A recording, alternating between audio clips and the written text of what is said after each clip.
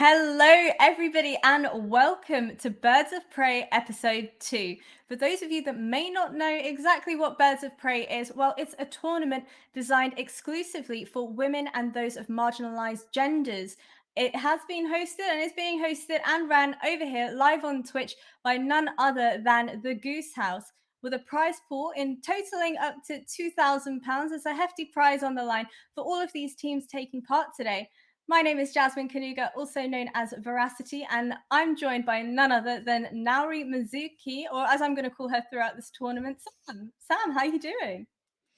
Really excited to be here. I've been heavily involved in the female Valorant scene in Europe since January. So I've watched a lot of these teams and players kind of progress throughout the year. And it always makes me super excited to get to see the next tournament because who's going to come out on top this time? It's been so back and forth between some of these teams. And of course, we get to see new faces, new names. Yeah. Well, not necessarily faces, but some new names and some new teams. So that's always a lot of fun and really just excited to be a part of it.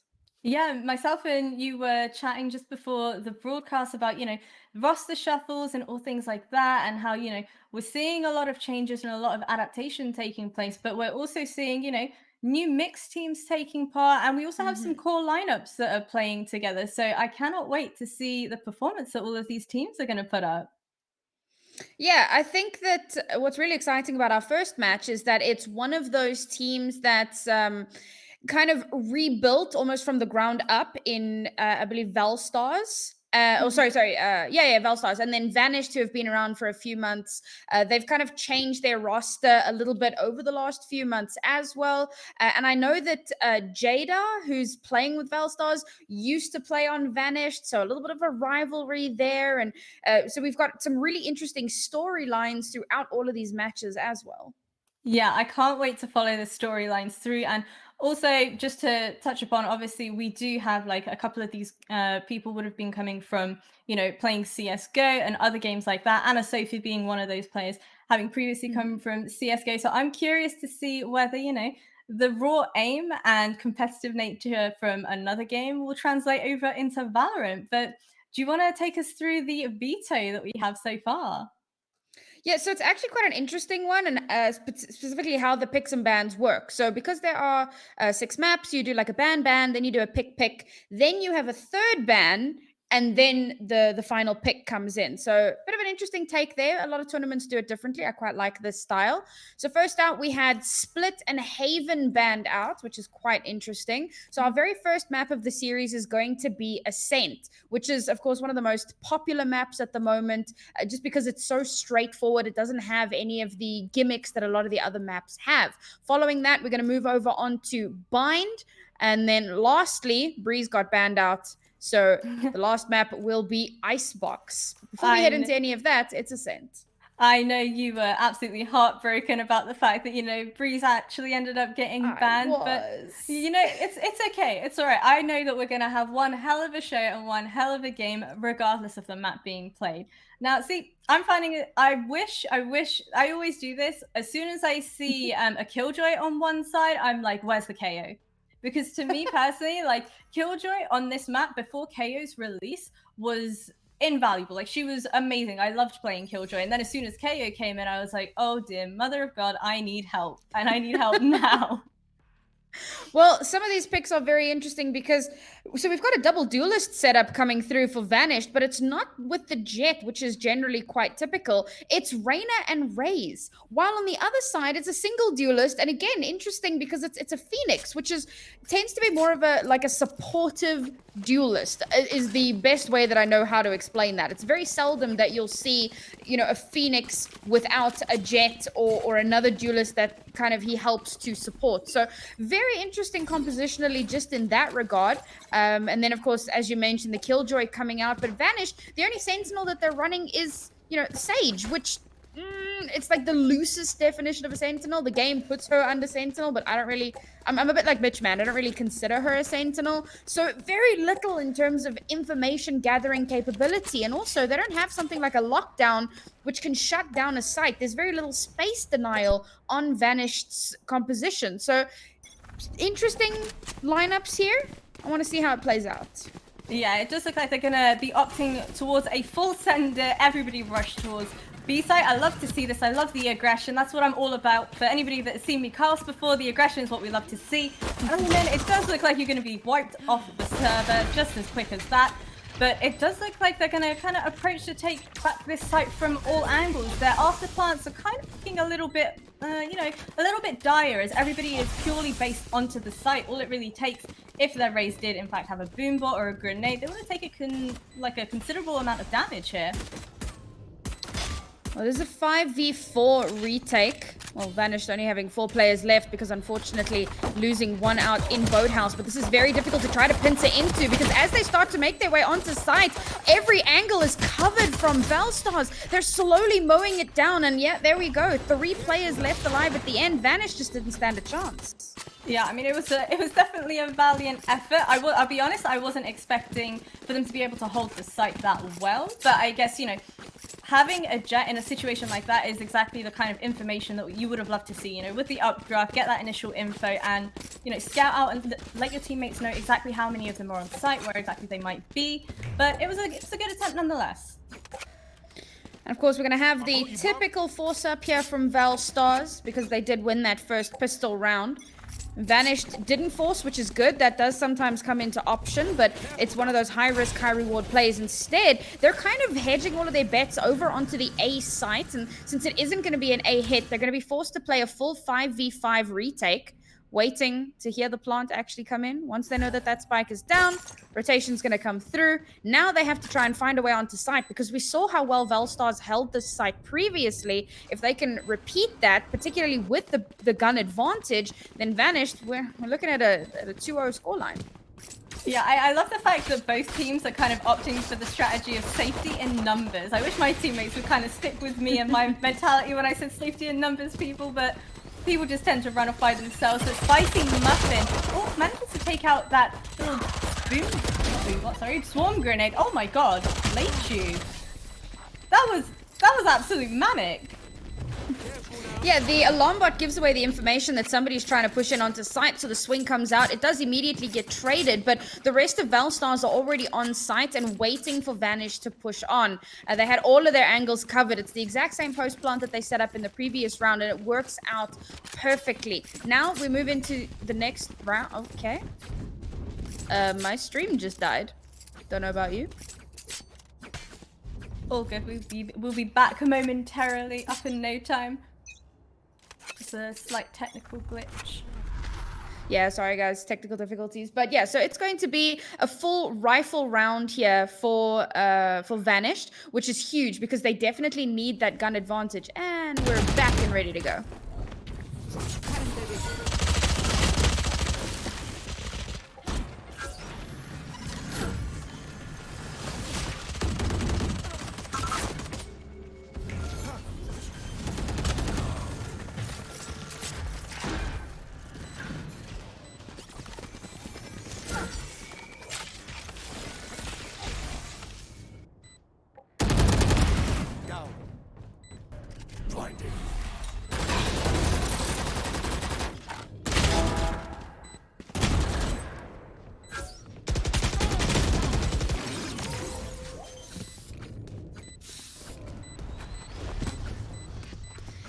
Very well played there from Vanished. I love the fact that they weren't trying to funnel in from one direction. Very often you'll see teams will kind of swarm in through heaven or try to swarm in through tree instead of spreading out. But they spread out, they have the gun advantage, they make sure that they have all of their angles covered or as many as possible, move in together as a team. And Valstars, whereas they had a phenomenal post-plant positioning over on the B site, here on A, it kind of fell to the wayside. As we move into the next round now, obviously Vanish lost a few more players than what they would have liked in that previous round. So one player, unfortunately, has to be forced down onto a Spectre. It won't be full rifles. So Valstars going to be looking to leverage that into an advantage for themselves. And of course, they also have Run It Back available to give them a little bit of information. Yeah, you see with that boombot going off, the nade in hand, obviously all those footsteps being heard as well. I'm surprised we're not seeing a bit of a quicker rotation coming in, but those Sova shock darts proving to be absolutely invaluable here.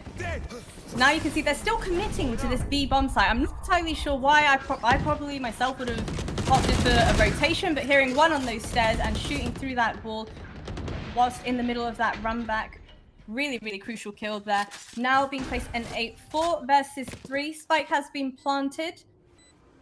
Let's see what they can do here with the Sova drone going to scout out that info. They have the info that there's one CT, and I do believe they heard someone towards market. If not, they definitely did see the Sova arrow coming through. No charges left. Oh no, Phoenix, you poor thing. Isolated like that is absolutely heartbreaking. Now in a 3 versus 3, with those swarm grenades going off, it kind of forces them to opt to go towards stairs, but the crosshair placement simply wasn't there. 2 versus 1, it does look like this is, yeah. Ooh.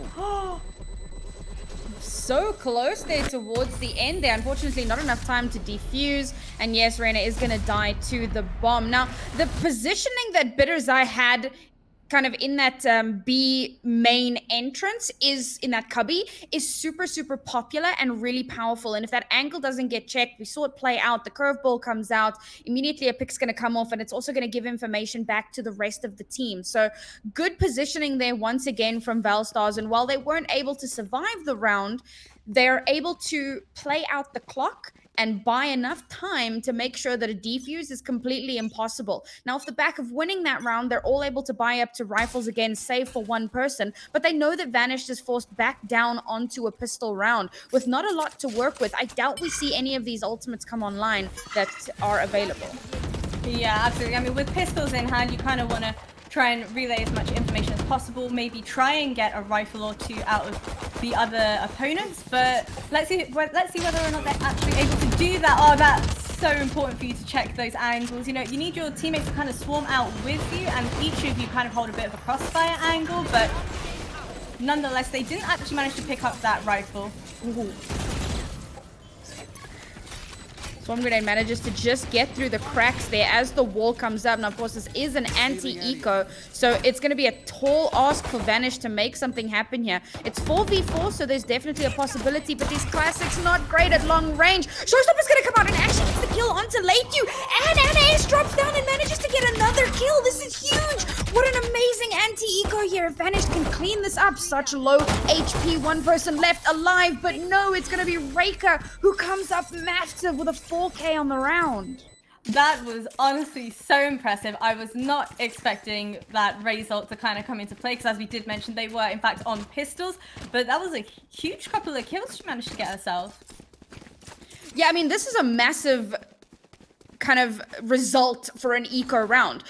Realistically speaking, you're looking at maybe 2 kills. For them to have killed so many on Valstars, it's a massive blow to Valstars' economy. Look at that. Most of them have brought down to like double digits or 0. Yes, they still have rifles in hand, but they're on like half armor. So they've put a huge dent there and given themselves a massive advantage. The lockdown is going to come out though. Waiting to see. There's the Hunter's Fury coming out to try to counter it, but it's a fake all along. It pulls out the Hunter's Fury. Meanwhile, Spike's hightailing it over to B.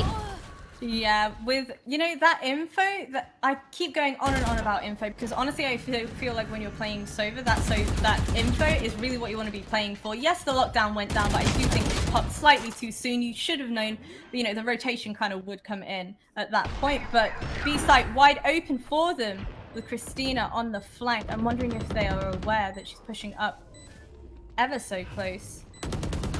Flash does go in. I'm hoping at this point we see them all kind of swarm onto the site. They do have the info that there is one person at least on site. Flash goes down. Spicy Muffin manages to pick up one. Jada, show us what you can do. They're being approached from all angles here. Honestly, things are looking dire. Another really, really solid round here from Vanished. I love the way that they use their utility to kind of create space, and despite the fact that that was a fake from Valstars, they were actually able to accurately read that. And Valstars, while they'd had some really good post-plant positions earlier on the B side, this time around I think they kind of lost a few players on their way in, and obviously there were 1 or 2 players more towards A side because they were going with that fake. So when they push in onto B, they're not a full stack, they don't have their full power available, and obviously, I mean, they didn't have like full armor. I'm not even sure if they were able to full buy up all of their abilities, because like we don't have that HUD, but it was definitely not a great situation for them to be in. Now they're forced down almost onto a full Shiko round. We've got one Ghost and a Classic in the mix there, and Vanished once again with a huge gun advantage. One Bulldog just to spice things up a little bit, but for the most part, definitely on top there. That being said, Velstars do have some ults to play with, more supportive ults than anything else, but they can be quite deadly.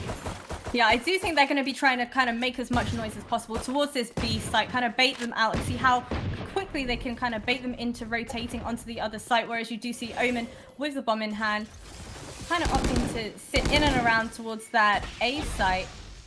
However, I do think for some bizarre reason they're kind of actually opting to take this B site fight, even though, you know, they don't actually have the rifles in hand. Maybe they're hoping they might be able to swipe one or two off the hands of Vanished. It's a good start to the round here. Already down to the 4v4. Spike hasn't even made... Oh, no ways!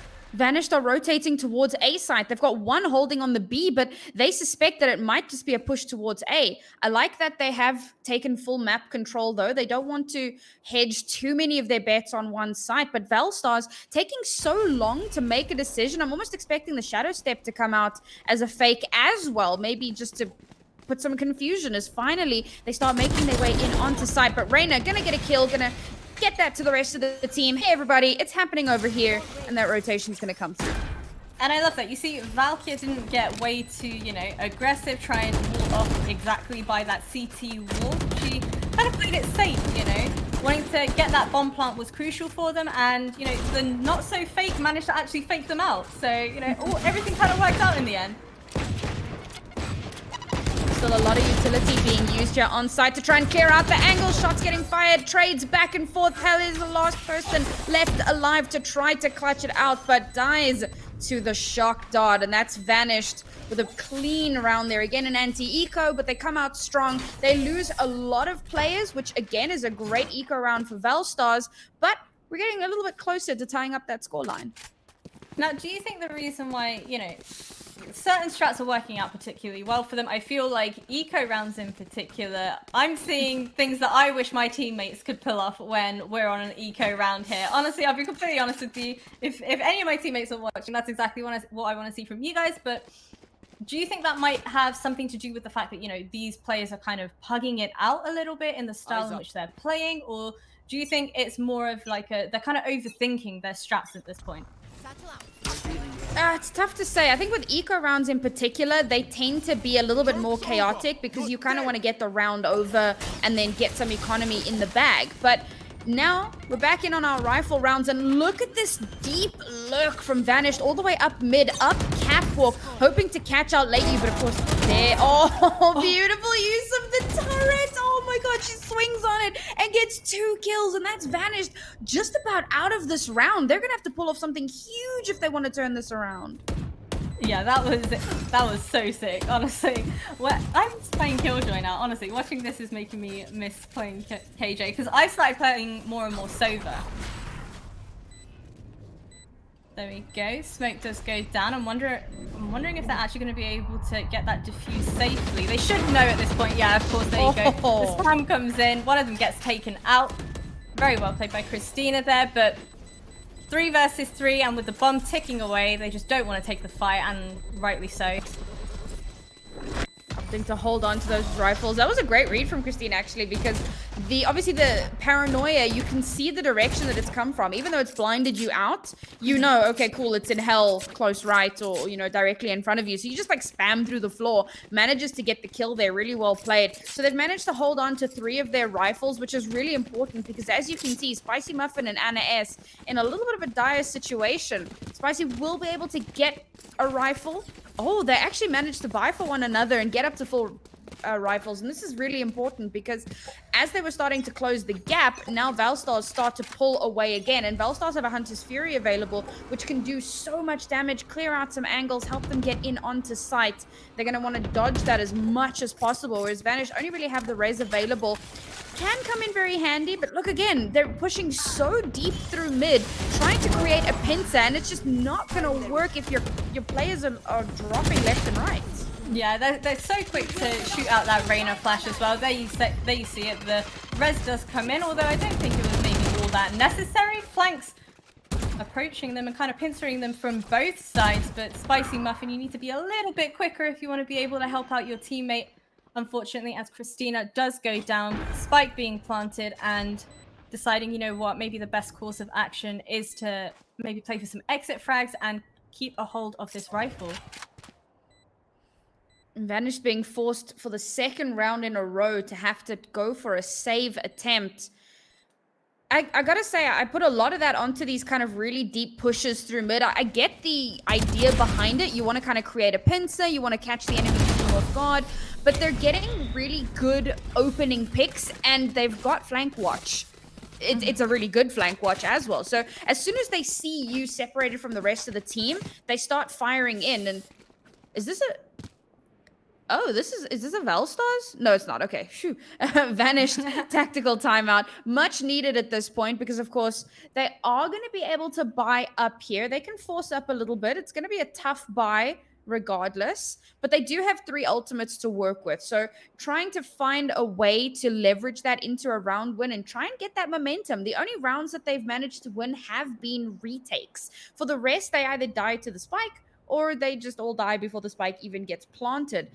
I kind of think maybe they should be leaning into that retake.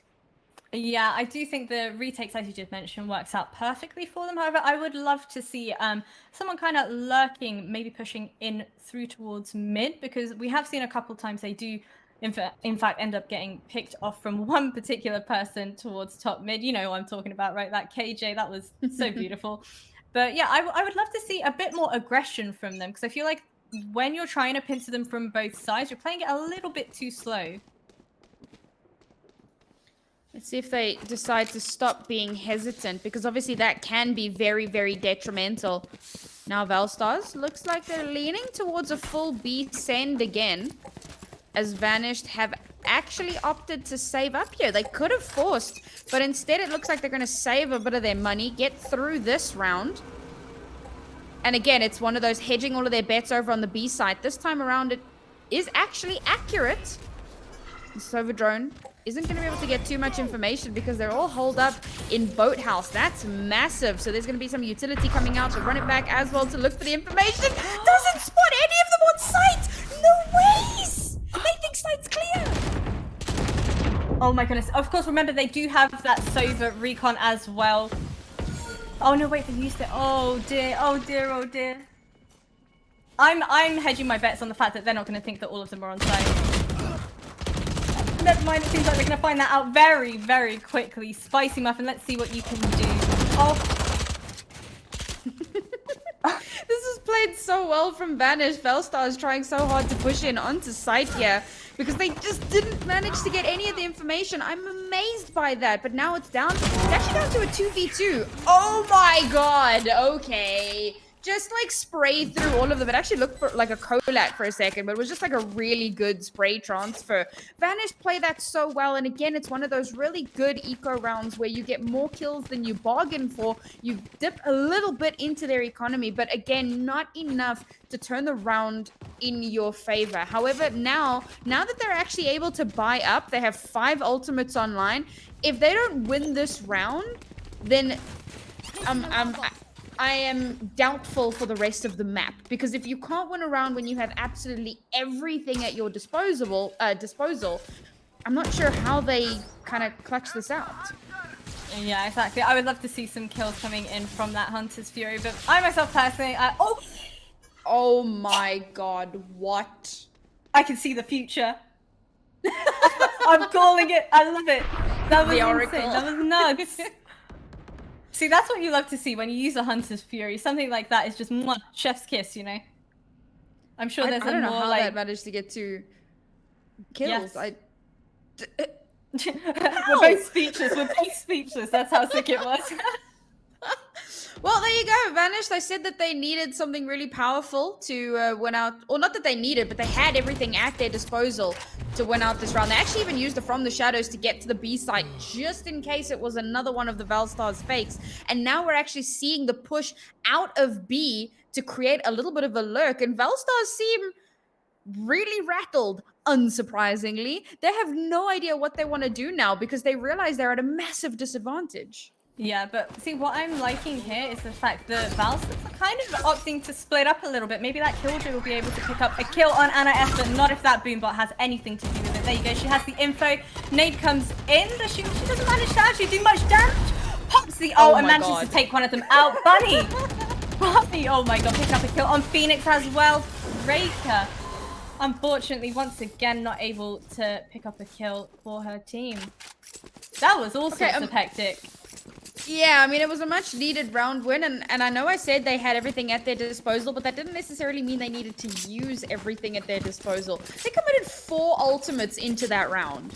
Now all they have left is Resurrect. And again, like, cool, you won the round, it's the last round and the half, but now you're staring down the barrel of an 8-4 half, and if Velstars have anything to say about it, they've got the lockdown, there's no Hunter's Fury to deal with the lockdown, so very likely that they're going to drop it here in that little cubby and give themselves an entryway onto the A site, and there's nothing to deal with it. You should run.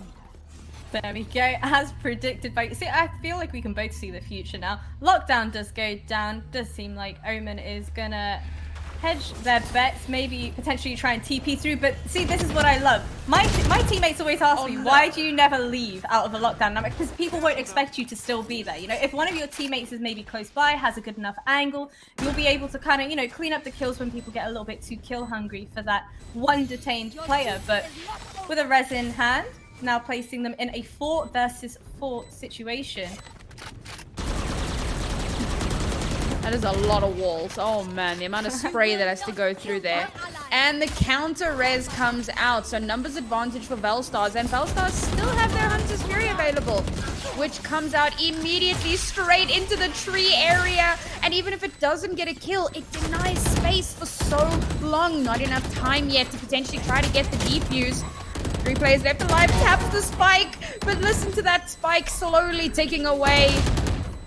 Is there enough time? I don't think so. I don't think there is. No way. See, I'm there loving it is. Honestly, this is impressive. I'm finding this very, very impressive, and I'm finding it all sorts of hectic, and that's exactly what you want to see from a game. Because I feel like, honestly, second half is kind of like, it can swing in anybody's favor. I don't care what anybody says, even if you have like the biggest lead in the world, everything can change at second half. Well, we all know about the 9-3 curse. Unfortunately, this is just an 8-4, so you know, we'll see how that pans out. And obviously, some teams tend to do a little bit better on attack than defense. Take Banished, for example. They had a really rough defensive round, but look at their composition. It heavily favors an attacker half. So I don't want to say I'm expecting, but I'm hoping to see a stronger performance here. And even Velstars, their composition is very, very defender heavy, which is a little worrying given how well they did on their attacking half. This second half, as you say, can really go either way. Yeah, I think particularly when you do have that Killjoy with the swarm set up as well, that's a crucial bit of info, and then you set up the turret to kind of watch another angle. That in itself gives you all the info you need. Combine that with the use of a Sova as well. If you have your lineups and your recons are kind of on point, you can get that early info towards A long as well. But it does look like Vanished are going to kind of be playing this a little bit split from one another right now. Maybe trying to pick up some info, see what they can kind of work with here. But with that alarm bot being placed towards mid, I'm really, really hoping they don't opt to go towards market. Ooh. That's a lot of damage onto Bunny. Oh no, the second shock dot comes out to get the kill. Paranoia comes out to try and deter any push through that main entryway. But it looks like it's gonna push through tree, and oh my goodness. Velstars are there to just completely shut it down. Reina, last person standing, doesn't have the heal available, manages to get an exit frag, but it's not gonna be enough. Velstars said they had a defender-sided composition. That's a pretty good start. Yeah, good start indeed. And you know what? They didn't even need to really make use of much of their util. Of course, that Omen Flash did come in, but I think that was a relatively solid round from them. And now with, of course, the Spectres in hand versus those pistols, I would love to see some aggression. I'd love to see that Omen Flash go down, maybe also a Phoenix Flash potentially, and full send it towards that A long area, get that info, and then everybody rotate towards B. For now, it looks like they're trying to get a little bit of information there. Recon Dart does get destroyed, so that gives information that there are people outside B. So that's good to know. But Yeah, it looks like there's a pretty strong push outside of A for now. Just, again, gathering a little bit of intel, but so much has been garnered here on this B site. Now they're going to be pushing out, trying to do that pincer maneuver. We saw Vanish try it so many times in the first half. We'll see if Valstars can get some better results on it. They're actually pushing all the way through the attacking spawn. Yeah, with Killjoy sat towards mid, though, I'm wondering whether or not they're going to be expecting them to be sat right outside that doorway. Oh my god, this is so intense. Oh, that's not what you want to walk into. That is definitely not what you want to see. Flash goes in, but unfortunately not able to follow that up. Kills being secured left, right, and center, and defenders placing themselves with another round on the board. Well done there once again to Valstars. They've been looking so strong here. There were some questionable shots missed there by Bittersea towards the end of that round, but the rest of the team there was there to back her up, so not the end of the world. Now, this is a bonus round, so it's interesting to see Late You actually, when I say committing, buying a Spectre after dying and being forced down to 200 credits. That means on the next round, which should be a rifle round, she's not going to have enough credits to buy up to a rifle with the rest of the team. Bit of a strange pick, a strange decision, but this is a rifle round for Vanished, so might be looking to pick up, you know, kind of get an upgrade there from one of those players if they can get some picks there. Yeah, I would love to see some more fakes coming in as well. Obviously, you can see the Phoenix there with the lineup in hand, waiting for someone to potentially try and take that. Or Christina actually manages to get Flash, but still somehow gets that kill onto Phoenix. The pre-fire coming in. Jada, you need to decide real quick whether or not you want to take this fight. And look at how close they are. Both teams are kind of playing towards one another. I love it. I just wish one of these teams would kind of show that aggression I've been itching to kind of see. Omen does have his flash, and Sova does have a recon dart available as well to try and get that info on where that CT player is hiding. Standing ahead. Honestly, you mentioned aggression, and given the composition that Vanished are running, I want to see it too. They've got Lears, they've got paint shells to try and create some space, but again, this is where that Jet is such a powerful agent. There's a reason that she's picked on pretty much every single map.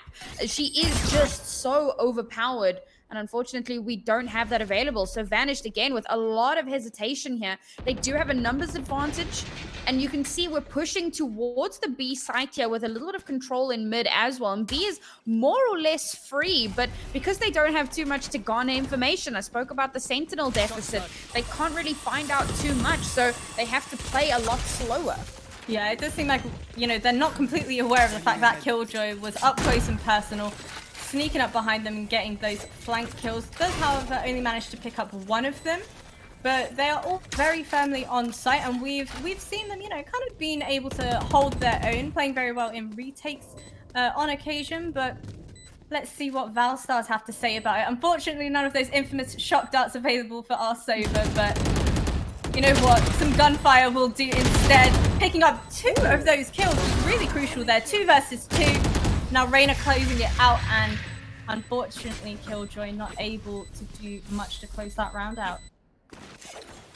And this was a round that Vanished needed to win. Of course, they had the bigger guns available, so that helps a lot. But with 3 of their players having died in that round, it does some pretty messy things to the economy. Makes it very difficult to buy in properly. There you can see there's like a half armor coming out. And Valstars, this... well, if they'd won the previous round, this would have been a rifle round for them. But unfortunately, it looks like they're opting for the Shiko instead. And only 3 players buying up armor as well. This is going to be one of those rounds where you just want to kind of get it over with so that you can build up some economy, come back bigger and stronger in the next with rifles and potentially some ultimates as well. Yeah, the last thing you want is for Omen to be cornered in like that. Those shock darts, I'm going on and on about them, but honestly, I love it. Let's see if they can tag some players up. I'd love to see them be able to take out, you know, a rifle or 2. Of course, Sage does have the res available. Maybe she can potentially play for baiting the res, picking up one of those kills towards mid. Now she knows there is one more in and around towards mid. There we go. Ball goes up. Res comes in. And Bunny with a Guardian in hand, unfortunately not able to pick up another one onto short, placing Valstars in a 2 versus 4. It's interesting that they actually managed to pull out the res, given that this was Valstars' eco round. And again, it's a round where they've got they've managed to get 2 kills. Obviously, one of them was raised up. So a decent round. Now, Jada has managed to bonus up or upgrade to a Guardian.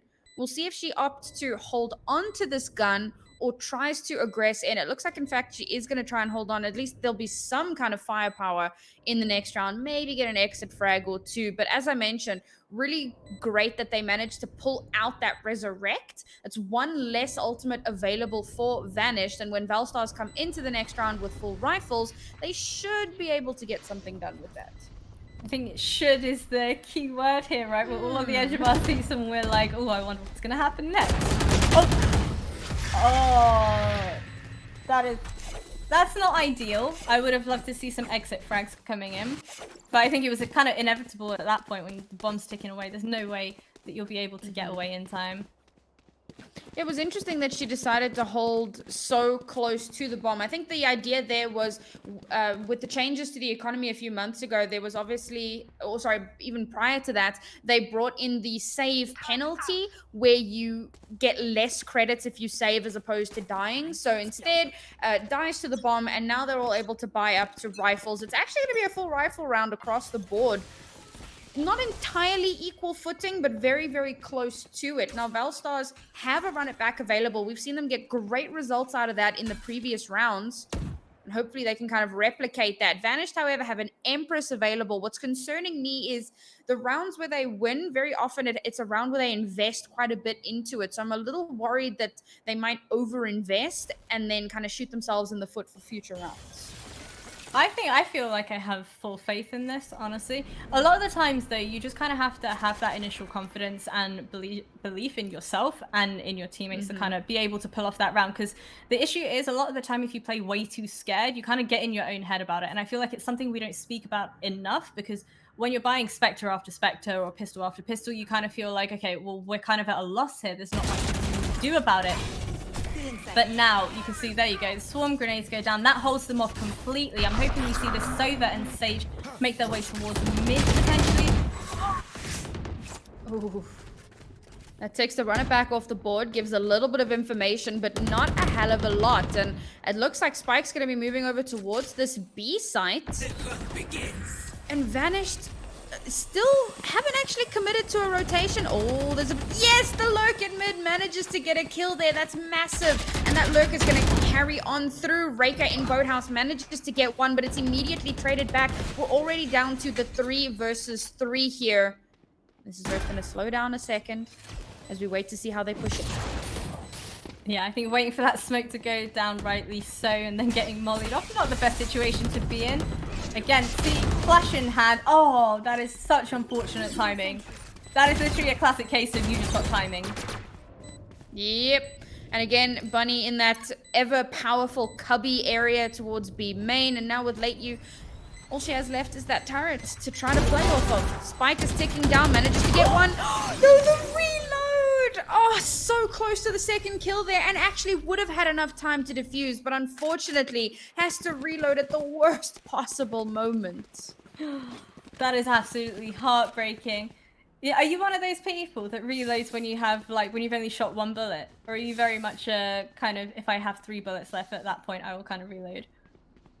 I forget to reload, so I just wait for the game to do it automatically. Not the best strategy, but See, I'm very much like, if I fire a couple bullets, I'm like, oh, but what if those 2 bullets could have secured me a kill? So I just get in my own head about it. Once again, that's a lot of you. Oh my goodness!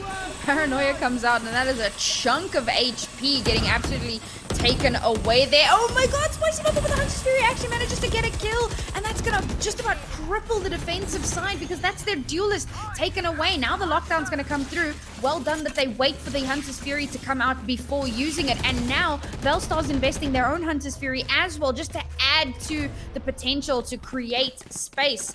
Bunny gets caught in that lockdown, but the rest of the team is there to defend.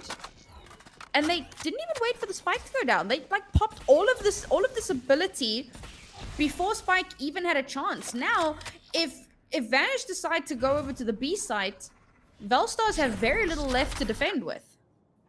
I feel like they're definitely going to play them at their own game at this point. Remember when they played super passive towards that B site, and kind of baited them into thinking that they'd rotated. That's exactly what we're seeing taking place here. You can see rotating off that A-bomb spike.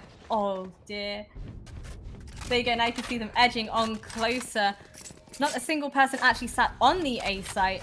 However, you do have that one player towards short. If you're able to ball across, this could be crucial. Never mind, it's not needed as Jada gets taken out. 2 people playing towards heaven.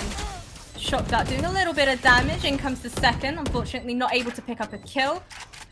And at this point, you kind of, I feel like you need to either full send it or just cut your losses. Oh, beautiful. Yeah, one person left alive there. Not too sure how well that's going to pan out. Well, precisely that well. I kind of spoke about how I had been concerned about Vanished and the fact that they seem to just kind of throw out their ultimates and hope for the best, kind of over commit their abilities. And in that round, it was Valstars. They threw down so much just at the off chance that the spike was going to get planted.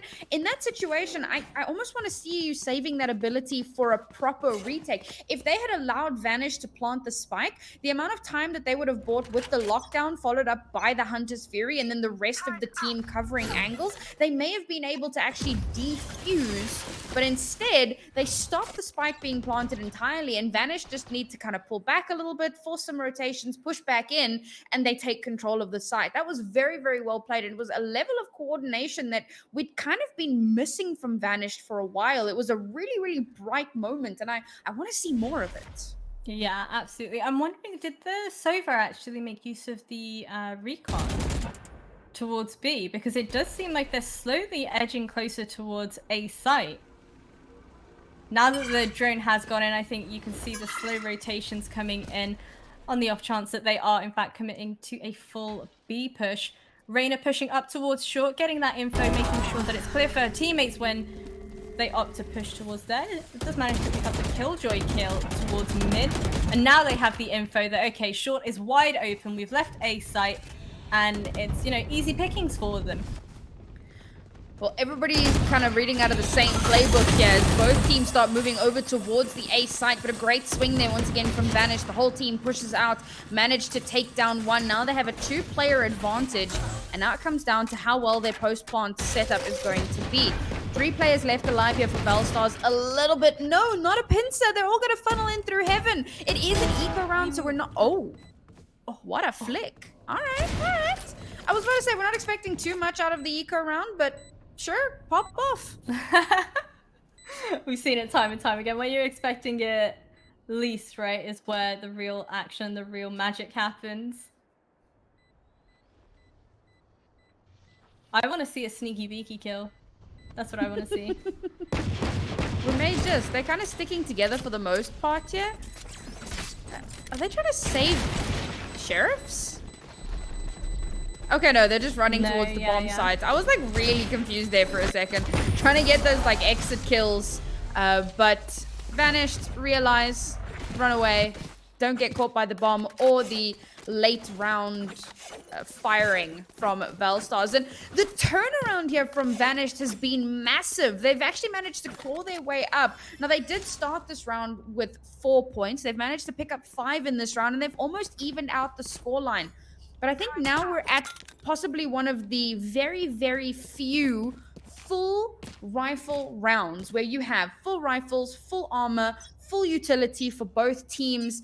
The big difference here, of course, being that Valstars do have 2 very strong supportive ultimates, the Res and, of course, the From the Shadows, whereas Vanished don't really have a hell of a lot to play with. So they're going to be kind of relying very much on their wits and just raw aiming power. Yeah, I think that's exactly why it was so important for Valstars to, you know, make sure that they don't feed them any more kills, don't feed them those ult orbs, which you can see here. I think a couple of the plays were actually 1 orb off of their ult, so obviously if each player managed to pick up the kill, they would have been faced with a lot more ults on their hands. Oh, Vanish actually managed to get the showstopper online. They yoinked the orb there. So they'll have that to try to create a little bit of space. But this, again, it's a little bit of a, not a fake so much, but just kind of buying out time, trying to get into Valstars' heads. Because Valstars, they don't have any sort of mid presence at the moment. They've got a little bit of utility over towards mid to give information. There you go, Lombot. We'll tell them that there's one person out there. But aside from that, I mean, now the alarm bot's gone. So what do? They haven't started rotating just yet. I do like the patience, though. You don't want to kind of trigger finger your way towards a site and get caught out. Yeah, exactly. See, those swarm grenades that we were talking about previously, that holds them off for just a little bit longer for your teammates to push in and help you provide that crucial assistance, maybe towards market would be fantastic. But with Reyna sat towards logs and Helly sat towards the back of the site, this does not stop the bomb plant. Recon goes down, giving them the info that, oh my god, there is one behind the box. And wow, that is a beautiful defending round. Damn. Yeah, it was really well played there. Great use of utility, great ability to just shoot down Vanished as they push in. I mentioned that a couple rounds ago it was the most coordinated we had seen Vanished, and the underlying comment there is they haven't looked terribly coordinated. This is a team that's been together for at least 2 months. I know that they competed with this roster. I think there was one player difference in July, and then they picked up a different player. They made a swap in August, but the core four have been together for at least 2 months. So you kind of expect a little bit better coordination, and it feels like they're kind of floundering a little bit. Whereas Valstars, I mean, these ladies, I think they've been playing together for probably around the same time, and they're looking really clean. Yeah, I'm presuming it would be around the same time, right? Because Jada and Anna S actually used to be in the same team together. Mm-hmm. So obviously you got that as its own storyline. Of course, that's got to be like bragging rights, let's say, for some. A little bit of a friendly rivalry there, but I think Yeah. every game kind of is like that. You know, you get into the server and you hate each other's guts. You get out of the server and it's like you just want to kiss the homies, you know? Honestly, that's literally what happens whenever we play like a gather game. When we have 10 of us in a custom, that's exactly what happens. Yeah, pretty much exactly how it goes. Female scene, male scene, doesn't really matter. Yeah. Always gotta kiss the homies. Now, both duelists for Vanished have their ultimates online. We saw the Showstopper come online in the previous round. The Empress is available as well. And Valstars have kind of just held on to these more supportive ultimates. Again, it's a full rifle round, so very even footing for both of these teams. And I'm a little concerned to see how Vanished are going to use these ultimates. It's something that I've said a couple times where they've kind of overcommitted quite a bit. And again, we're seeing that really, really slow playstyle. I'm actually reminded very much of like the old T1 from about a year ago, where they played so crazy slow, and it's what constantly got them caught out because it gave the enemy team a lot of time to kind of rotate around and make different approaches. Oh, that was so unbelievably important, because if that had actually been fired towards short, I'm pretty sure Raze would have been able to pick herself up maybe 2 kills there. They go, Wall does go up to close off that heaven push, and now it's kind of like they're a bit like sitting ducks at this point. I would love to see some sort of flank coming in, but I've not seen too much of it so far, to be honest with you. Yeah, most flank attempts have tended to end not particularly well, but the runner back's going to come out here, and again, this is great for getting some information. Doesn't manage to get a kill, but now they know there is one in hell. As soon as she tries to peek out, they're going to be there waiting. Doesn't actually manage to win out the battle, though, and it's now down to a 4 versus 2 on this defense. Shock Dart comes out, does manage to connect, but it's not enough to finish it off. However, the rest of Vanished are there, holding the line to get those last couple of kills. This has been really scrappy. This second half is way more intense than the first.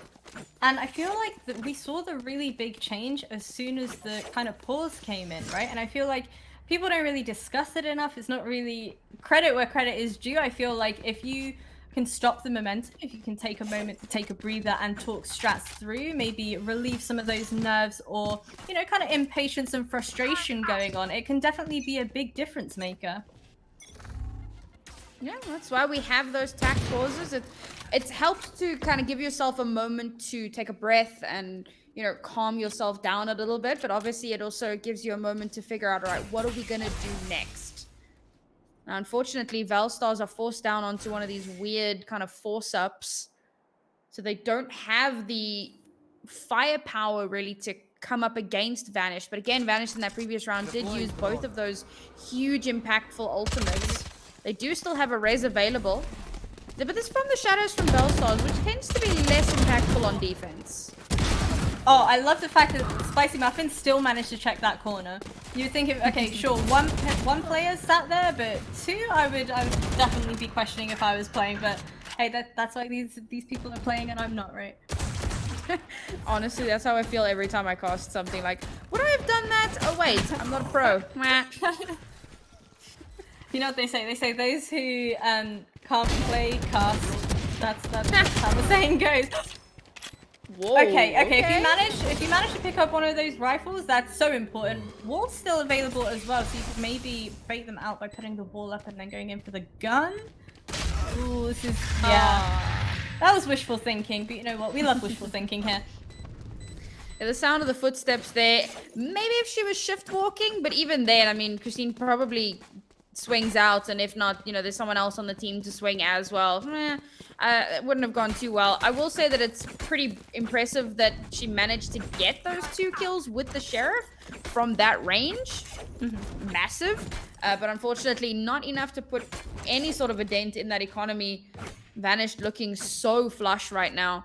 And quite close to a couple more ultimates. They do only have the res still, but Valstars have a lockdown here. And I'm really hoping we don't see a repeat of what happened a few rounds back where everything got dropped before the spike plant had even come in.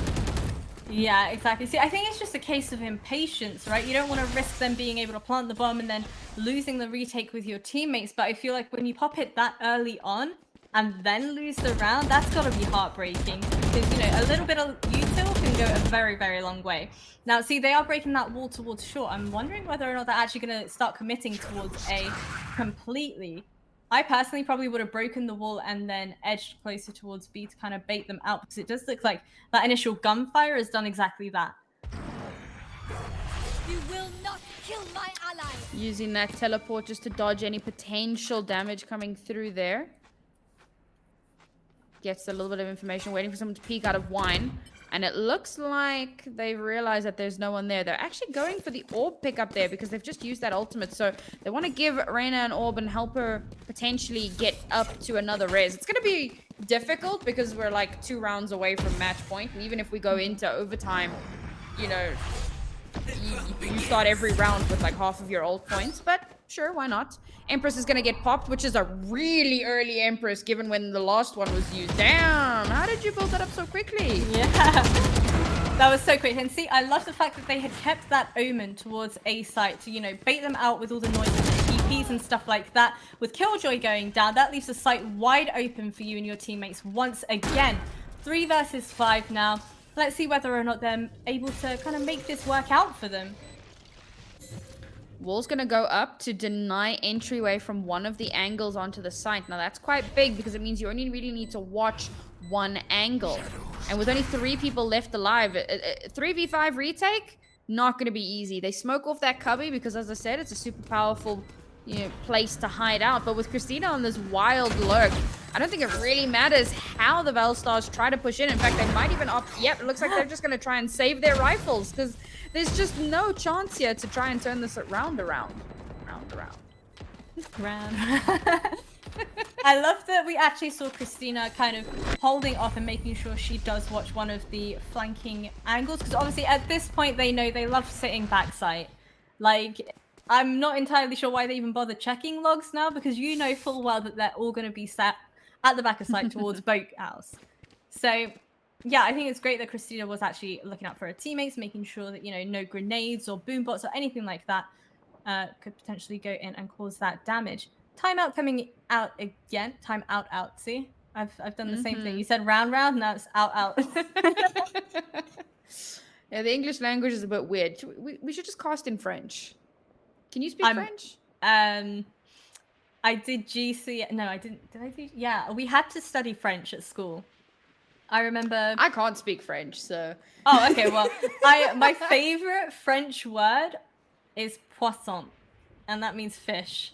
And it's just, I don't know, it's just so satisfying to say it. Anyways, if why you just wouldn't it just tuned be croissant? Because that's a yummy pastry. Why would you go with a fish? I don't know, poisson. I don't know. It just sounds cool, no? I don't know. I'm weird. Okay. Sure, you do you, boo boo. If you've just tuned in, this is Birds of Prey. I promise. This is not like a French speaking tutorial because my French is absolutely awful. Same. We're on match point, and that's not awful. Vanished looking so good here, and like the resurgence from Vanished. I actually spoke about how their composition kind of lended itself more to an attacking half, and while that's true, I didn't think that they'd be able to make this much of a comeback. Bellstars, they've got rifles in their heads, but that's a terrible start to the round. That means that they're one player down. This could be it. They do manage to even it out though, and look at this aggression. We're finally seeing that aggression. Why do you wait until match point to give it to us? Yeah, exactly that. I'm not liking that Reyna's teammates were playing a little bit too slow, just a little bit too slow. That there was potential for Valsos to actually pick up a kill or two, but see, finally, okay, we see Christina sitting towards B main. This is what we wanted to see, right? Oh, never mind. I've cursed it, haven't I? With the lockdown going down, there we go. Please tell me you managed to pick that up, please. Oh my goodness. 1v1. God. Oh, the spray transfer is huge. Once again, Heavy coming up so big for her team there. Fantastic play. Vanished. They came into that round at an 8-4 deficit, and they managed to pull it all the way back up. Okay, it was 13-11. It was really, really close, but they actually managed to clutch that one out. Yeah, that was an unbelievably huge round. You know, if I was in that situation, hands down, my heart would be racing, my hands would be shaking. So composure there was absolutely crucial. And I'm so glad we saw a really intense game on our hands, honestly. And there's still potentially another 2 maps to go. Yeah, I mean, this was just map 1, and our second map was having a blonde moment. Was it Bind? It was Bind. Yeah.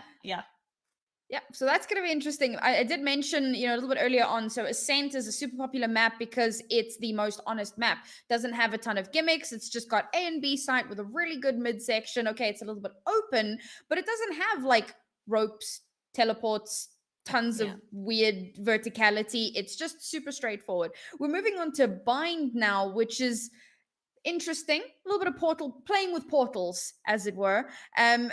Teams don't tend to use a ton of that, but I'm kind of hoping maybe like one of my favorite plays that I've seen on Bind is using the Astra, throwing up the Cosmic Divide, and then using the portal because it dampens the sound, and the team that you're playing against doesn't actually hear you use the portal. So there's like a lot of things that you can do on Bind, and Bind is another map where you can see the Viper come out. I know that Icebox is our last map. It's our tiebreaker one. So, maybe these are Viper teams. We haven't seen any of that just yet. Now that you've mentioned it, I'm really curious to see an Astra coming into play. I'm wondering whether or not any of these teams are actually going to pick her up and play her. I myself, I don't particularly like playing Astra. Maybe that's just because I'm bad at playing Astra. But who knows? Maybe I can learn a thing or two from these people. Who knows? Yeah, I must say, I've been a little sad to see that Astra is getting such little playtime recently, particularly with all the nerfs that had come through recently. Omen, it more or less comes down to like a stylistic preference between those two smokers, but I feel like Astra can still be so powerful for like shutting down aggressive pushes, or like if you're on defense, for example, and you know that a team's going to be rushing through a particular place, you throw down the gravitational well, it pulls them all in, puts the vulnerability on them, and you can just kind of spray through. On eco rounds, that's absolutely massive. So it does make me a little sad to see that she gets far less playtime than previously. But who knows? These teams have already done some surprising, or made some surprising decisions with their what is their compositions. Yeah. So we might see some more interesting stuff coming out a bit later. Yeah, I would love to see the combination of an Astra and a Killjoy. Put that gravitational well down, put a swarm grenade down as well. That was chef's kiss. So many chef kisses going on here, right? Kiss all the homies. Kiss all the homies.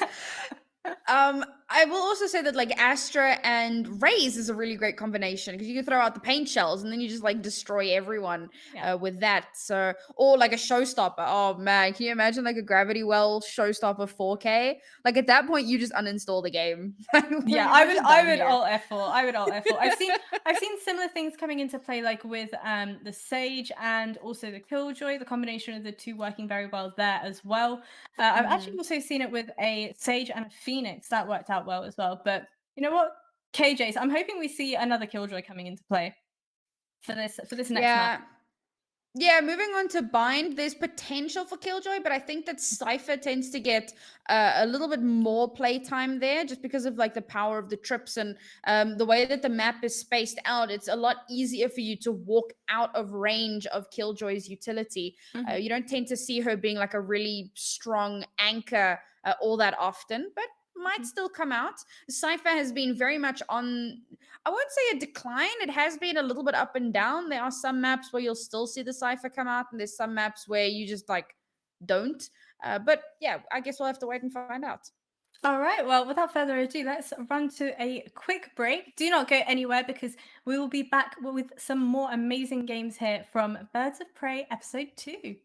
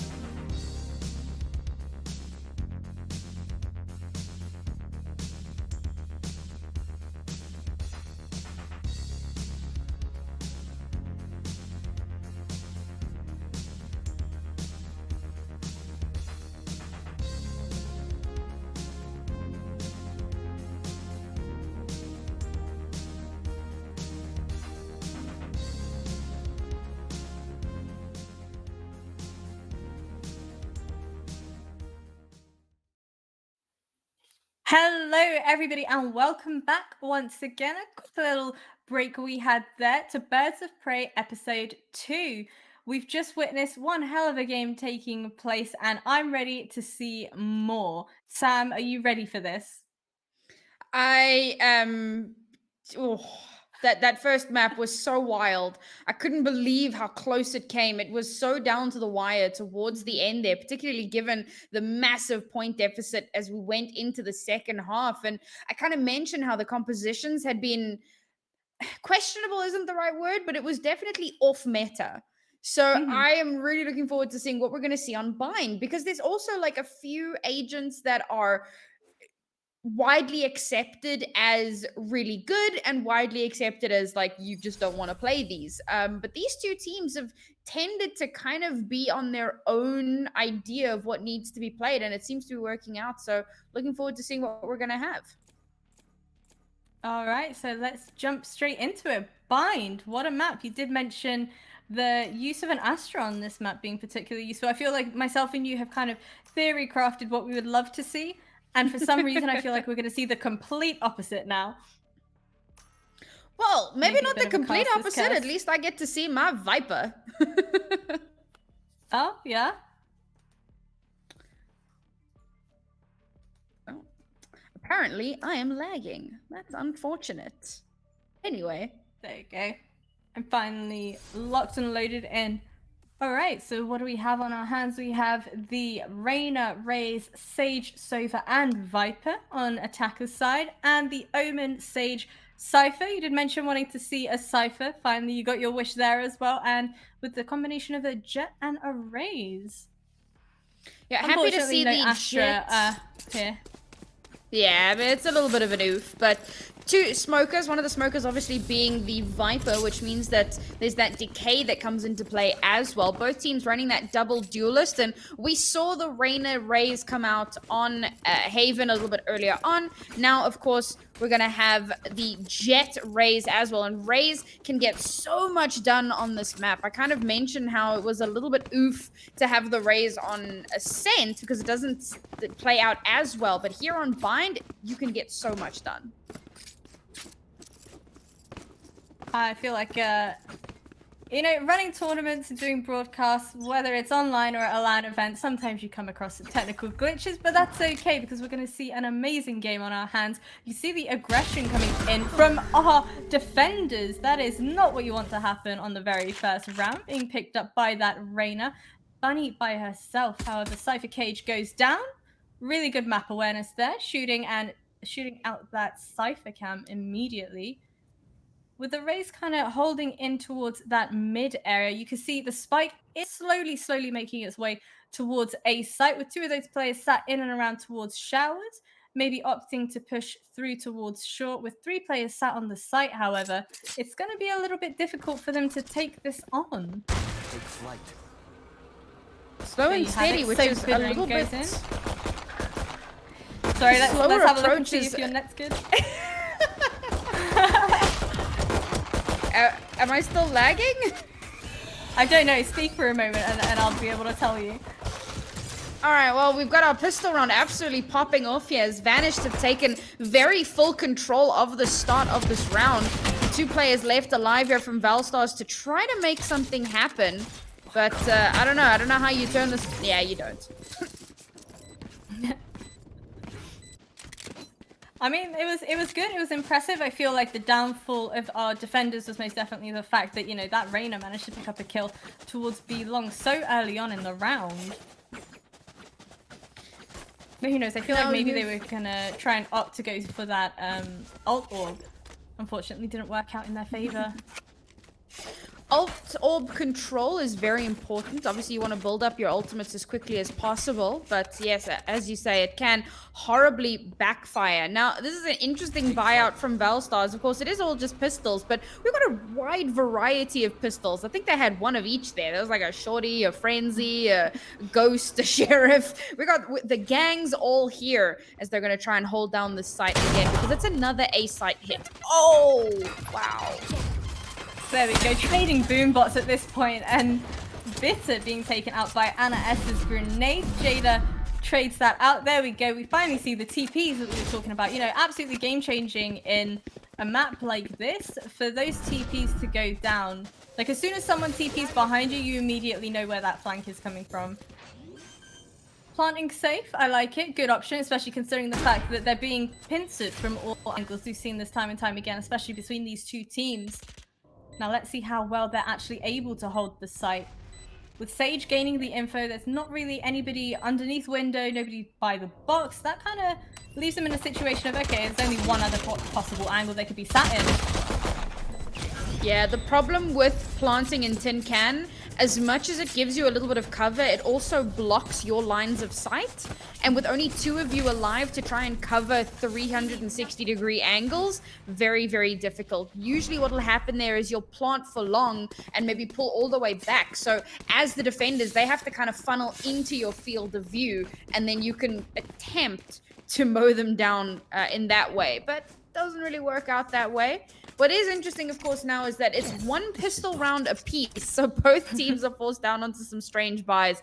Vanished forced back down onto pistols, whereas Valstars are able to upgrade a little bit, get themselves some Spectres, and even a Judge for their troubles. The Judge is going to be holed up in Hookah, so unfortunately, no one's actually pushing through Hookah. It looks like it's going to be another Showers push.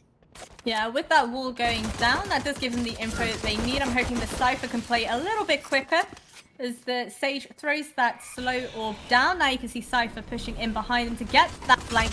Oh, the drone was flashed. I just wish you'd kind of shot that out. And now they're being pushed all the way out of Showers. I feel like Cypher can go absolutely huge here. See, map awareness is absolutely crucial. You need to be well aware of watching your flank at this point, but that is why it's very important. I'm so in love with that flank. It's just beautiful. And now Leiyu has a chance to continue wrapping around. She actually opts to go through this cavern area. Oh, she's going to run straight into Vanish though. But if she can get a second kill, so worth it. A 2-for-1 trade. And this is great for Valstars because now the information gets given back to the rest of the team. Hey, they're all moving over towards the B site. So the rotation is already coming in to move across. Yes, it's only 2 players for now. You don't want to like over-rotate and catch yourselves out, but they have an opportunity to defend this B site. Yeah, see, they had kind of tried to sell somewhat of a fake with those footsteps and everything like that. Put the wall up for yourself and your teammates to cross on over safely. And now Spicy Muffin doing the exact same thing that their Cypher had done. Kelly being left on the site to try and hold that by herself. Does manage to pick up 1 kill and then gets traded. This is why those lurks are so powerful, because yes, Leiyu does wind up dying in the process. But like I said before, the 2-for-1 trade, you'll take that any day of the week. Because not only have you now given your team a 1-person number advantage, but you've also given out a lot of critical information. Okay, yes, the rotation went all the way over to the B site, and then they just kind of hopped through the portal back to A. But it wasted a lot of time as well. So it works out really, really well there. And now Vanished, despite having lost that round, do actually get to buy up to Vandals. It's like a round 3, but a round later than expected, because Valstars have a bonus and they're gonna have to make do with the guns that they had in the previous round. Yeah, and you know, I feel like that's more than doable for them. I think especially if you're sat towards that hookah area, like we saw Raze perched up in and around towards. But unfortunately for her, it's not going to be too much of an aggressive push. As I say that, you can see the Raze edging on close. But if that boombot comes in, you're pretty much done for. Never mind, as I've said that, Anna S gets taken out by that Cypher, and now they immediately have a rifle in their hands. Yeah, gonna just yoink that over, and that'll do. It's an interesting lurk all the way up C long, but of course the spike, that's not C, B. I always see the far left of the map and I want to say C, and I blame Haven. Spike is starting to make its way over now though.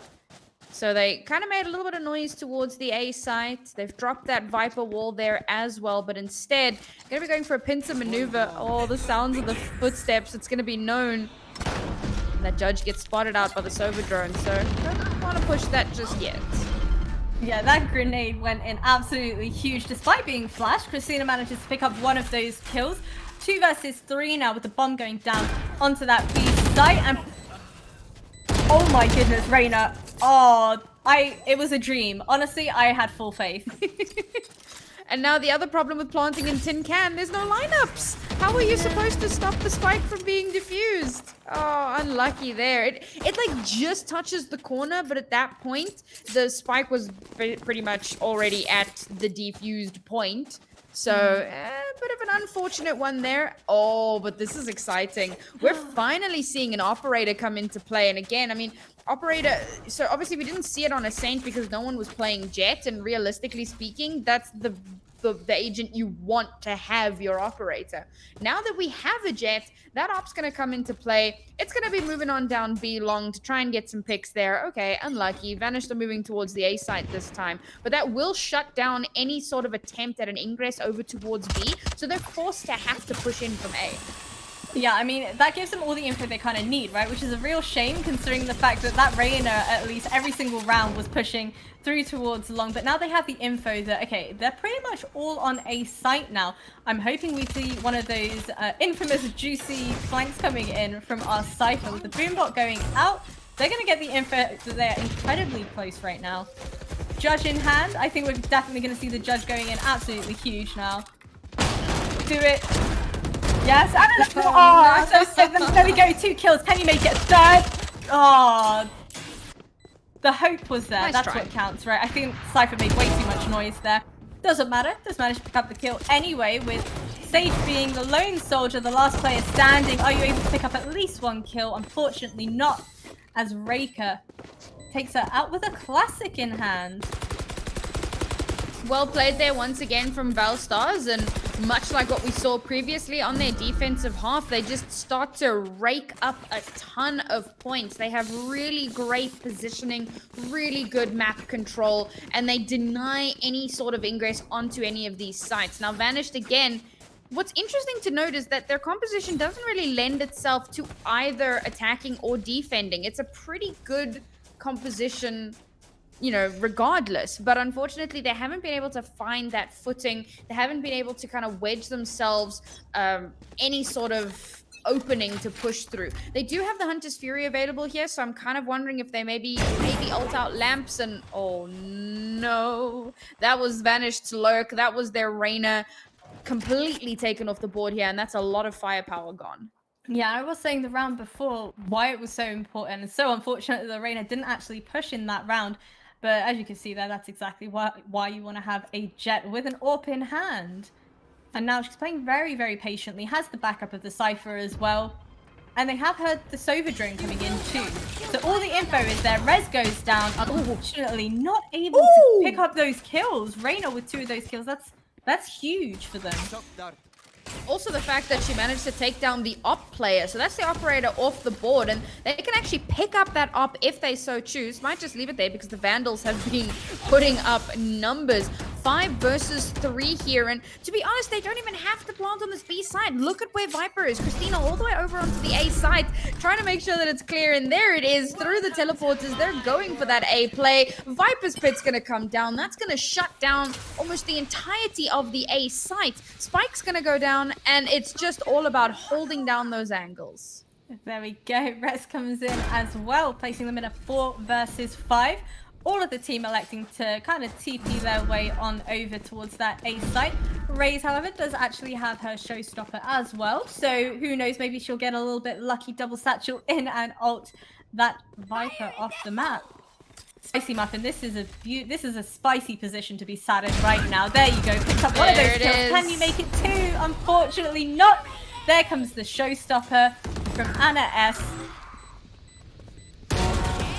There we go. Oh, beautiful. Closes it the out satchel beautifully. actually gets that sound cue from Heli as well, so Anna S knows, oh, there's someone there. Waits for the swing, manages to get that final kill on the round. A very, very, very good round there. And again, it's one of those shining moments for Vanished. I spoke in the previous map about how so often they look a little uncoordinated, and this was one of those rounds where it just went perfectly for them. The idea behind it was so good. They had Christina all the way over towards the A site, checking to see what was happening there. Once she knew that the site was clear, comms that to the rest of the team. They all make the rotation, and that Viper's Pit comes down, and it was just beautifully executed. Now they're moving towards B site, which is where the operator was posted. But now Rhaegar's all the way over on the A side, trying to hold showers. We could see Christina get... Yep, there we go. That's a dead Christina. So that Lurk's taken out, and with the spike, they're all alone. This is a great opportunity for Bellstars. Oh, there comes the satchel use of the ult. Absolutely beautiful. Using that boombot to give you some more info if possible. Reyna throwing that flash in as well. Does manage to spot the, site itself. She hasn't spotted anyone as of yet, but I probably would have elected to stick in and around towards that A site, but this is what I love to see. They've not rotated way too quick. Not after last time. They're not making that mistake again. I thought Bunny was going to like hop through the teleporter because a little bit of nerves there, but got a bit spooked, but instead opts to stay. Speaking of ops, Reika moved over towards the B site, but there's the sound of the teleporter. I wonder if they suspect that it's a fake, because while Spike is all the way here, finally now that utility is going to come out, so it is going to make it painfully obvious that this... Oh no, why do you swing when you're paranoided out? Oh, that's so unfortunate. That's not what you want to see, especially your Sage, right? Because immediately you don't have use of that wall to get the safe bomb plant. Immediately just deleted off the map. That's not what you like to see. But one thing that I absolutely love is that the rotations, they didn't get impatient this time. They were not going to get baited out and faked once again. So really, really well played by them. Yeah, patience really is the name of the game sometimes. And Vanished again kind of used a couple of ultimates, so they're down to only one left. And I've been waiting for that Hunter's Fury to come out. I actually wanted to mention this a little earlier, but very often you'll see them kind of ult out lamps to clear some angles and create an opening. And this would actually be the perfect time to do it, because there are two people posted up near lamps. But, ooh, misses the shot. The follow-up is good, though. Well done, Jada. Yeah, that's really important. There you go. You have your wish. In comes the Hunter's Fury, clearing out Lamps area for them. Now, how quick are they actually going to be able to be to kind of contest this area? Omen already has the angle, but Reyna being knocked down to 35 HP. All she really has to do is kind of pick up a kill, maybe rely on her teammates to do so she can kind of heal off of that. And now that they have Lamps control, it's one of those situations where if you can control Lamps, you easily get control of the site. However, Valstar's not giving an inch. Oh, she loses the duel. That's the operator off the board, but the overheal doesn't come in. 27 HP. And there's no way she wins that out. I was really, really hoping she would have healed off of it. Damn, that could have been incredibly close for them, but it's not over until the fat lady sings, and 3 versus 2 now with a spike having been planted. We'll make that a 1 versus 3. Reyna, I do believe in you. She does have a slow orb able for her to use, and they're not sticking this. I love how kill hungry they're getting, right? There's 3 of them on top of the site, and instead of having one person stick it, everyone's like, no, screw that, we want the kill. Yeah, you also have to be careful though. I mean, you can get collats through, your teammates, or possibly if there's like a gap between the bodies, you somehow manage to hit the head of the person defusing, which sounds really like niche, but I've seen it happen. So rather than take that risk, just make sure you get everybody off the board. You've got no way to cover those angles otherwise. So just to be certain, clear that out, get that defuse. Valstars, a little bit of a runaway lead here, 4-point difference, and doing exceptionally well. And now, of course, Vanish calling that timeout. They kind of need to. They've got nothing really to work with in this round. And Valstars still have Bladestorm available. There's so much to use.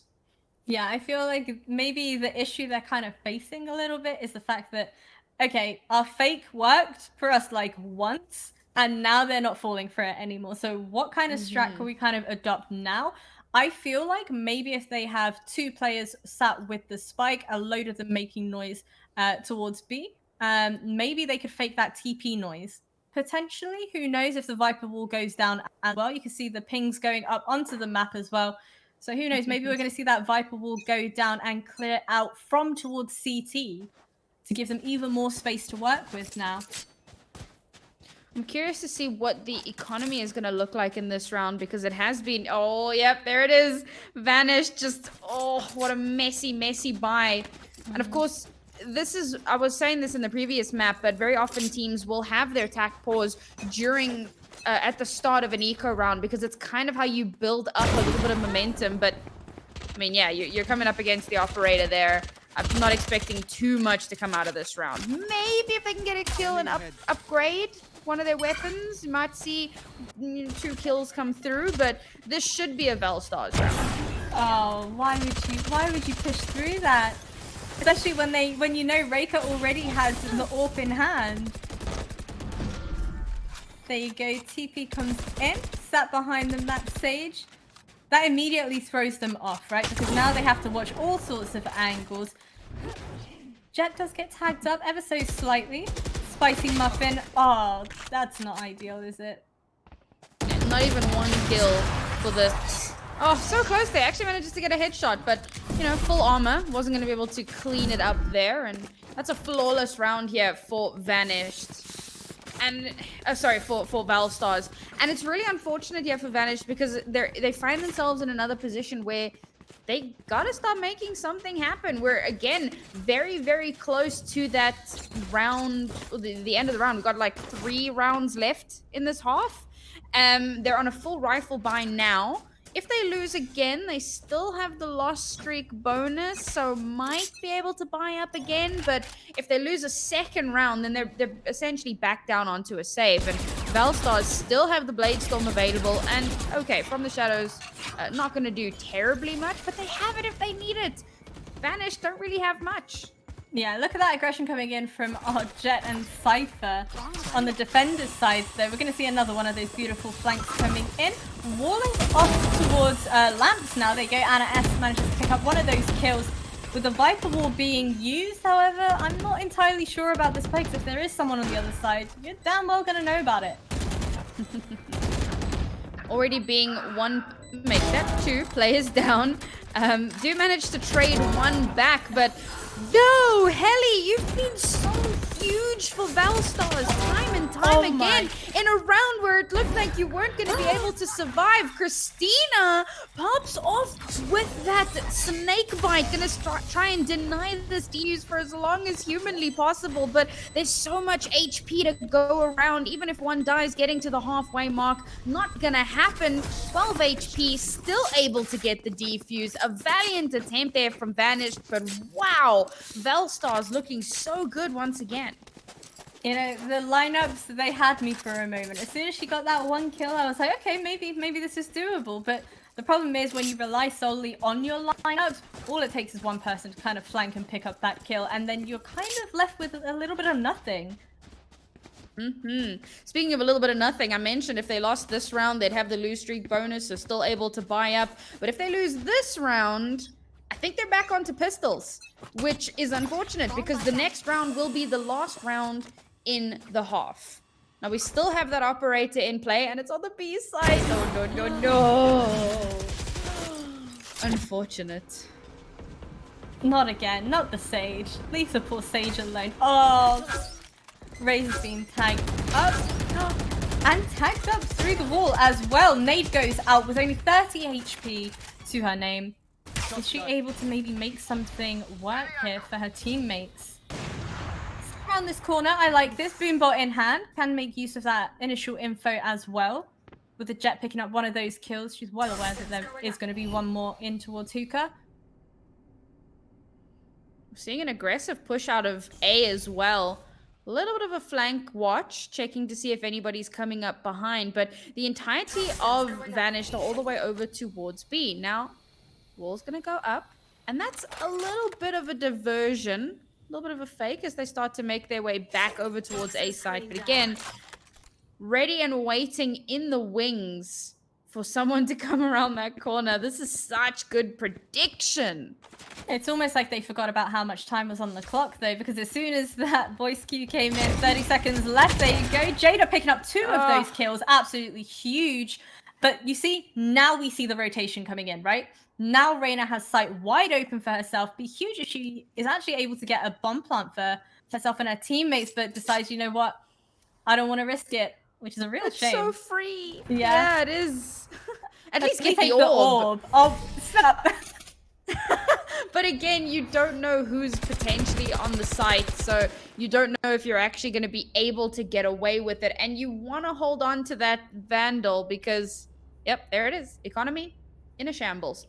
Last round and a half. If we're going in at a 10-2, we saw a beautiful turnaround from Vanished in the previous map when they were at that 8-4 round, but a 10-2 half? Oh, that's one of the most difficult score lines to come back from. I mean, okay, the most difficult is like 12-0, but you know, 10-2 is pretty. Is that a double up? Wait, am I seeing things? Oh, yeah, it's a double up.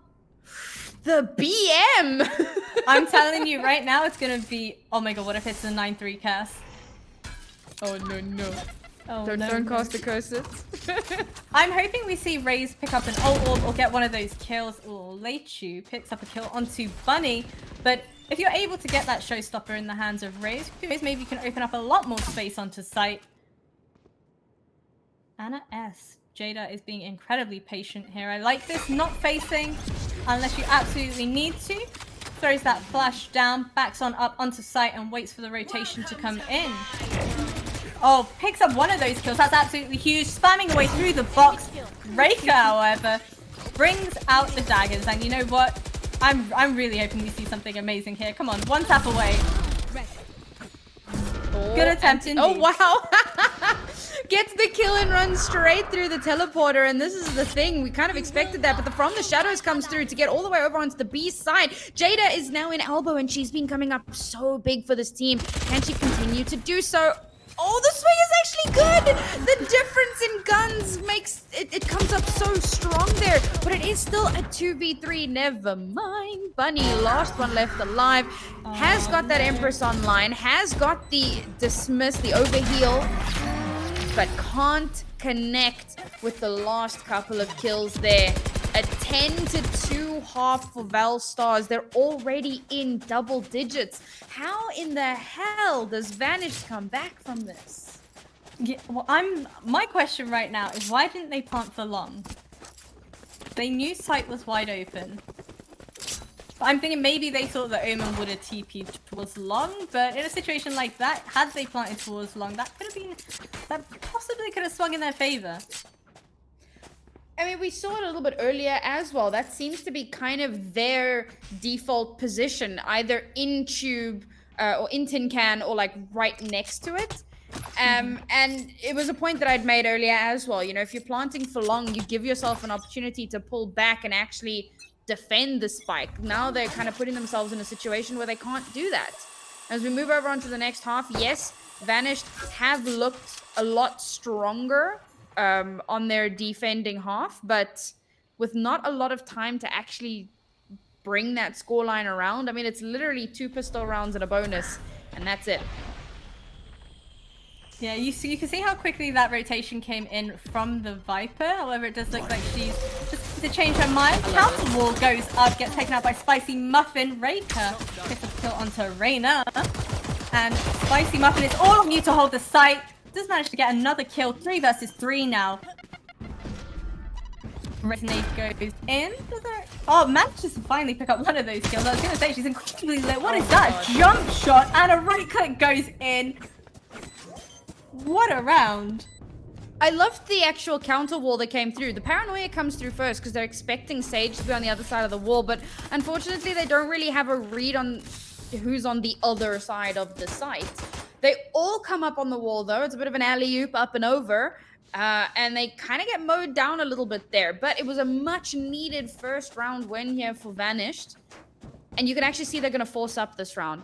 It doesn't often happen, but it's necessary if you lose that first pistol. So now they want to trade or match guns as much as possible because they don't want to allow Vanish to get any sort of a runaway streak. They have PTSD from the first map and they don't want to let that happen again. Yeah, absolutely. Judge in hand, come on, you can do it. With my caster's curse. Cut the VOD. Cut it. Delete the video. There's no evidence, no proof here. Oh man, just delete the game. That's all right. Okay, you sound like my teammates now. No, I don't mean her. I mean Riot. Just delete the game, pretend it never happened. You Oh, wait, know, I thought you were talking- Valorant is not a game anymore. I thought you were telling me to delete the game because No! you sound like my teammates. It's All 2v2 right, well. here. He's been lit up to heck. Yeah. They know that she's in lamps. Oh, and there's a little bit of cleanup there. Helly, last person standing. She's been so big for her team throughout this tournament, or throughout this match, rather. But, You know, good thing is though that it is planted for her as well. Can she wall bang that? I think only if she really had an Odin hand, they definitely got it half. They got it. oh, she kind of expected it to potentially be a fake, swings out, but like, they're obviously going to be watching that angle together. Also, I don't think that you can wallbang through that. I don't think so. I've seen people wallbang it before with an Odin, because as soon as I saw it, I was mind blown. I was like, what the hell? I need to try that out. That's kind of busted. A little bit. Yeah. Well, another really, really important round for Vanished. I cannot believe that they're able to be this good on a defensive half when they have such a lackluster attacking half. But honestly, it's exactly what they need. Now, because of that force up in the previous round, both teams down onto these like really weird and wonderful buys. Big wall in Hookah. Yeah. I have never seen that wall. If she had stayed on that wall, that would be like my favorite thing ever. But Yeah, she that jumped would have down. been huge. I'm not entirely sure why she decided to jump down. That would have been crucial for her teammates, especially if that Sova did manage to get picked off. Reika, okay, I see your. I don't actually see your one taps, but I heard it. Okay, so that counts. That'll do. We saw it in the kill feed. Yeah, exactly. So technically, I kind of half saw it.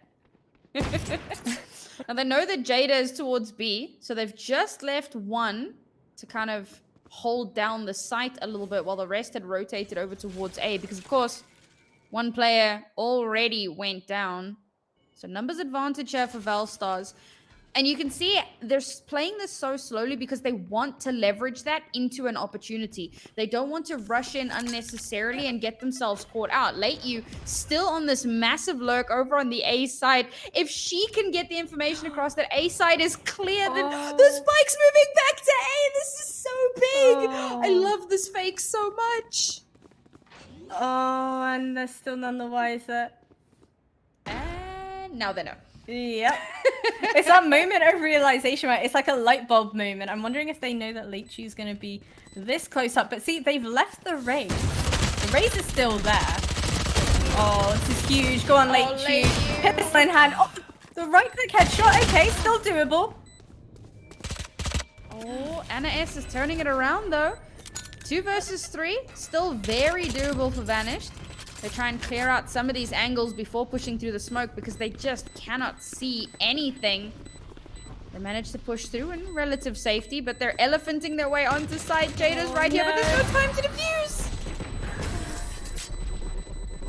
I mean, you just don't expect someone to be sat there, right?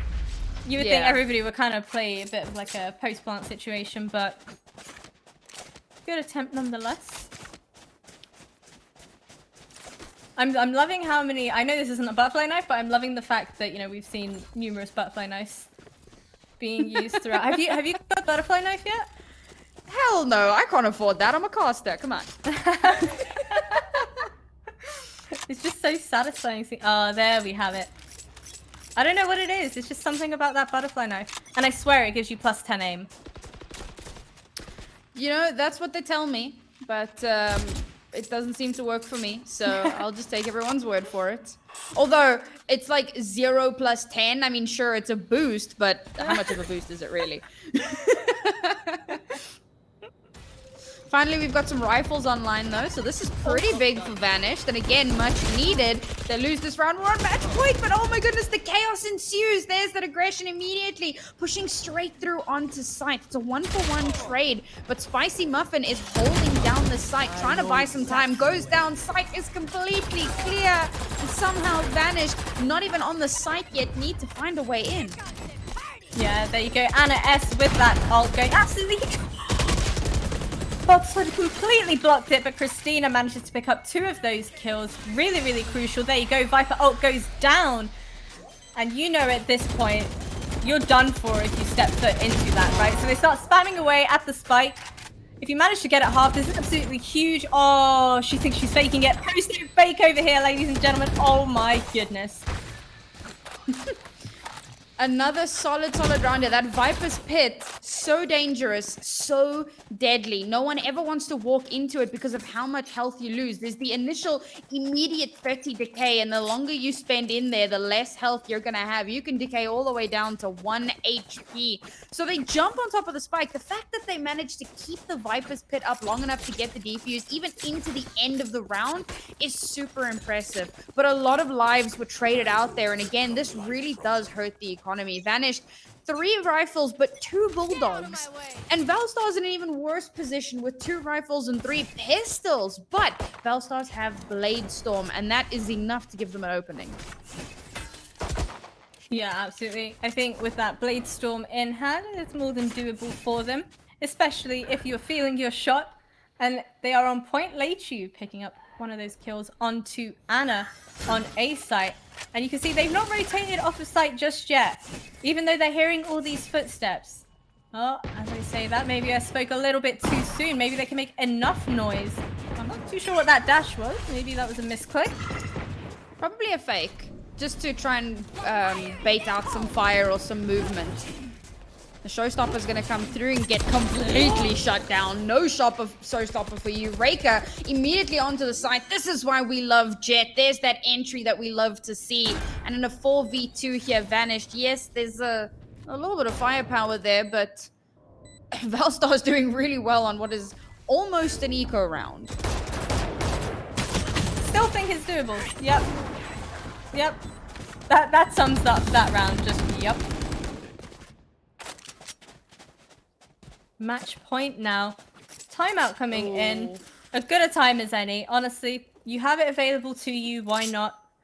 Best case scenario, you're going to be able to make an unbelievable comeback and post about it on all your social media.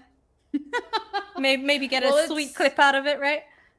I see clips are disabled on the stream, which is a bit unfortunate. So I guess you won't get a clip out of it? Unless you got shadow play, yeah. Yeah. You know, the most heartbreaking thing is when you get a sick clip and you realize you don't have shadow play running. Breaks my heart every time.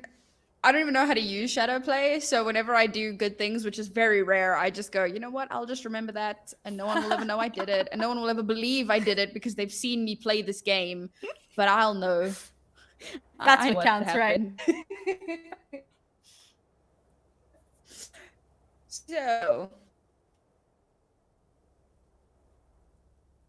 I do believe you are lagging again, and that's okay. Alright, timeout is now up. Yes, you can. Yes, you can get a drop. You can see here, buying up as much as they possibly can. 3 ults available to our defenders. Welcome back. Pleasure to have you back. Hell yeah. Thank you. And it's 3 big ultimates, as you just mentioned. Yeah. Last round and a half now. It's always an interesting one seeing the tac pause come out in the last round of the half. They have like no guns really to use because it's another one of those janky buys. They've got some ultimates, but like, I'm gonna be honest with you right now. I don't see them leveraging this into a win. I think maybe if the Sova plays for the plant, right? Wait until you hear that planting cue and then pop your Hunter's Fury. Who knows? Maybe hope for the best, but I'm kind of cautious about the fact that you have a Hunter's Fury. Oh, there we go. Okay, finally. Oh, he just checking.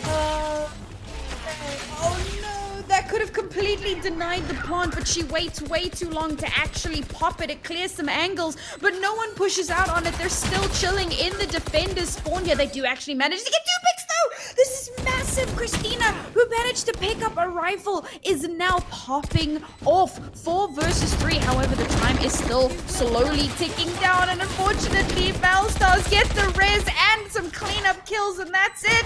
1 versus 1. The classic right clicks are strong, but they're not strong enough. Valstars taking us to a map 3. That's what I have to say about that situation. We're now going to a map 3.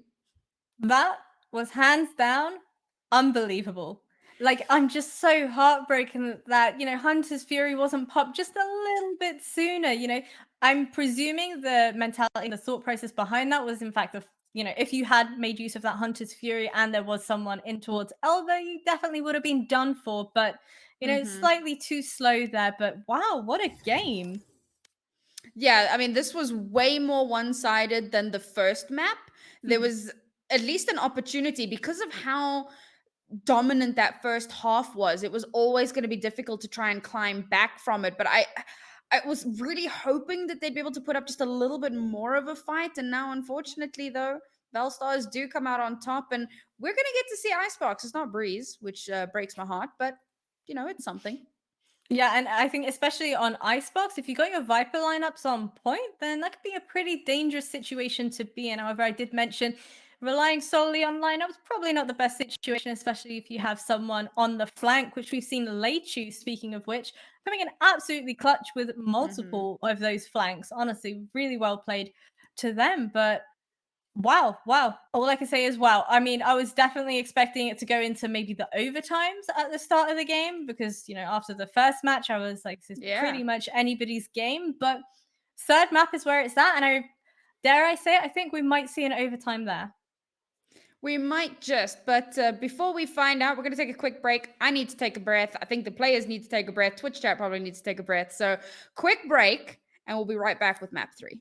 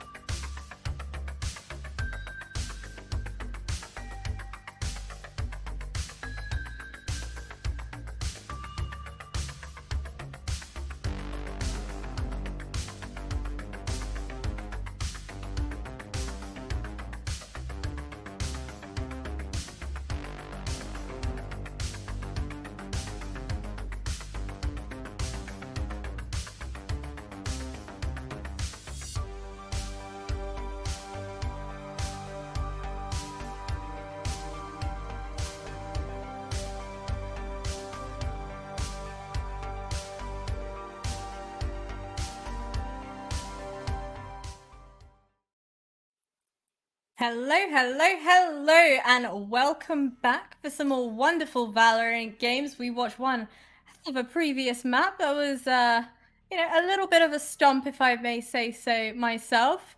Nauri, what are you expecting from this icebox we're seeing here? Really tough to tell. Purely because, well, not purely, but one of the reasons being that we're not seeing the double duelist that we had been seeing quite so often, at least for one of our teams. Instead, Bunny is going to be coming out on the KO, which is very interesting. I'm kind of looking forward to seeing how that plays out. Now, usually in this composition, you would have like exactly what we're seeing, except instead of the Raze, you would have a Jet, and instead of the KO, you would have like a Killjoy or a Reyna. Which, if we look over to what VLS are playing, that is a very, very standard icebox composition. Again, like you might swap out the Reyna for a Killjoy, but that's one of the most commonly played comps on this map. I'm curious to see how Vanished are going to do without that Jet that they had previously, because first and foremost, it came up huge. It did so much, especially when you had like the operator in play as well. There was a lot of great work to be done there, and I think that Valstars are really going to be able to kind of take advantage of the fact that they do have a Jet and leverage that in their favor. I think especially when you kind of get that updraft up onto that tube as well, you get vision of not only yes towards mid, but also towards the site as well, which, as you mentioned, if you do have an operator in hand, absolutely crucial and hugely to your benefit. See Christina already putting her wall down. Sorry, go ahead. Oh, I was just going to say, I'm kind of hoping we see some Marshall plays. That also tends to be like pretty popular on this map, just as like in those pistol rounds. Try and get some sneaky headshots there. Just like Icebox kind of lends itself to that with some fairly long angles. I completely agree. I, however, personally just don't like the Marshall. I feel like they just move way too fast. Like, I don't know what it is. Maybe it's my inner CS coming out, but Christina does hear those footsteps pushing towards long, puts the Viper's spit down to kind of delay them as much as possible. The rotation's going to be, though. Yeah. Like, Spike is not about that A life. They have put the wall up. All right, Christina's going to be able to pull that across to say, yes, listen, guys. Spike is actually going down on B. But too late. Spike's already down, and now it's just about post plants. Really good work from Valstars. I think especially when they do have the Viper as well. We mentioned previously about how important those lineups were.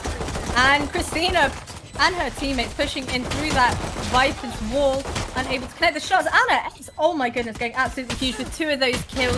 She make it a 3rd. Unfortunately not, as Reika manages to pick up one of those kills. They do, however, still have the Viper. Maybe a lineup could come into play, but unfortunately not. Bunny picks up 2 of those kills, and first round on the board. Solid defense.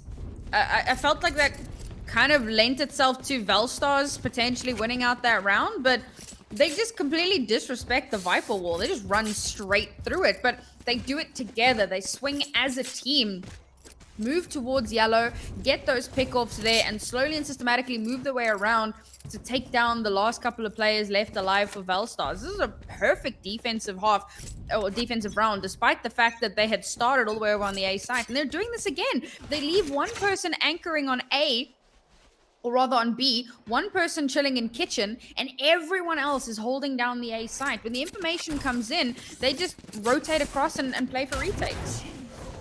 Yeah, exactly. You can see the importance of having that toxic screen going up and the smoke being popped on top of the crates there to make sure, you don't get anybody with an advantage of angle on you from higher up. KO's nade going down as well, delaying the plant as long as possible. And they're all pretty passive right now behind that yellow container. If only Raze was here to maybe throw in a boombot or a nade, that could be absolutely huge. But unfortunately, they've decided to leave Raze and now Sova onto that A site. Christina picks up one of those kills. That was huge. Spike is down. They have the info spikes there. Now you can see the full swarm going in. Flash goes down. Unfortunately, if only you'd shoot through those crates, that could have been huge.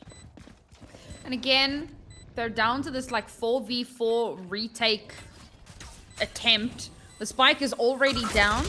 And you spoke about the boombot a little bit earlier on. I'm going to give the information that there is at least one person on the other side of yellow. But look at this lurk coming in all the way through mid.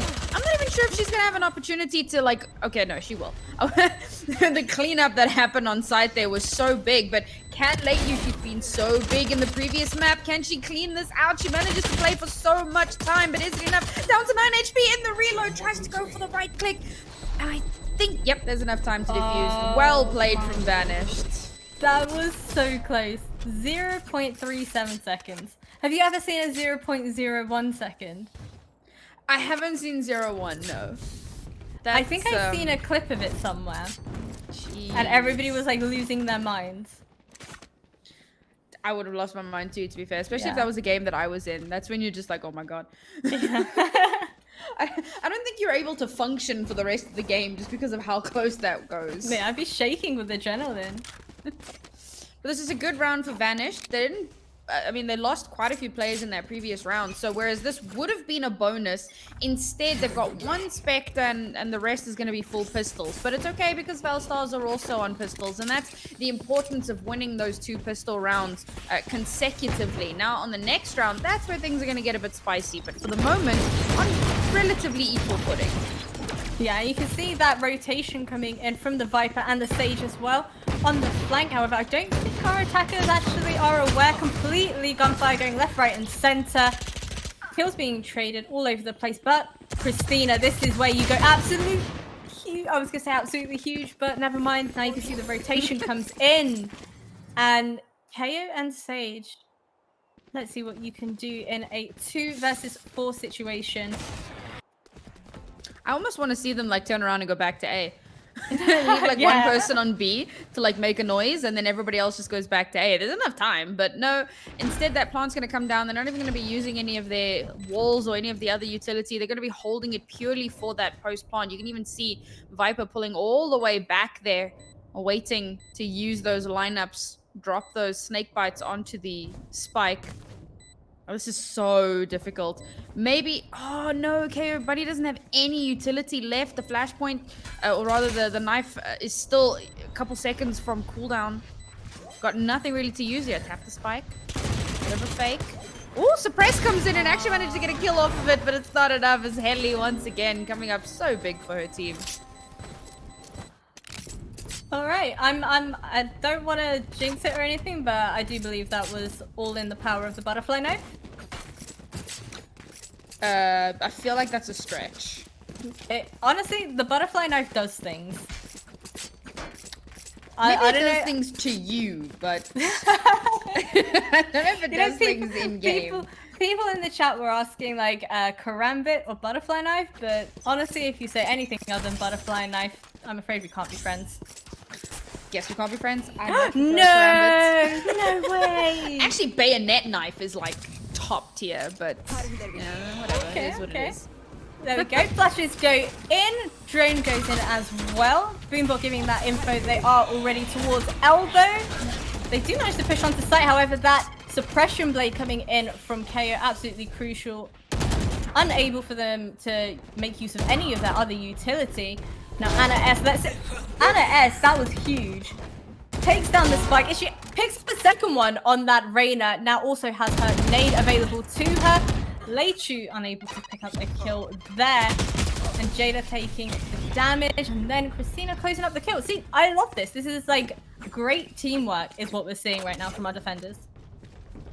And again, a little bit back and forth, I must say. Really surprising to see that continue to go through. And what I really feel kind of sad for is Leiyu, who her lurks on bind was so potent, and this time around it's like Vanished were waiting for it, and they're just like, we're not gonna allow you to keep doing that. They constantly have someone on flank watch and it's working out perfectly. Now Valstars come in, all they have is Hunter's Fury and a janky buy. Janky indeed, but I would love to see that updraft that we spoke about previously on top of the tube to get that info. You see a slight gap in between that wall. Viper Spit goes down as well. Now they've got a clear opening to make their way onto under. But when that slow wall goes down, you've got no other choice but to fall back, especially when you know they have a raise as well. The classic kind of eco round blade storm comes out as well, so they got a little bit of firepower in that regard. They made all that noise in mid, managed to get one pick, and now they're moving over towards the A site to try and get that spike down. But Anna S takes that blade storm completely off the board. Oh my goodness, actually gets a kill with the showstopper as well. 2 players left alive here. The spike has gone down. There's a little bit of post-plant utility, and there's the Hunter's Fury to come out to stop the defuse. Actually manages to get one, but they know where it's coming from.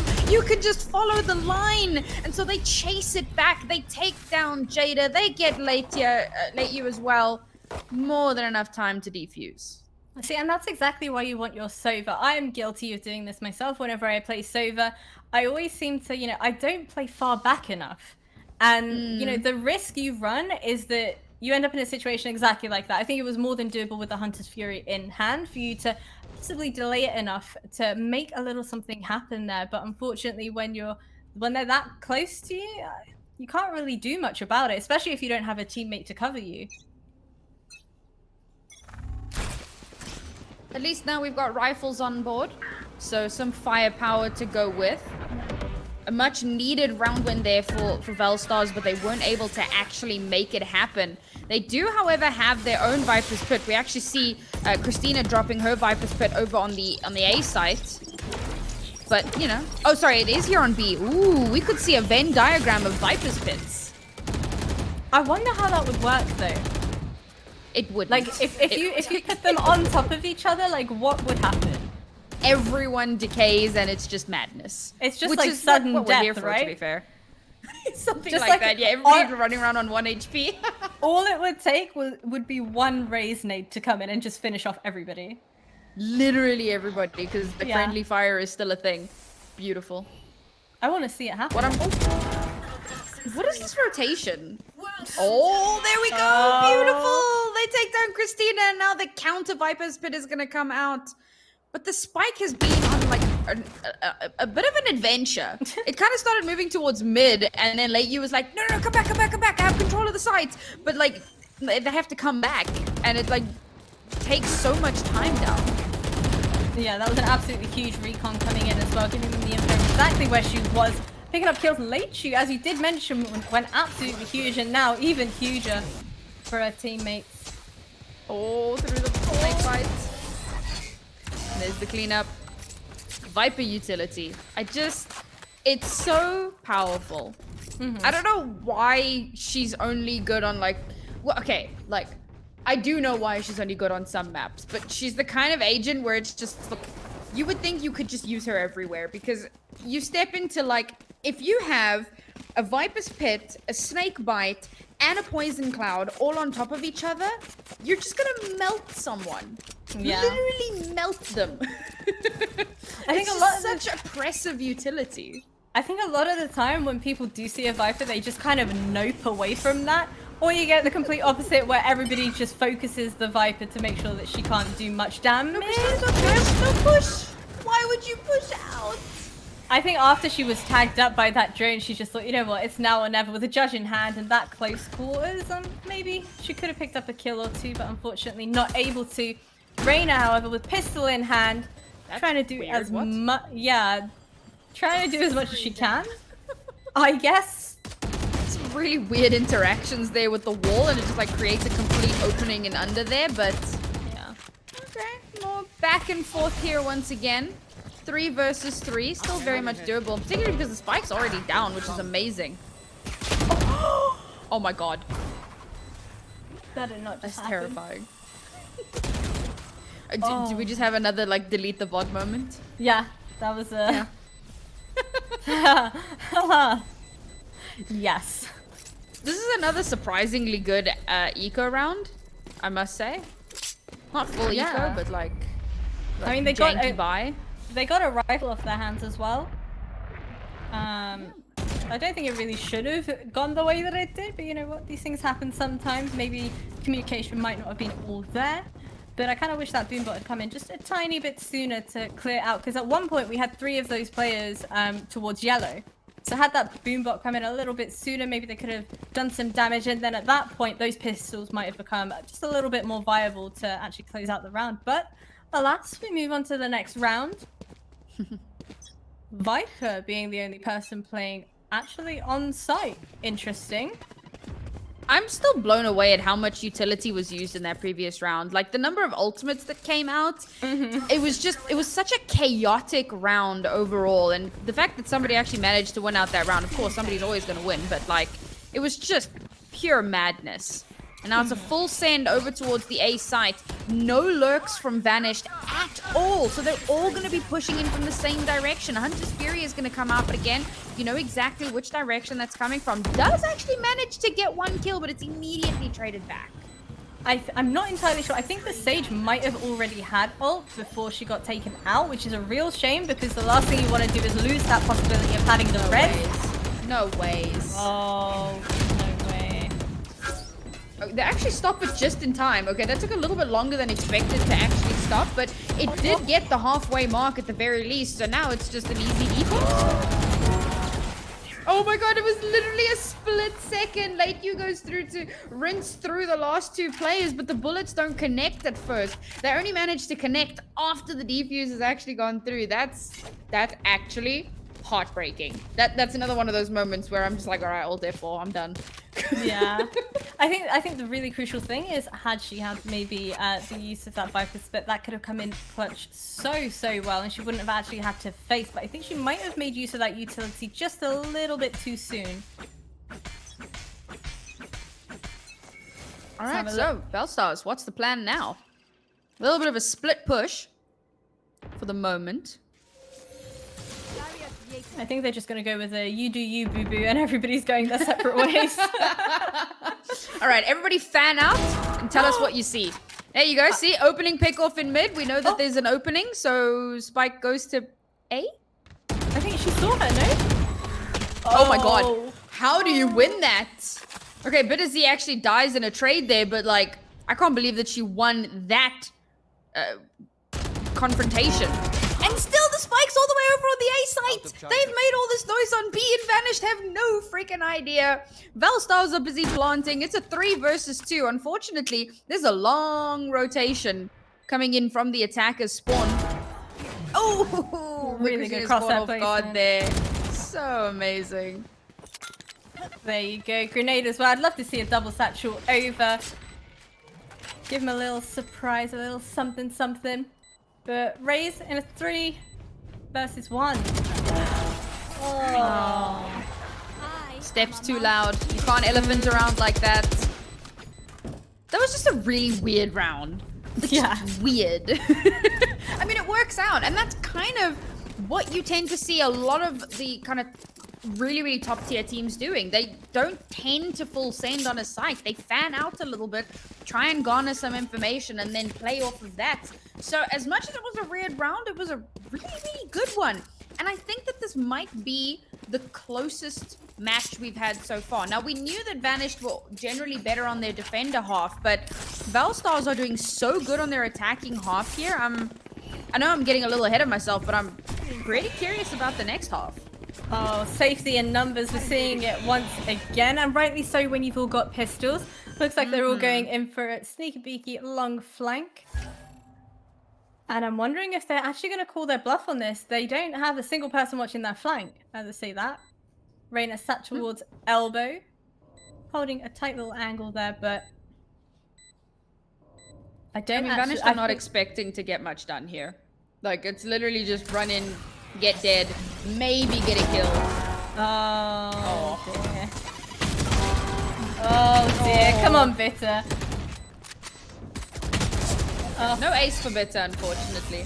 But yeah, do manage to get one kill, but an eco round like that, not really expecting too much to come out of it. Here is where things get intense.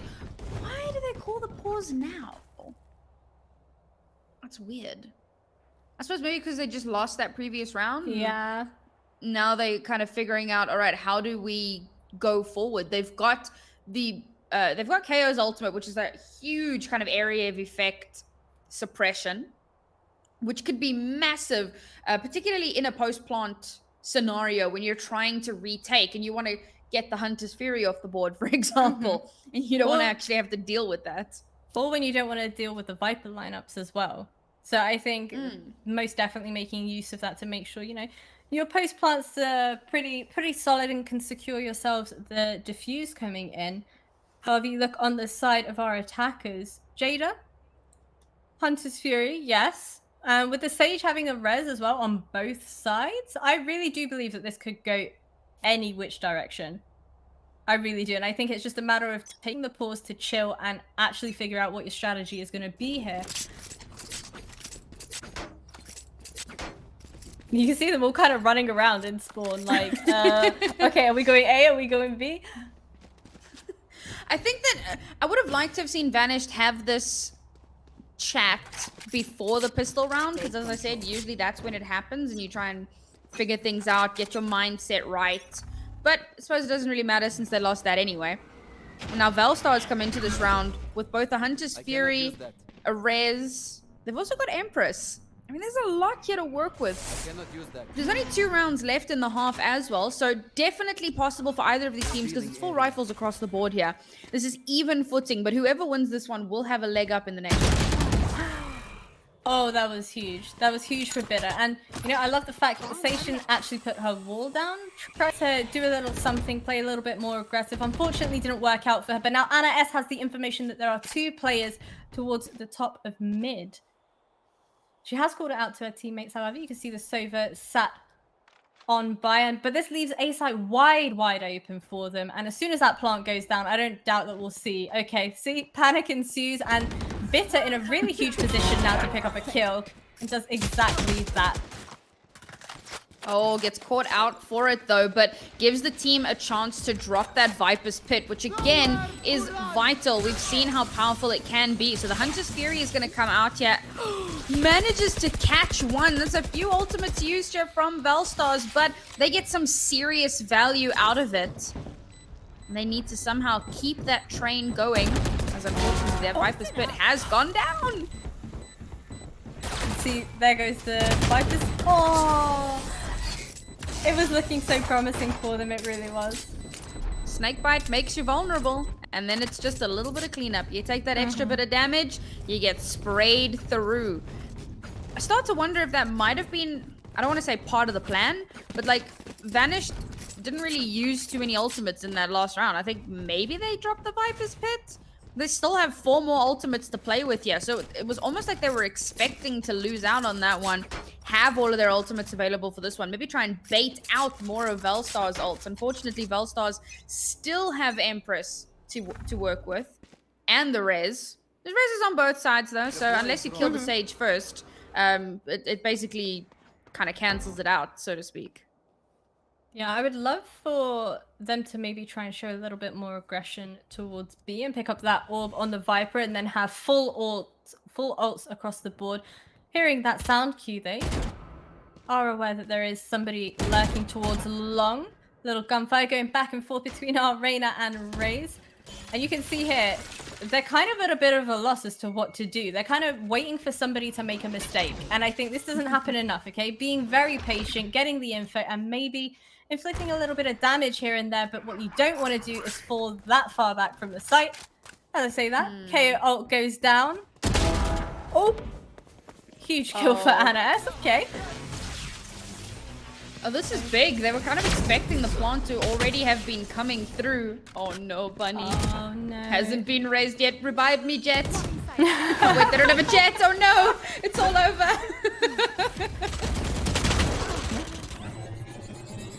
Oh, they get the res up. Oh. Yeah. Okay, it wasn't Jet that revived. It was raised this time. And this is what I was saying. Vanished, waiting to use those ultimates. It's paying off big time, but big stuff from Heli again. Unfortunately, Spicy Muffin is waiting to stop that from getting any value. Both snake bites come through, but are they going to be able to connect? No, it was already too late. The spike defuse comes through, and that is an even half. I think she had missed her first snake bite. I think that was what happened. That's why she fired it immediately after, maybe. Because it looked like the positioning of them, they weren't directly on top of each other. It's just really unfortunate. Either it was missed or she was trying to overlap it for double damage. But at that point, it was missed. Yeah. Either way, didn't work. Yeah. And that's So the really problem with unfortunate. relying on the lineups, right? We've said it time and time again. You need to be able to rely on more than just a lineup. Because what Yeah. happens when your Viper goes down? Or you miss your lineup entirely. Yeah, Mhm. these things can happen. But this is the closest we've seen these two teams go at it. Now, however, we've swapped sides. We know that Vanished is incredibly strong on their attacking half, and they've got a lot of wiggle room here to try and build up that scoreline. Oh my god, what is that opening? It was literally on the other side of the map.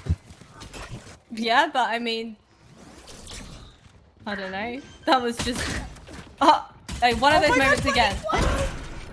Oh, Leichu. Please don't die to that nade. Please don't die. Leichu with the follow-up what moment and evens it out. 3 versus 3 here. Spike is already down though, which definitely puts a little bit of a spanner in the works. But look at where the spike's being planted. That makes it so easy to try and go for that diffuse. Yes, you can spam through the boxes, but you're cutting down any access to the site with the rest of your players. So that's an easy defuse for ValStars. I think it was because they had pushed in from under tube. They knew, okay, well, we got our teammates covering us. The one area that wasn't cleared out was yellow. It would have been great to see a bit more of a split, so they could have cleared out that area as well. Maybe planted a little bit safer, put a sage wall down, and then planted behind that. But, you know, nice try nonetheless. NT. NT, go next. Exactly. And now we've got 3 Spectres online here for ValStars. Oh, make that 4. Last second buy there. Going down to the half armor instead. And honestly, giving Heli a Spectre, I'm here for it. If you want to put a little bit of an investment, yeah, okay, at the moment she's at the bottom of the board, but she's had these amazing standout moments, kind of really important clutch moments. And I find that very often the clutch moments tend to be more important than the super consistent moments. Because if you find yourself in a 1v4, it doesn't matter how consistent you are, you got to be able to clutch. I'm curious as to why this rotation is so slow from our defenders. Jet had seen the info and heard the steps and must have called it out to her teammates, but instead they all rotated towards A site and saying that looks like it doesn't actually matter because Bitter and Raker clearing up the site with those kills. It's another situation of wondering, well, is this a fake? So you wait just a little bit longer to make sure that they are actually where, like, the call probably wasn't, I hear footsteps, let's go. It was probably, okay, I hear footsteps.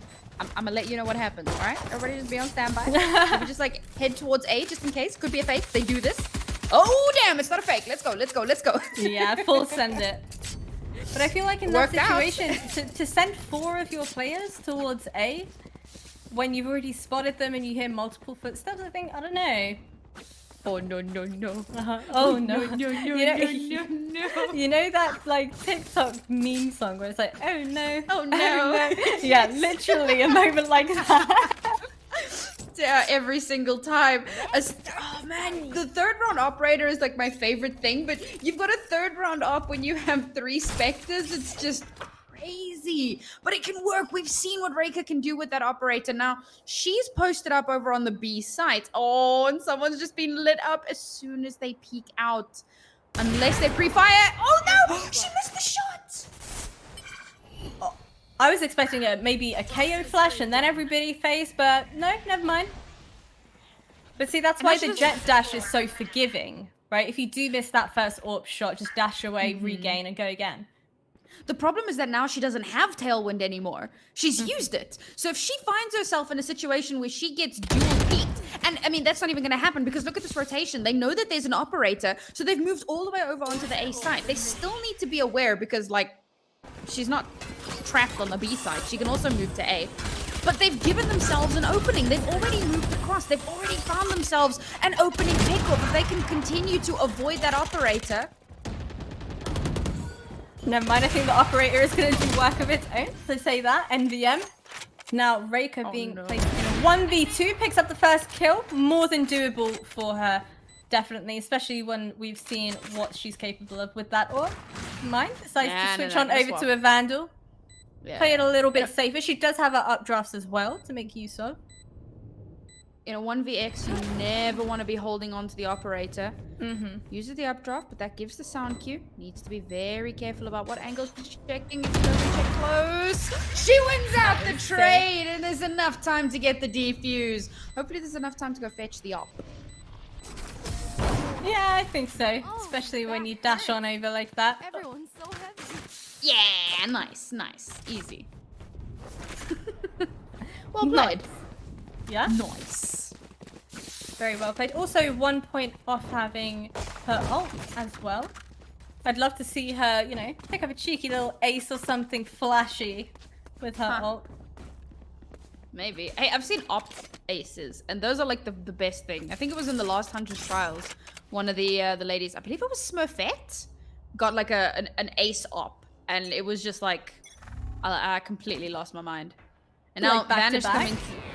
Yeah, no, well, I mean, it was in the same round, obviously, and she got an ace. She just like killed everyone. I don't know. It was ridiculous. I think especially when you don't miss a shot and it's just back to back, that's just the best feeling ever. Alright, it wasn't. I think it was. I don't remember. It's been a while. Were they expecting the op, maybe? But yeah, I think Posted so. up in mid. I think so. Oh, that is not what you want to happen. I'm not entirely sure why Jada decided to push to take that fight, but Leichu playing very passive. We've seen her being able to pull off some incredible shots, actually, and coming in clutch exactly when it matters.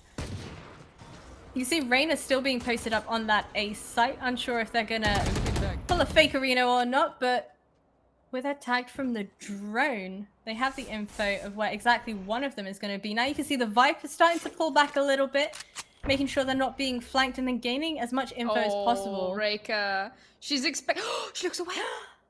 Don't look No, away. no, Don't no, look no, away. no. She's expecting it. Oh, there it is. All right, guys. Maybe we shouldn't rotate through here, but no. They're still moving towards the A site. They're going to try and pre-fire this. No. Misses That the could've- shot. They didn't even pre-fire it. That could have been a collat. That could have been a collat. That could have been huge. But with, what is that? 11 seconds left to plant, and it's a 4v2 and coming around. That was great cover. Die there. There you go. Wasn't a collat, but we take those. Spray transfer, rinse through, defuse. Valstars putting up a hell of a defensive half. Great cover from a teammate though to be holding that heaven angle. Wasn't Valstars the team that I had said was like really good on attack? or rather Vanished I said was good on attack, and now Valstars are just like no. This is our stomping ground, right? Yeah, stomping is probably the right word. I will say that it's important to note that, again, in terms of composition, Vanished's comp is a little bit off meta. You know, Valstars are very much on the meta in this one. And if you think back to the very first map, there were no jets involved, which was like really off meta. So I think that some of our data might be a little bit skew in terms of who's better on which side. I think that the side that has a jet is just going to tend to have an advantage. Maybe the Sage actually being suppressed from that KO. Oh, that is not what we want. Oh, see, with the AWP in hand as well. Oh no, the Viper ult's gone down. That gives him a somewhat of a safe plant, unless they. Oh, Bunny. Poor Bunny. So much util there. Just like completely. Oh no! Misses the shot there. Didn't even flick. Caught sleeping at the wheel and gets traded out immediately. Now, get lit up in the middle of that Viper's pit. So at least there's a bit of a trade there, but. You will not kill my Oh, the res comes out. Man, that was looking so close. I mean, 3 versus 2, more than doable for them. Oh, not when that happens though. Not when that happens. Yeah, I mean, how do you describe that? It's just really unfortunate. The Lear goes into the Viper's pit. You swing out of the Viper's pit. The Viper's pit blocks off the Lear. You don't get blinded. You kill the Reyna who's still trying to get her gun out. Kind of really all unfortunate over the, moment. Kind of all over the place. Oh, Reika, what's the plan? I saw you hovering on that up for half a second. What's the plan? She's still got Blade Storm, so she could actually just not buy in this round, pop Blade Storm, potentially try and bonus up to another rifle, and then get the op in the following round, but instead gonna play it a bit safer, which makes me really sad because I love the really like spicy high risk, high reward plays. We're already seeing a Viper's Pit getting dropped over on the A site. One person holding on B, and everybody else is just like monitoring mid. Making sure they're not pushing from under. Jet has been tagged. Now you can see full stomping it. And now comes in the KO ult. Unfortunately, not close enough to stop that. Oh my goodness. Oh. Okay. That is really unfortunate. Immediately that ult kill comes through. No, spams to the wrong place. Oh. That's got to be heartbreaking, especially when, you know, had that KO ult, being able to, you know, contact that Sova. One of your teammates would actually still be alive. But now you can see them storming all onto the bomb site, and it's working out really well for them so far. As I say that, Bunny picks up a kill. Flash goes out, and Shock Dart doing damage. There we go. Oh, that's huge. It still have delays the plant for like half a second, but not yet. There you go. Sprays through the wrong place with 2 people left alive. You see one person, you're going to shoot the person you see. You're not necessarily going to shoot the person in the smoke. There you go. Cleans it out. Starting to see a little bit of a resurgence. Vanish did manage to get 1 point, but Valstars completely shut it down. Yeah, and timeout comes in now. Tell me, if you are Anna S, what are you saying to your teammates? Oof. I think I'm starting with oof. All right, so the biggest issue I think they're having is lack of map control. So they need to be taking control of the map a lot faster. They have the suppression knife, which gives so much information just on its own, right? It tells you exactly how many people have been suppressed and which agents have been suppressed. It gives you that information. So if you can throw that knife out, then get aggressive. You have a raise. And again, I think that this is where that kind of compositional difference really starts to show itself. But get aggressive, get in onto site, get in Valstar's faces. This kind of slow and steady play style lends itself far too much to Valstars because they're playing so patiently. And if you allow them the time to push out, to create a lurk, to take control of the map before you have a chance to, you're essentially, you've lost the round before it's begun. I think especially when you know that you also have that Sova that you can make use of for that early info. You have a KO and a Sova, and then you can send in that boombot from Raze as well. So it shouldn't really be much of a difference on shooting at your teammate's head. I love it when you actually land a recon on somebody, by the way. Great feeling. When it actually hits the person, yeah, it's amazing. Immediately going to start things out with the Empress and the Blade Storm both coming in at the same time. Valstars want to close this out as quickly as possible, but the Showstopper comes out as well. Doesn't actually get much, but creates a little bit of space and gives Bunny an opportunity to swing out and get a kill. I wanted to see aggressive. It is happening. They've made their way directly onto the site here, but need to be careful because they don't have any of their ultimates left. Everything has been burned, and they still have to contend with this Blade Storm.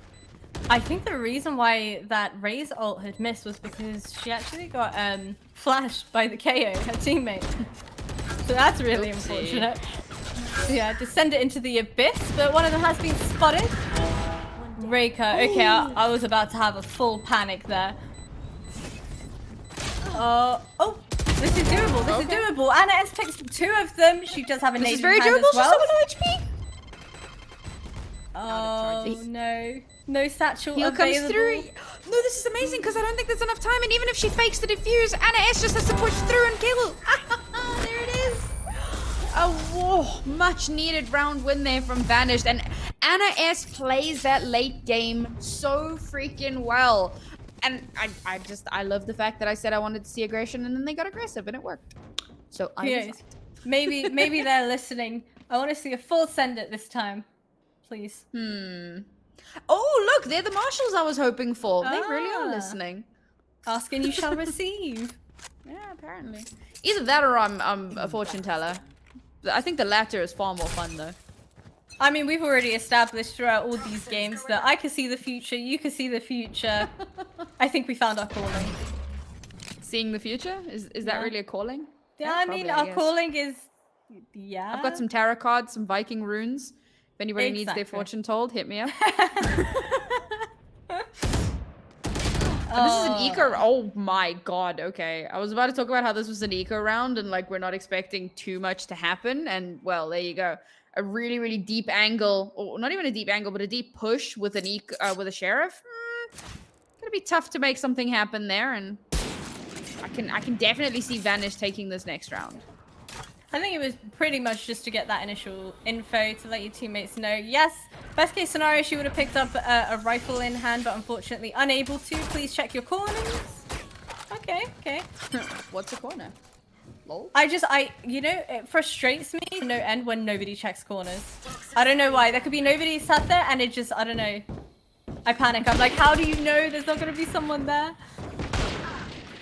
Oh, that's a good shot. Again, like, these kinds of rounds tend to be difficult to really cast through, particularly when they're this much of a stomp, because it is an eco round, so you're not really expecting too much to come out of it.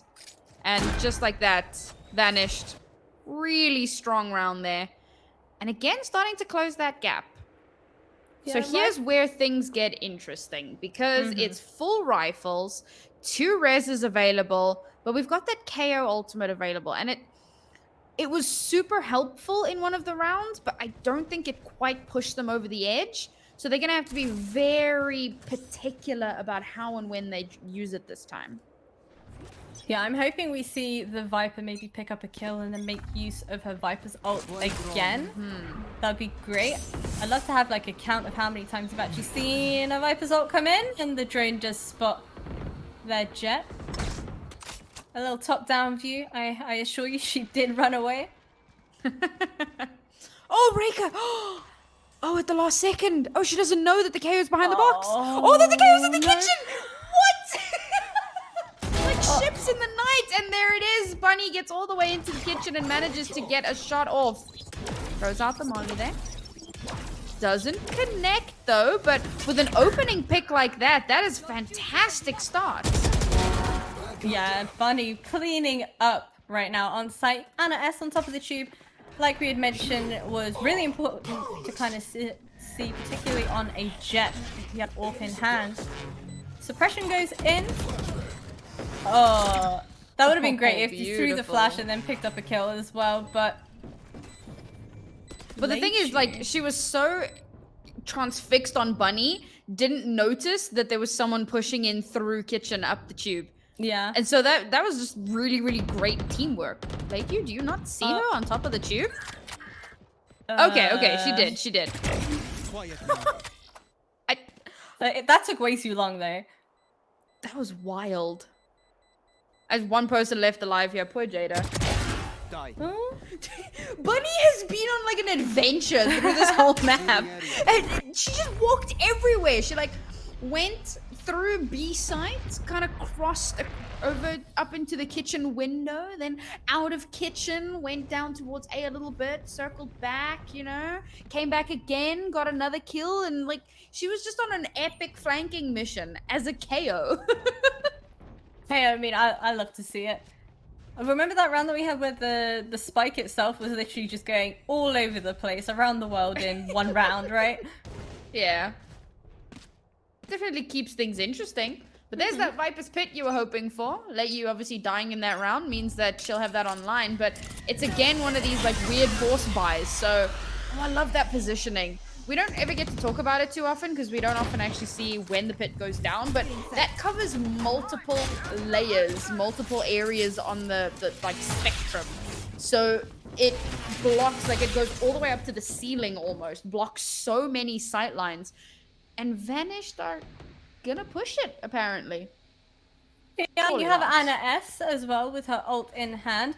Maybe use that boombot to give you that info, but she did hear a bit of a jet updraft. Not exactly an updraft, but you know, that little whoosh sound. Yeah.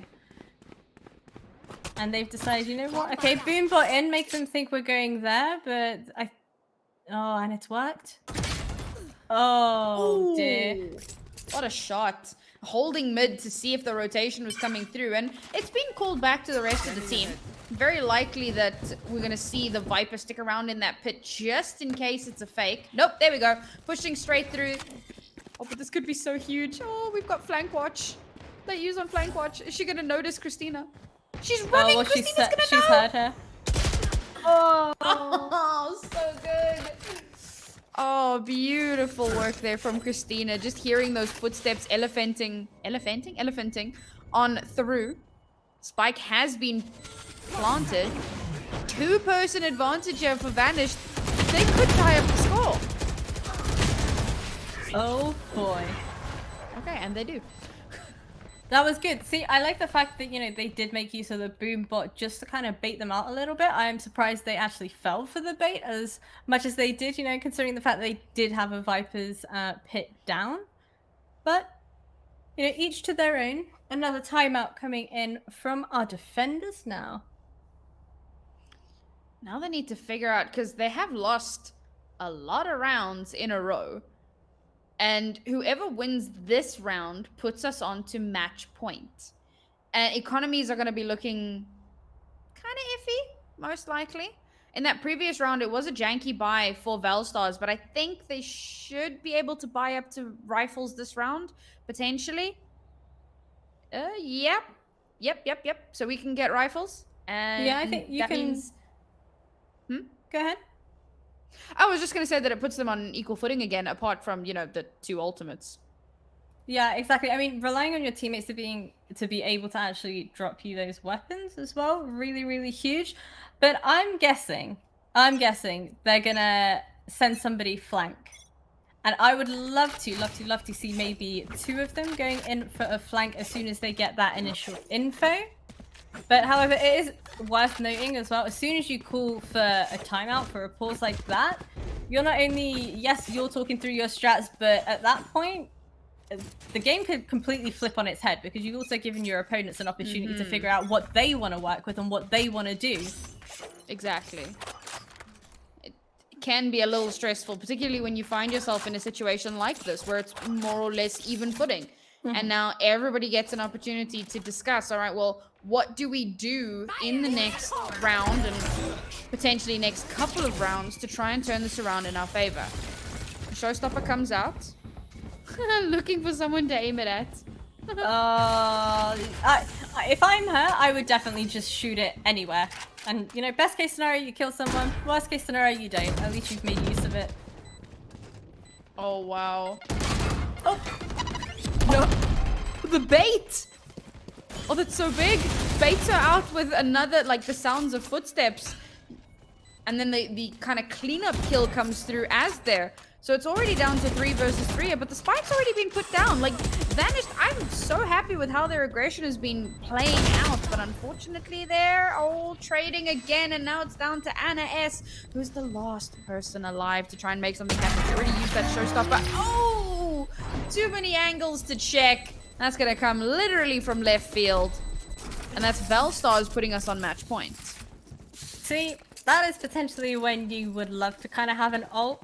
Maybe send it one direction. You've already kind of seen her. Throw that one down and then focus on your other angle. But unfortunately, just getting a little bit too trigger happy there with popping that ult. Oh. Yep. Rifles again. Potentially the last round. Potentially taking us into overtime. What did I say to you at the start? I was like, I feel like we're going to see the overtime this time. Might just do. A lot of ultimates were used by Valstars recently, so still trying to get... They're reasonably close on some of their ults, but it's going to take a second to actually get up to that point. Vanished have Viper's Pet online, which could come up huge. They can actually get onto sites to continue along with that aggression that we've seen from them consistently. Get the spike down, drop the Viper's Pit, and then it's overtime, baby. That was a really, really great info. I'm not sure if you saw, but they actually pinged up the... Jet was actually up there already, and the Sova had a shot dart lineup to get her off and force her off of that. So that opens up B-long for them, wide open. Now they can get the plant down. She maybe has enough cover. Viper's Pit goes down as well, and as you mentioned, it's pretty much theirs. I feel like this is pretty much theirs, especially if you have that KO suppression blade. Oh, we're still actually seeing kills come through here for Valstar though, and a lot of utility has already come out No freaking ways. Oh my goodness, the cleanup there. The Viper's Pit came down. Everybody came into view and the panicked, frantic firing into like the abyss. Like as that jelly starts to melt and everyone fires off to try and get those kills. But here we find ourselves in that overtime. Everyone gets the full 5,000 credits every single round. Everyone starts off on the same footing, and you have to figure out how the hell are you going to leverage that into a win.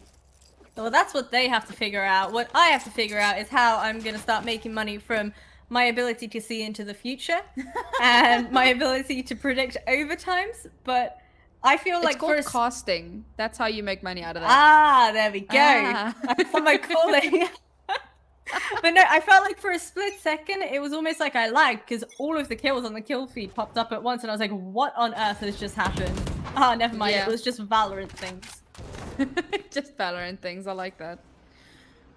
And it's one of those moments where now, because it's in overtime, teams really have to, like, you have to think your way through all of the rounds, obviously, but once you get into overtime, it's that pressure. Overthinking, I feel you like, know, yeah.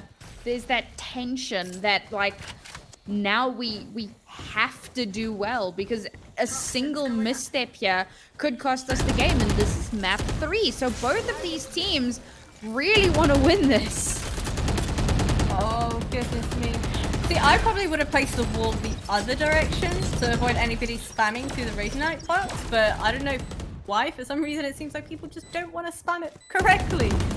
I think it's hard because, like, bullet accuracy might not be as good, and like getting the exact right angle tends to be quite difficult as well. But hey, whatever works, and that seemed to work, so we take those. Unfortunately, Velstar's down to only 3 players left alive. Still though, in a 3 versus 5, oh, that dismiss is so big. She gets the information, can't get the follow-up kill though, but they've managed to buy so much time. It's not gonna be enough though. No utility late you coming up so huge, but not big enough. I don't think there's enough time. There's no time. How does she? There were 3 people still alive and no one stopped to just keep sticking the defuse. Oh, that is a misplay if ever I've seen one. Yeah, we saw it happen before as well. Remember, I believe it was in the second map we saw. Everybody kind of just wants to play for kills. And I'm not sure if it's maybe it's a case of communication. Everyone's kind of saying, okay, defuse, and then everyone's kind of like, okay, well, I thought you were defusing. No, I thought you were defusing. Well, no, maybe we should go for the kill. But that's really important. In the bind situation, it made sense because there was only one line of sight onto the spike, and so if the person peeked out, you just like kill them. But in this one, it was like the person was around a corner, so you can have 2 people chase. Oh no, lineups kill, lineups kill. See, lineups kill. You try to line up the op shot, you got dead. I thought she would have picked up that second kill as well. It was close, but I think maybe no she cigar. dashed away like a little bit too soon, and that like swayed her shot. And that's the thing about the operator in overtime. Makes you a bit of a glass cannon because you can't actually buy armor. As much as they've like nerfed the price of the operator, like armor, you can buy abilities, but you don't really have any protection, so you just die very, very easily. And this is looking like Vanished might be able to even out the scoreline. Oh, I suppose if you do wash up, you kind of vanish. I don't know. I was trying to make it work somehow, but picking up the kills on Anna. I appreciate you trying. I tried, right? That was an attempt. 2 versus 3 now. Diffuse coming in. Did they stop the diffuse? Kind of stop the diffuse. Recon goes down. Shot darts are available. Doesn't make use of them. Oh! Velstar's...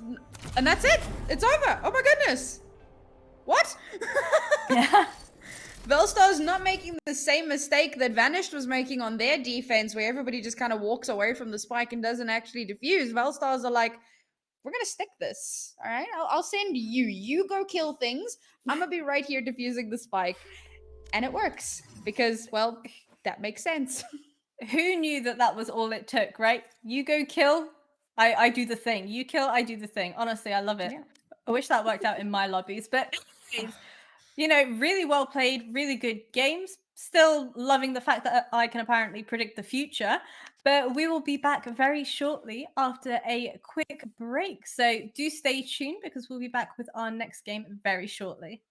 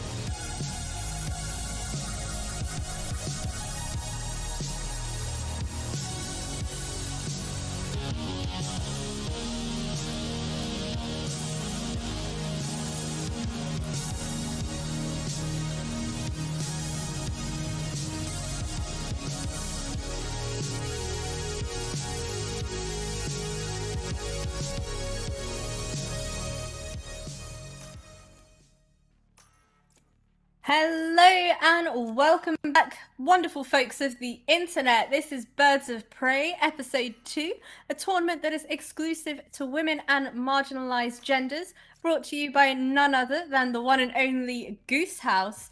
I am joined by Naori Mizuki, and we are about to see an ultimate showdown of Team 10 Star and Stella.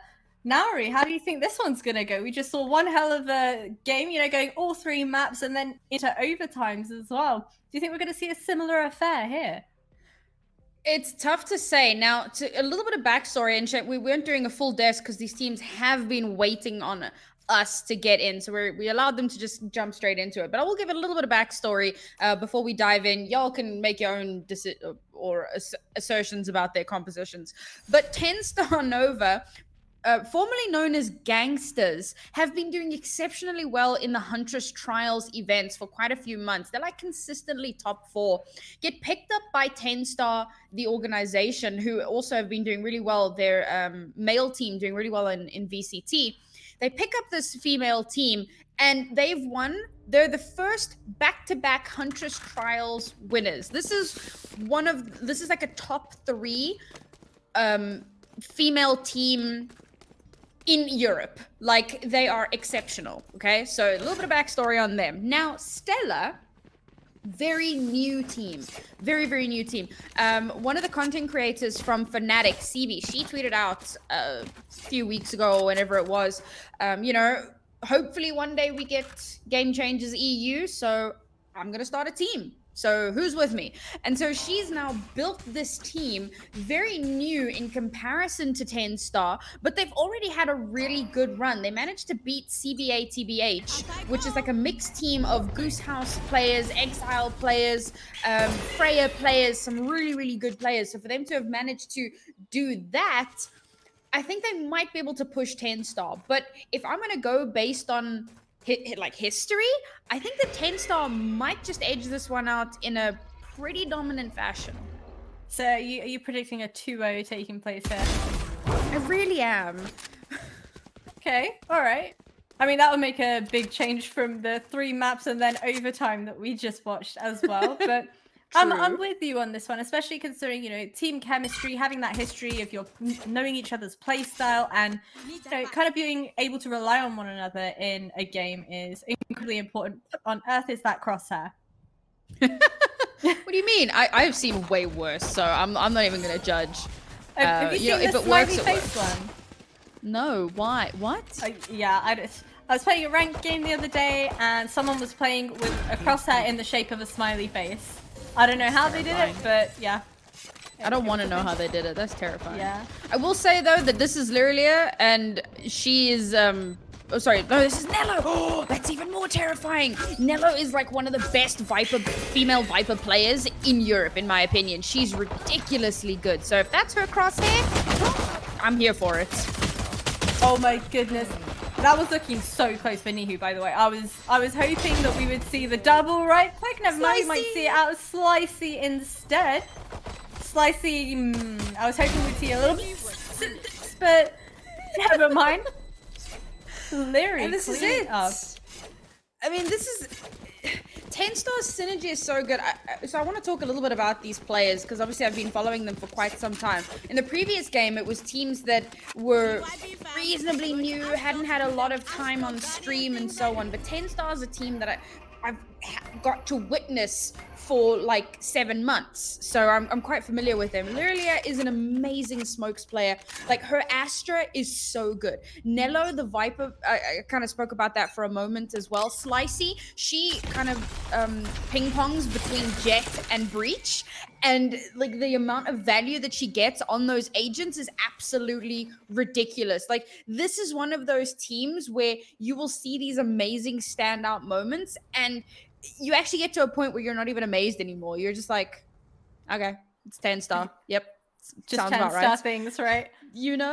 10 Star go burr. Brr. That was my burr attempt, by the way. That was an attempt. Close enough? Yeah. Nino on the stage as well. She's also some real clutch potential in this player. Oh, what you really needed to see there was a little bit more of a crossfire and cover from Ninu, but unfortunately that flash just kind of totally removed her from the situation, and now C site being left open for the takings as our defenders kind of scramble to maybe try and pick someone off from... Oh, what's happening on God. B? Oh no. Ships in the night, they don't even see each other.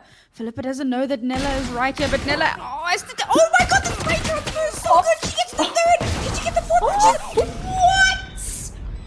She needed to reload, pulls out the classic and gets the headshot from that distance. Nello make him go jello. Oh my goodness, I feel like jelly right now. What on earth have I just witnessed? I mean, I hate to say I told you so, but... Wow. Yeah, just sure, 4K, why not? You know? Make it happen just like that. I mean, we saw beautiful lurks from late you in the previous game on that Cypher doing similar things. Nello just causing absolute havoc on this Cypher. So now they've won 2 rounds in a row. So Stella obviously going to have the gun advantage coming into this round. They're going to need to leverage that into a round win. Because if they allow TenStar to take control of the pace of the game, it's going to be very difficult to catch up. So this is where Stella need to make a breakaway. Yeah, the last thing you want is to end up in a situation where you do end up trying to play catch up, especially when you know how powerful these 10-star players can be and, you know, the long length of history that they have with one another. But so CB, the timing, making use of recon. I kind of wish it was maybe sent in towards window, but sending it towards long instead, getting that initial info and then assuring her teammates, okay, we can kind of pull away from playing on C site. Flashing in over on A, so that's going to give some information across.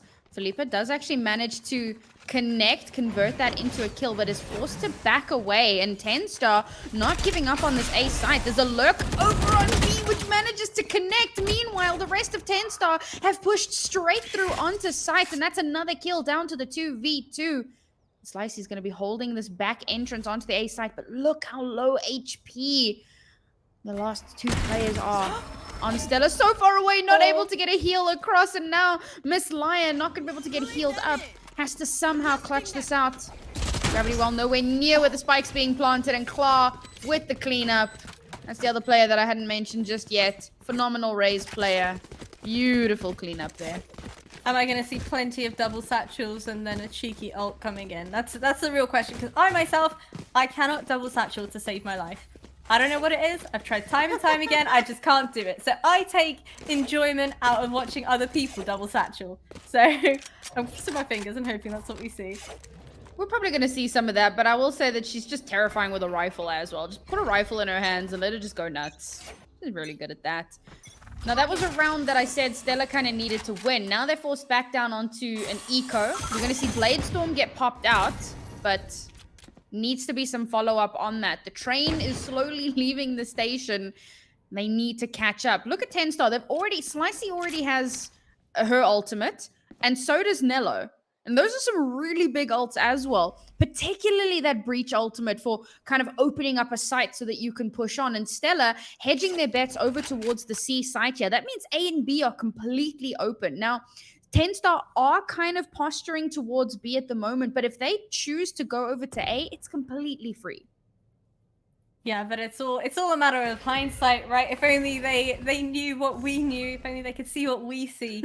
But I feel like they would definitely be confident enough to take the fights and kind of trust their raw aim and their ability to retake the site, most definitely.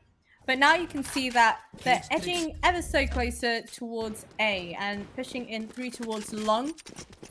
And I think maybe at this point they're deciding, you know what, okay, yeah, let's send it. Because what we saw previously, they were definitely running out of time. You know, they had like 10 seconds left on the clock, and that spike plant, had it actually been on the gravity well, could have been absolutely dire for them. And they don't want to end up in a similar situation once again.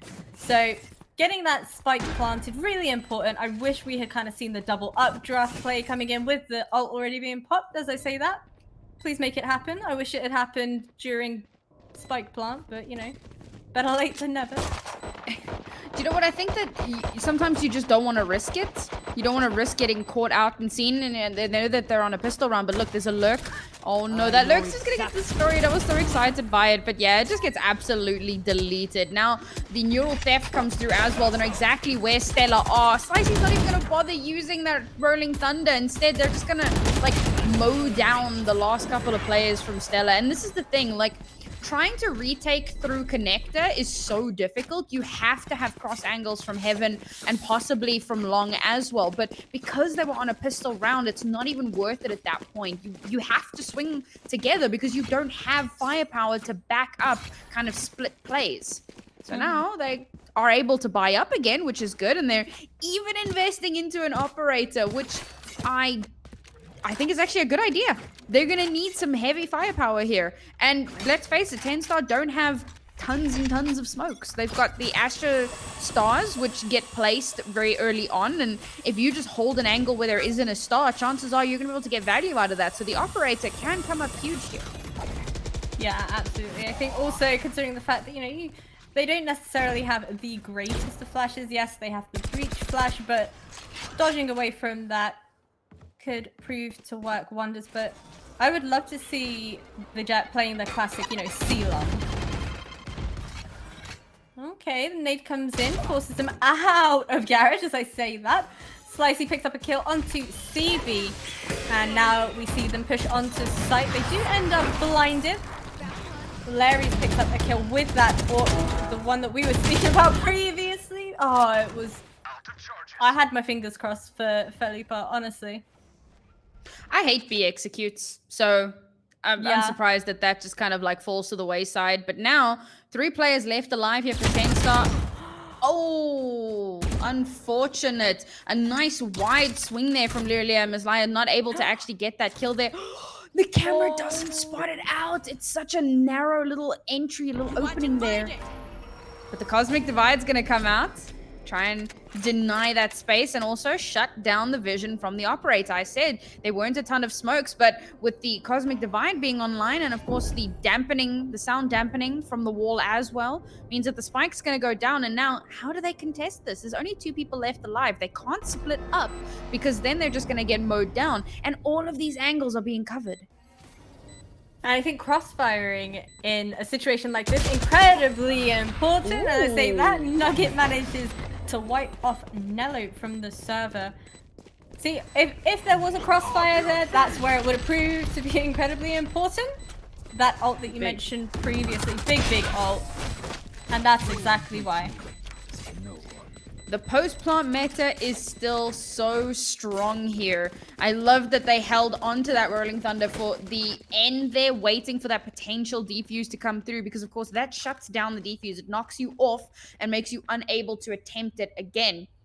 It was a nice swing there from Nugget with the pre-fire as well, expecting someone to be in that little cubby, because let's face it, there's always someone in that cubby. So well played there. But in that 2v3 scenario with the operator, I feel like Larius would have possibly been better off swapping that out for a rifle if she'd been able to pick one up off the ground, because it's so difficult to get value in that particular situation, especially with that Cosmic Divide already being up.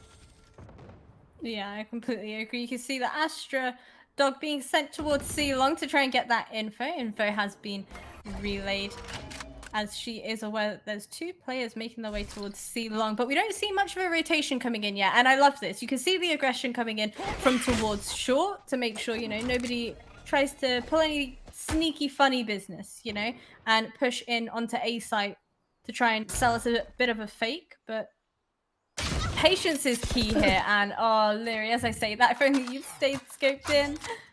But a nice little follow-up there from Klar as well. So that'll take down 1 player on the other side of C. But this is another one of those fantastic splits from 10 Star, where they try and take control of as much of the map as possible to gain some information. But because they managed to get a kill over on the C side, the rotation comes through. And for some reason, Stella have given up, like, all of their positioning on C. They give up control entirely, and they've taken, I think maybe they're expecting it to go the other way. Like, maybe, okay, it's too obvious that they'll go in that direction. Oh, so close there. Oh, she did so much damage as well. I'm hoping Nugget should know, right? Oh no. Beautiful crossfire though. Oh my goodness. Didn't even have a chance to shoot at Claw because Slicey was ready to go. Slicey, one of my favorite players in Europe, hands down. Just such a versatile player and so aware of everything that's going on. 1 HP in a dream. I was literally thinking it. I was thinking it and you said it.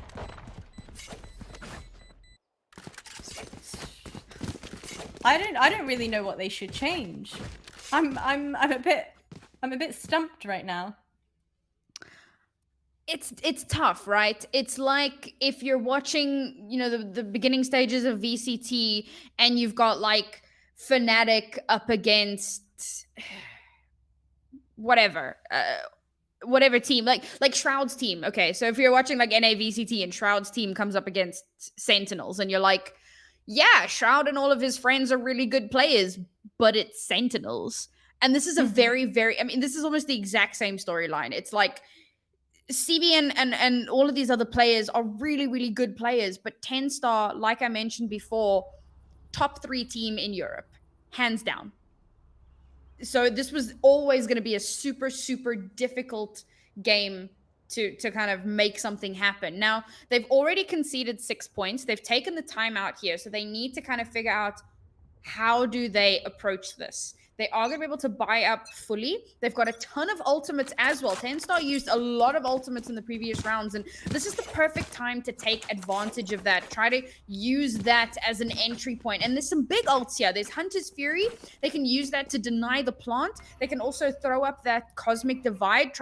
We saw how 10 Star used it, so try and do something similar, but work that in your own favor. Shut down the sound cues. Don't allow them to push through onto site. Maybe even get aggressive with it. They've been playing very, very passively. Yeah. Maybe push out, go on a couple of lurks, and try to catch 10 Star off guard. I would for sure love to see some more lurks and some more aggression coming in. Of course, that's what we're all here to see. We all love a little bit of, you know, firepower taking place on our screens. And of course, Clark is 1 point off her ult as well. So that could be really huge for us, particularly if we see them, you know, our defenders rotate off the bomb site completely like we saw previously and kind of huddle in together. CB taking a little bit of damage there from Ninu. I like this. I like the patience. I love that they're just waiting for somebody to make a mistake. And this is the thing though, because Stella, they don't want to, they're like a little bit too scared. You know, you lose 6 rounds in a row, you kind of get in your own head and you're like, oh, I don't really want to push this because what if I die? And, you know, as much as you've got someone swinging on you, you get very, very nervous and a little bit anxious about how you swing out. Now, again, I'm still kind of hoping to see a little bit of that aggression. And here's Felipe trying to use the guiding light, but there's the swing. 10 Star consistently following on one another to try to make sure that if someone dies, you can trade it back. And that's why they're consistently doing well. Yeah, I think peeking on your there, we have it. Hunter's Fury coming into play. And it does delay the plant. Seconds left. However, they are able to get that plant down. Recon goes in, giving her teammate that info as to where they might be. I think it did actually spot them. Now, Larry's, let's see whether or not you're able to make this work. As I say, that picks up 1 kill. Now, Slicey, 1 versus 2. Can she make it happen? If anyone can do it, it's going to be Slicey. Had a little bit of firepower come out. Oh, that's a beautiful swing, though, but can she transfer? Oh, wait, that was the last person alive. I'm a clown. Yeah. Ha! Beautiful round there from Stella. And that was the round that they needed, right? You were mentioning earlier they would have been getting in their own heads a little bit about it, but surely this is a little bit of a morale boost, you know, kind of some reassurance that, okay, we are not out of this game and this is more than doable for us. We just need to do the same thing again, over and over again. I think that Larry's, gonna have to buy for Felipe there, but thankfully that means that we've got full rifles here for both of these teams. And what's really important to note is, of course, Stella didn't really use too many ults. They used 1. They used Hunter's Fury. They still have all the rest available, but 10 Star, that showstopper that you were talking about a little bit earlier on, that has come online now. And we know how much space denial that can create, and Clark tends to get just ridiculous value out of that. Somehow she consistently manages to get kills with it. She uses it at the perfect time. So Stella need to be very careful about how they approach this next round. Oh, see, that's beautiful map awareness. That was beautiful. Amazingly played. And then in comes Nello's ult as well, giving them the info that there is one on site, making their way towards shore. Oh, and slicing. That was beautiful. That was beautiful. 2 versus 5 now for our defenders. And I'm not entirely sure how they're going to approach this. To be honest, like, you don't win this. Again, you have to funnel out through this connector. The sage wall is in the way. It gives the information that you're there. And as soon as you funnel out, there's about 4 different angles. I think at this point, they just save. Yeah. I think they're going to try their luck. A bold attempt, maybe? No, the utility no, is just there to... Yeah, the utility is just there to kind of stop 10 Star from trying to push out. And get those last 2 kills. So instead, we're just going to hold on to those last couple of guns. And again, even with that save penalty, it's okay because you've managed to hold on to 2 rifles. So not a massive deal. And also realizing that your team is already going to be down on pistols either way, you rather take that little bit of a hit and try to have, I mean, you essentially have 2 hero rifles here. Mm-hmm. And I'm still not even sure if it's going to be enough. They actually used the Cosmic Divide in that round as well. So now all of their impactful ultimates have been used except for the Blade Storm, which we might see come out here because Larius is not buying at all. Everyone else is kind of forcing up, but Larius is not buying at all. So waiting for it. There it is. Yeah. Blade Storm comes online. Gonna try and make something happen there.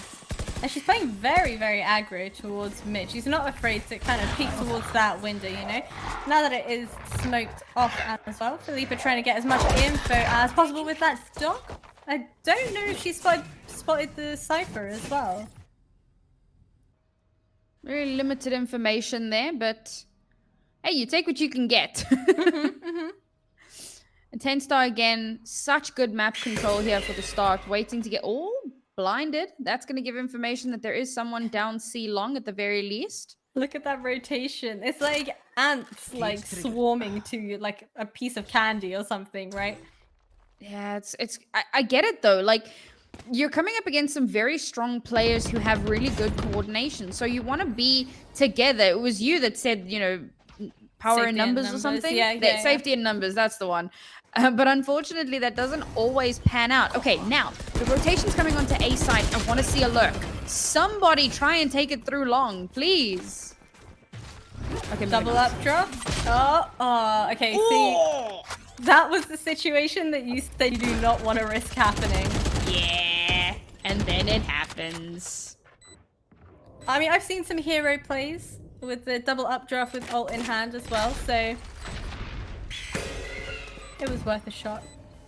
It can definitely do amazing, miraculous things.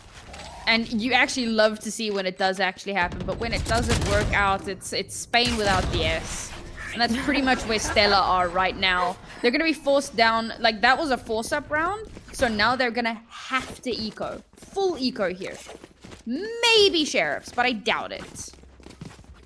Are they actually going to, like, buy more? No ways. I know that obviously... I mean, this is the thing. Like, Larius was obviously... Because she didn't buy in the previous round and use the Blade Storm, she's now able to buy up. So now they have another round with a hero rifle. But yeah, everyone else, just pistols. Okay, one sheriff for a little bit of extra firepower. 10 Star have another Rolling Thunder online and rifles. Yeah, lots and lots to work with here, especially when they have a res as well. Not that we've seen them need to use it yet. I don't actually think they've used the res yet, have they? Nope. Just wait. Oh no.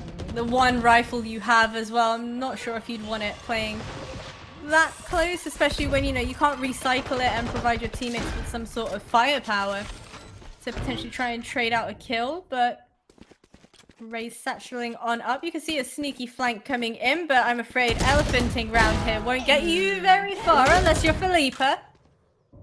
But gets one kill, but no, see, this is the worst time to be doing that flank. This is what I was talking about when they were on a previous eco round, and I was like, you have to funnel in through the connector because you don't have guns. So you want to use as much firepower as you can concentrated on an area. In the previous round where they had rifles, they didn't go on a flank. They just kind of funneled in. This round, they had pistols and then they decided to flank. And while I love the flank, I really do, I want to see it in a more realistic round. And now with Larry's, she bought the rifle in the previous round. Now she can only buy up to a bulldog. So again, it's just not an ideal situation. They've got seekers to potentially give some information here at the very least. But and 10-star just keeps shutting them down over and over again. Yeah, you can see that the Sky would have got that info as well. There is somebody towards C long. Now you can see the teammates all kind of opting to potentially try and send it towards a B site. Maybe put that sage wall down to lock off one of the entrances and secure yourselves a pretty free-looking plant at this point. I still hate B-side executes, so we'll see if they actually do it properly. Oh, there we go. Rolling Thunder to clear out that connector, and they're gonna run through its A! Oh, I love it. It's not a B execute. I love it. He's actually managed to get a kill, which is massive. I love it. It's great. It's brilliant. And now you can see how slow they're playing through mid, thinking that it's going to be a B plant, but Seeker's going to reveal the location of Lyri, and Leia manages to get that kill there. Slicey unable to pick up one there. And you know what? I'm actually pretty surprised the fact that this is a 3 versus 1 right now. Yeah, I mean, Stella have actually managed to play this exceptionally well, despite that Rolling Thunder having come in. And I think it's... She has a res as well. Please bait for the res. Maybe bait for the res. She's playing for time. She's playing for time. Didn't play long enough. Oh my god, that could have been the biggest clutch ever. Like, I was about to like go off on a speech, and then she got 2 kills, and I was like, all right, okay, hold on, let's see what happens. It was so close there. I think if she'd actually pulled back into sewers, she might have been able to play for time a little bit longer. But Miss Leia plays that really, really well. Swings out, gets that last kill there. That's the second round on the board here for Stella. And so I was going to talk about how the Rolling Thunder had come through into connector, but the entirety of Stella was on C. So no one gets caught out in that, and CB is able to get a kill, which gives them immediate numbers advantage. So no one gets caught out, and they're able to rotate around and retake control of the site. Nino almost comes up massive and clutches out the whole damn thing, but it's actually Miss Leia who's able to get that last kill there. We're getting very close to the kind of half, though. I think... this is the last round. Yeah. My screen went a bit fuzzy. I couldn't see the score. But yeah, it's 9-2. So this is the last round in the half here. Once again, Stella, a round they desperately need to win, especially if they want to activate that 9-3 curse. Yeah, I think she did actually end up spotting 2 of them in towards Garage as well. Do believe it has been called out. And look at this aggression from Larry's right now. I love it. I don't think 10-star expect it. Maybe if they keep edging. Please sit it in a corner. Please just sit. Oh god, the timing. Oh, no. Timing is everything here. If Larry's had a judge here, I feel like this would be so dangerous. She's not watching the sliver. Oh, look at that perfection. This is perfection. Beautiful. Oh my goodness, and of course that coming out behind just to give that little bit of extra information. She manages to get the kill, so it's an even trade back, but Slicey is having none of it. A beautiful kill there, and now it brings it to the 4 versus 3 as they try to maintain control of the site. Cypher Cage is going to come out. That's going to block tons of lines of sight. Spike is definitely going to go down. Not if the Hunter's Fury has anything to do with it. I don't think any of them actually ended up getting tagged up from that, but... as we have it, Spike does manage to go down. And now you can see, I like how spread out they are this time, right? We don't want to see any more of that funneling through one area, especially when you have a situation like this on your hands. Lying on...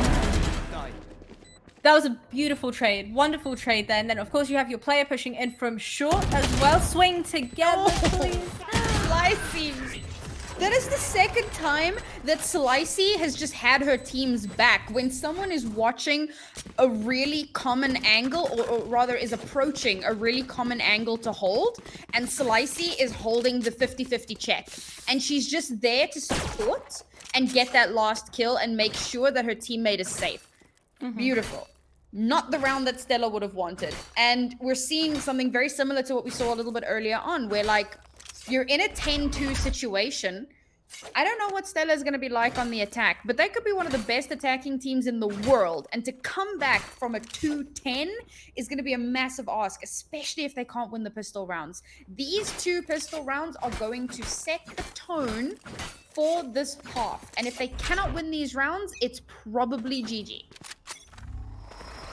I'm curious to see the playstyle from 10 Star now going into the second half as well. It seems like the aggression goes to no end. Honestly, I love it. I'm wondering whether or not she's nobody checks it. Nobody checks it. Not for the second time. You've got to be kidding me.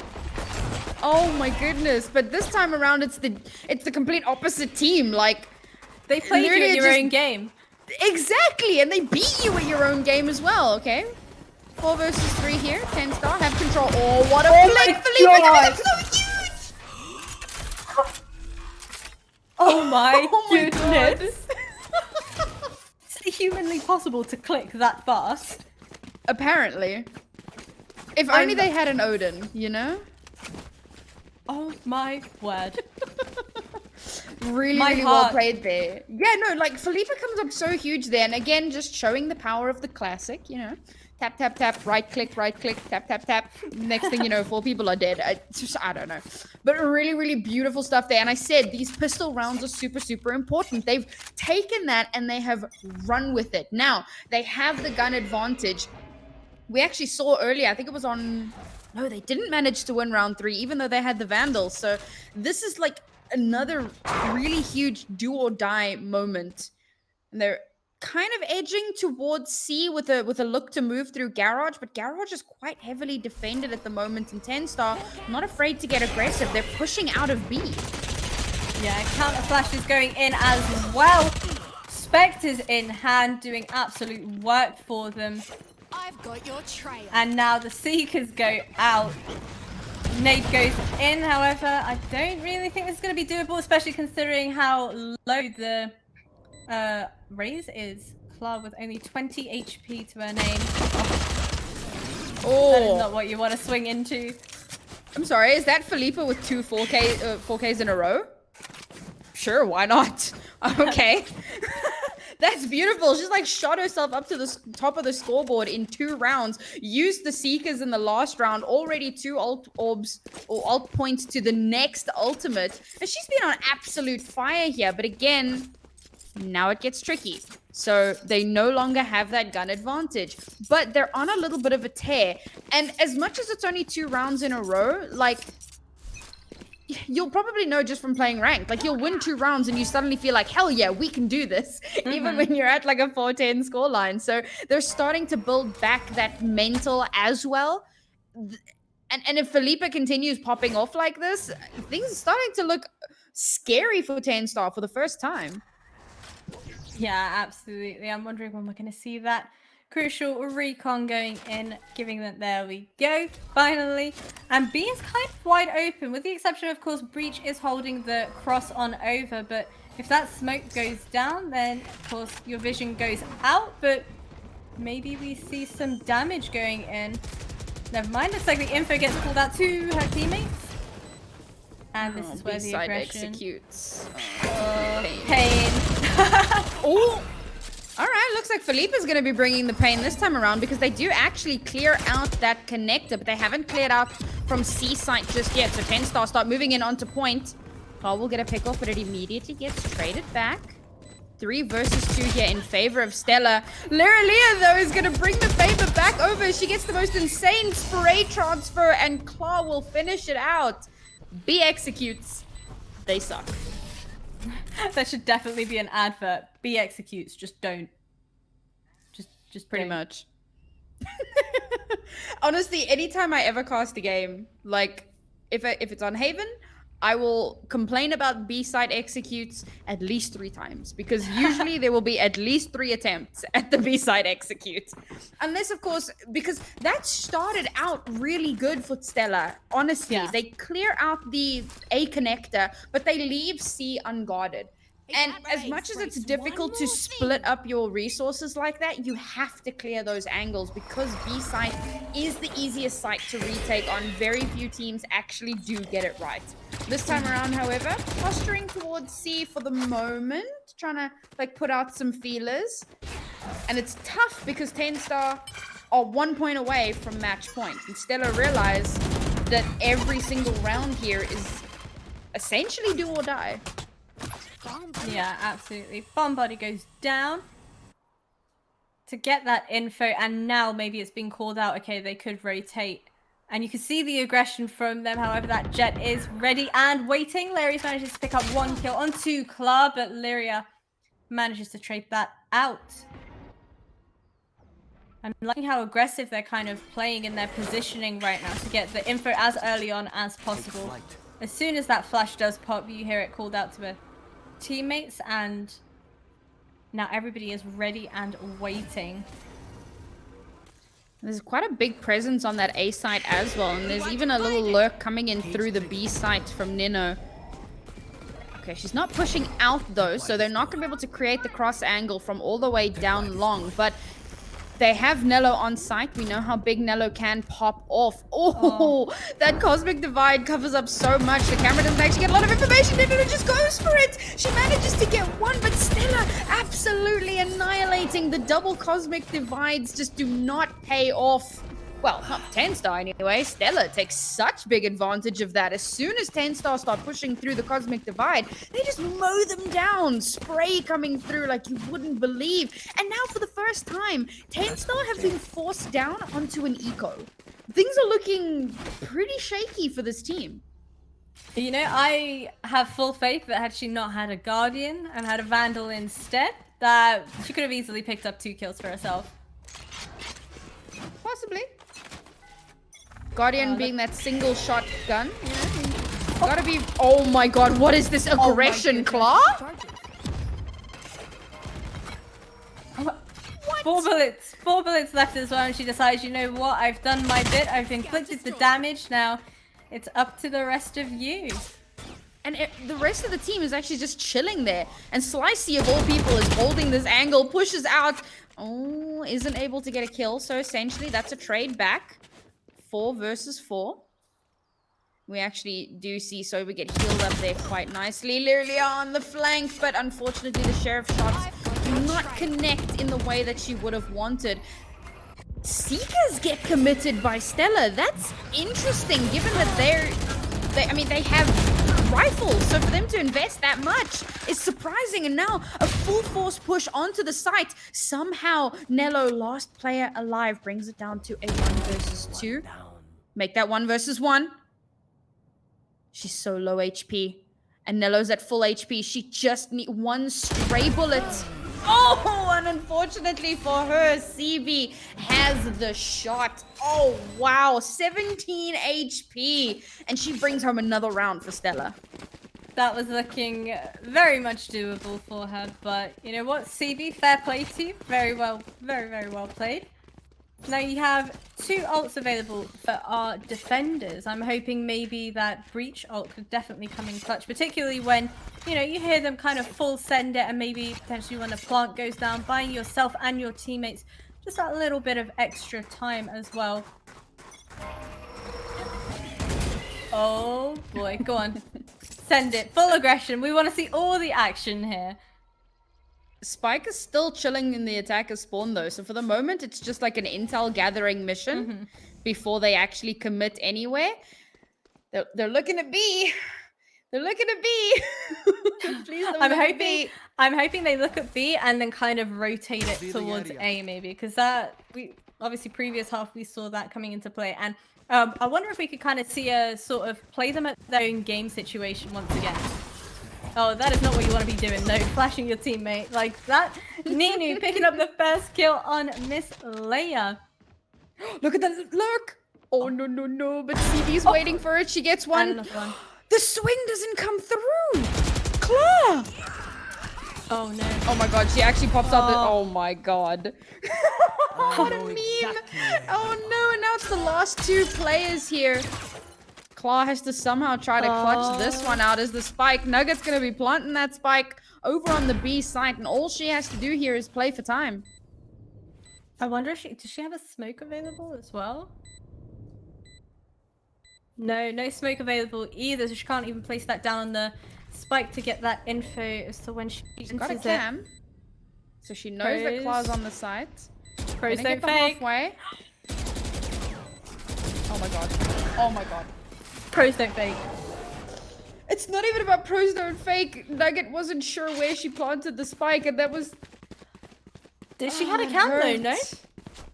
I thought she did. I could have sworn I saw her looking through the cam, and like the angle that she's firing on, it's obviously not working, and she actually just allows Claw to get the defuse. That is a huge misplay, and that puts 10-star on match point.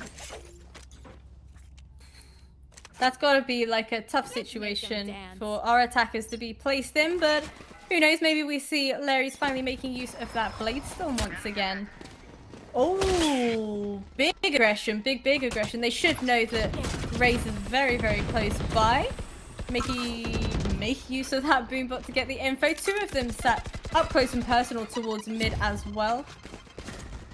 And I feel like Exile are gonna be kind of pincered in once again, as I say. That shots go through the door. And now they decide, you know what, okay, let's play a little bit passive. Let's wait for them to make the first move and we can kind of clean up. Now, obviously, with 10-star being forced down onto one of those like janky buys, the kind of a half buy thing, they don't have a ton of power, so they tend to get a little bit more aggressive. We see a lot of teams doing that, try to get some opening pickoffs, just get up in the opponent's face, kind of throw them off their game a little bit. Doesn't really work out this time around, and now Stella are going to be pushing in. Oh, Rolling Thunder comes out. That's going to push them back. The smoke does block off a lot of the sightlines, but Lyralia there's...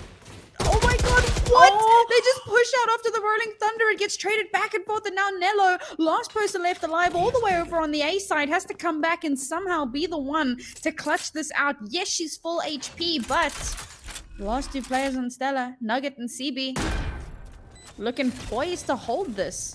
There's no neural theft though, so they can't know for 100% certain where she is, but they know where she's not. They've used the camera, and of course there's some vision. Oh, there we go. Swing is good. What is this resurgence? Yeah. They heard us. They definitely heard us, and they were like, you know what? We've got some fight about us as well, and we're ready to show it.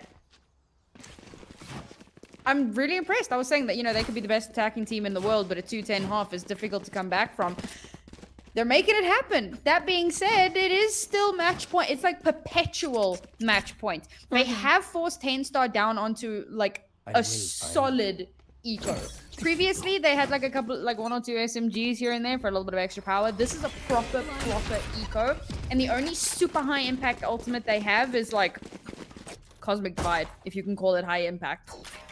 Whereas Stella have 4 ultimates online. And one of them is the Blade Storm as well. So, I mean, this is looking like probably another round in the bag, but this is very likely 10-star's plan. I doubt they use any of their ultimates here. I think they just have a regular old pistol round, hold on to everything, and in the next round, try and blow everything and bring that, you know, just bring this puppy home. That's the plan anyway. Cross the fingers and hope for the best, right? Nugget looking to maybe catch them off guard and pick off some kills from the flank. Little does she know there are in fact 3 of them there. Unfortunately unable to get more than the one. However, CB. Oh no, Claw. She really wanted that rifle. She really wanted that rifle. And she just runs across the open. Lyralia is the one who picks up the rifle in the end. They do actually manage to get 2 kills onto Stella, but like 20 HP in a dream. If Lyralia can get like one little exit frag, nah, they've already hightailed it all the way up onto the A side. So she is at least going to be able to hold on to the rifle. Now I think is where we see all of those ultimates come out. This could be where 10-star try to close it out. Yeah, absolutely. And you just look at the number of ults on the board as well. You know, our attackers are looking pretty strong themselves with that Astra ult, as well as the combination of the Blade Storm. However, I don't think we'll see Larry's maybe pull that one out. She does have a rifle in hand. She might just pop it depending on, obviously, what happens in this round. So now, 10-star, I believe they don't have a Rolling Thunder. They're 2 points away from the showstopper. So again, not super massive, impactful ultimates. But I do like this aggressive push. They're trying to create like a pincer motion. If Nello can stay alive long enough and if they can get into position, but this is a lot of ifs, and Stella have been looking really good. I think they might just be predicting this. Yeah, you can see the flanks coming in for them as well. Nino gets flash, but it doesn't matter as it's too slow to push on through. Oh my god. Oh my god. Did she make it? God, she made it. Get the ace, get the ace. Oh. Oh my word. What a way to end out that map. That was beautiful, absolutely beautiful. And you know, credit where credit is due. I have hurt my throat just a teeny tiny bit from that, but you know what? It was worth every second because that was one hell of a play we just witnessed. That last round was insane. Like, I nearly fell off my chair. Literally, I couldn't believe it. Nino comes up so huge there. And the worst part is that the guiding light came out, which gives the information that there's someone there. And she still, with the power, we were talking about the Astra in our previous series and how the gravitational well can be so impactful. And there it just plays out perfectly. Now, Nino getting 4 kills is somewhat crazy even in that situation, but she manages to clutch that out so well. I said, Nino, clutch player. There she is. Just you're in the chef's kiss. There it is. That's the chef's kiss. That's it. We found the chef's kiss moments. And remember, kiss the homies. All right, Always kiss the homies. Always kiss the homies. We'll throw it to a quick break, but we will be back very shortly for our map number 2. So don't go anywhere. We'll be right back.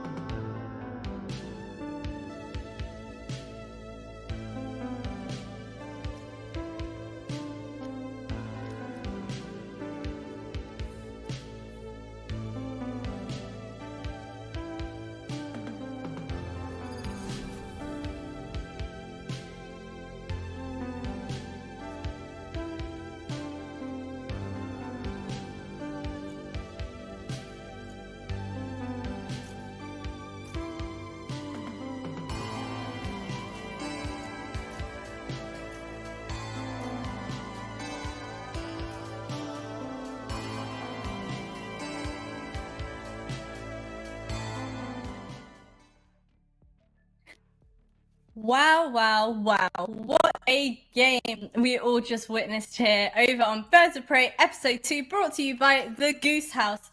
We saw 10 Star taking a pretty damn good fight up against Stella, if I do say so. What a game. Yeah. Honestly, Nino going in absolutely clutch, and now we take it all the way on over to slightly chillier ground, over onto Icebox. Honestly, Stella put up a much bigger fight than I originally anticipated. I thought that that was going to be a much more 10-star favored game, but I'm pleasantly impressed with what I've seen. What I'm also really excited about now is if Nugget locks in the Killjoy, we are going to see the two most popular compositions on Icebox: the double duelist with Reyna and Jet versus the single duelist Jet and Killjoy, with the rest being, pretty standard. And there it is. These, I saw somebody tweeted this out. I can't remember who it was. Might have been Kaplan, but they said that these two compositions on Icebox make up over 44% of all compositions played on Icebox. Oh, damn. Like the All most right. popular composition on Bind makes up like 6% or something. So yeah, these comps pretty popular on this map, and it's not surprising to tell why. They are incredibly strong. The double duelist obviously for the more explosive play, the Killjoy for having that little bit of a extra sentinel play, a little bit of extra information, the mollies for the post plants added on top of the Viper, who already is super powerful. I mean, we talked about this at length in the first series, but yeah, Viper, Icebox, hand in hand. I think especially when you consider the fact that, yes, 10 Star did amazingly well over in that first map that we watched, but that was their map pick. And Yeah. I still think that Stella put up an incredible fight considering that it was 10 Star's pick. And now we move it over onto Stella's pick over on Icebox. And I'm wondering whether or not 10 Star are going to be able to put up as good of a fight as we saw previously. Well, we are literally about to find out. But Nello, so one of the things I mentioned was about what a terrifying Viper player Nello is. And this is her playground. This is where she tends to shine. And as I say that, she's probably going to get killed. Yep. It's that caster's curse, I'm telling you. Honestly. It happens all Players the time. don't want casters to be right. I love this new adaptation to the Sage Wall. I say new, we've been seeing it for quite some time, but most teams, so here kind of where the Jet is, where Slicey is, you tend to see that's where the Sage Wall will go up. A lot of teams have started putting it up further back so that... Oh, this is so big! The counter wall! It is getting sprayed down though. Is going to be able to get at least the halfway? Oh, no.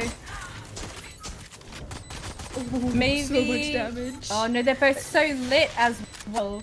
There's just no way they can go for this. Oh, the slow orb not quite where it needs to be to stop it from pushing in, but there you go, power of the right click.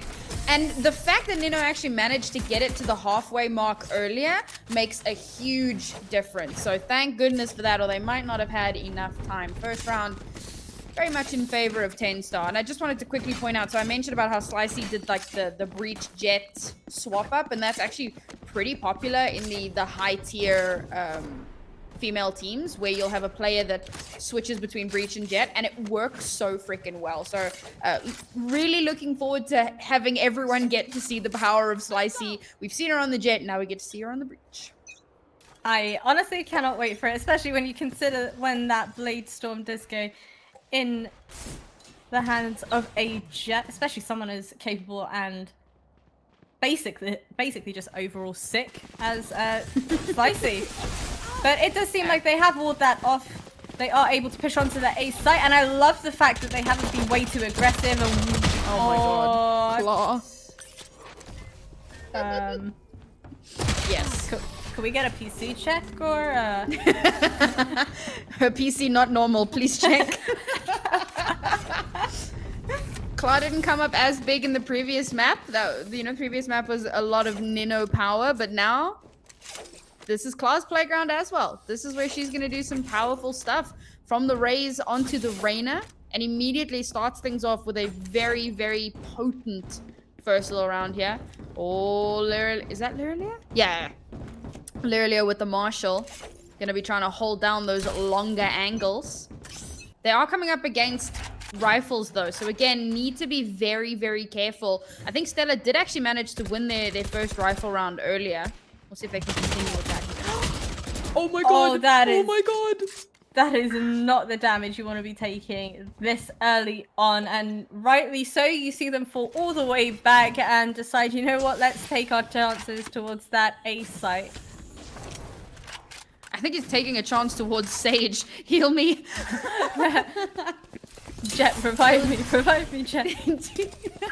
We don't have a KO. Jet can't revive. Come on. Oh, beautiful snake bite there. In a very, very classic angle. I like the fact that she shift walked away though. A lot of the time you'll see the big panic coming into play, and then immediately, you know, the last thing you want to end up with is maybe someone updrafting over to try and finish off that kill. Shock dart goes down, still no spike planted. Kind of biding their time at this point. Tenstar doing really well to just buy some time here and fend off this attack, even with the fact that they have inferior weapons. But this is where Stella are now starting to make moves. And of course, Philippa, who came up really big for her team in the previous map, doing a lot of work. Yeah, there it is. It's another 4K for Philippa. Good grief, girl. What did you have for breakfast? She decided, you know what? I'm done messing around. I'm done. I'm here to play and I'm here to win. And you know what? Fair play to her. She did pretty well in the previous game that we watched as well. Yeah, that's what I'm saying. She had 2 4Ks in the previous game. Now she's already got her first 4K of this round. But take a look at Slicey. Round 4 operator on the board. Big money plays. And I always find it interesting because I know that for a lot of people, if you see someone playing a breach and then suddenly pick up a jet and pick up an operator, like, you're gonna look at them and go, seriously?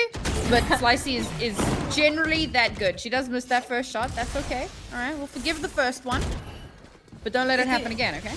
It do be like that sometimes, though. You can't win them all. Oh, Nino on flank watch.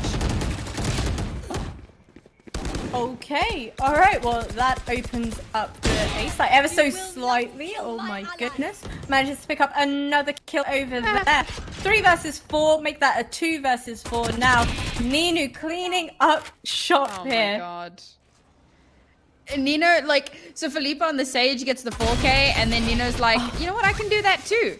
And it doesn't come up as an ace because there was a raise and somebody else killed the other 5th member, but whatever. It's an ace as far as I'm concerned. Nino does her best to one-up Philippa and manages to do so.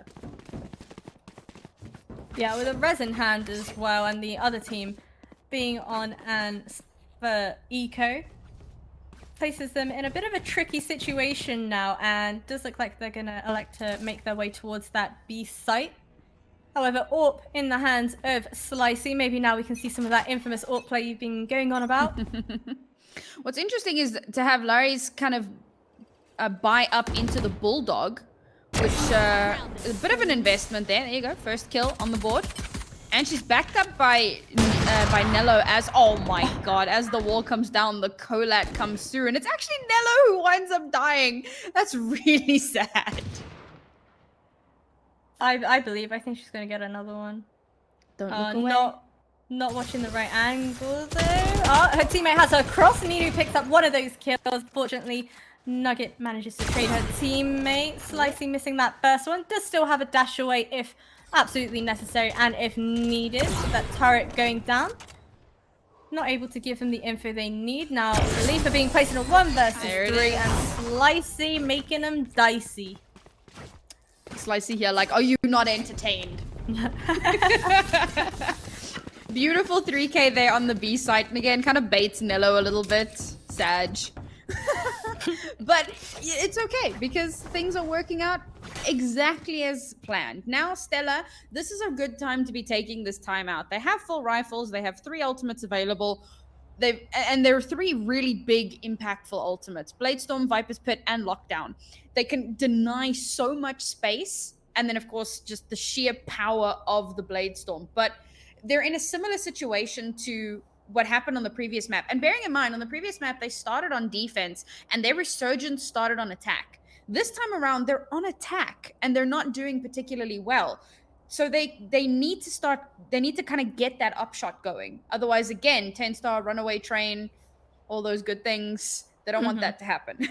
Yeah, you definitely don't want to be playing catch up, especially when you saw how close the previous game was. You know, as soon as they kind of ran away with it, maybe if they had, you know, slightly less of an advantage, they could have definitely made that comeback that we saw. But I'm hoping now this timeout is the game changer, right? We saw that previously with the timeouts coming in other games. The moment at which you take that timeout is definitely where everything changes, along with the second half, of course. I don't know if you saw, but Felipe has a karambit. She knows what's up. I do like Slicey's knives, though. This is pretty cool. Karambit and a sword. Why not? Oh. Deep angle. It's so huge. Yes, the Golan is massive. Just the cape from CB. Oh, you hate to see it. I mean, you love to see the skill shots, but that's so unfortunate for Stella because that's immediately a hobble that they could not afford to lose. They needed that information. Oh, Claw, you really want to be hitting those. The person above her had absolutely no clue that she was down there either. But luckily, see, that's why it's important to have your teammates look out for you. Wish my teammates would do similar things for me when I play ranked games. Sad. I just wish my teammates in ranked, like the Jets, actually entered, you know? Standing ahead. Yeah, that'd be pretty good. Yeah, it would be a start. This is an interesting move from 10-star, though. They've pushed all the way back over onto the B site, except for Liria, who's kind of holding on here. As the lockdown comes through, and like they don't even need to run out of it because they weren't even in it in the first place. Yeah. Now they're actually coming back. Like that gives them the information that this is where the spike's going down. So they're just rotating back over towards A. The lockdown is now finished, and they have a chance to aggress in. I think she might have got that info. There might have been somebody nest, but I think it was a misheard of an updraft going on there. Blade Storm does get activated, and Leia and Killjoy. Oh, he plays in a 2 versus 3 now. Swarm grenade gets popped, delaying that defuse ever so slightly longer. Lion, that's 2 kills now. 1 versus 1 for Nello and Nugget. Oh, she has got it hard. She just sees the defuse and Nello. That was absolutely huge. Really, really smart play there from Nello. The angle that she was diffusing at meant that she had maximum cover for the longest amount of time. So as soon as we saw Nugget start running towards the spike to try and stop the defuse, obviously the footsteps come through. And she has to travel further in order to see Nello because of where she'd positioned herself. And then Nello just has to swing out and get the kill. Like, beautifully played there. Great tactical decision in terms of where to defuse, because let's face it, not a lot of players think about that. This is something that like high-level players are constantly thinking about. Yeah, I'm sure a lot of the times people just kind of panic and they're like, defuse, defuse, defuse, and then you're like, oh, okay, and nobody's covering you, and then you die. Definitely speaking from experience here. Blade Storm in the hands of Larry's with a shock dart coming in, unable to get any sort of damage inflicted there. The reveal comes out, so they know where everyone is chilling for the moment. Instead, I've actually managed to make themselves very far, or make their way very far into kitchen. And Nugget's expecting someone to be around the corner, and of course there is someone there. But the spike's actually over on A. Yeah, look at how far up they've actually been able to push up. That is not what you want. That is exactly why you want a teammate to shoot out that recon arrow for you. But Viper's pit does go down. Never cleans up.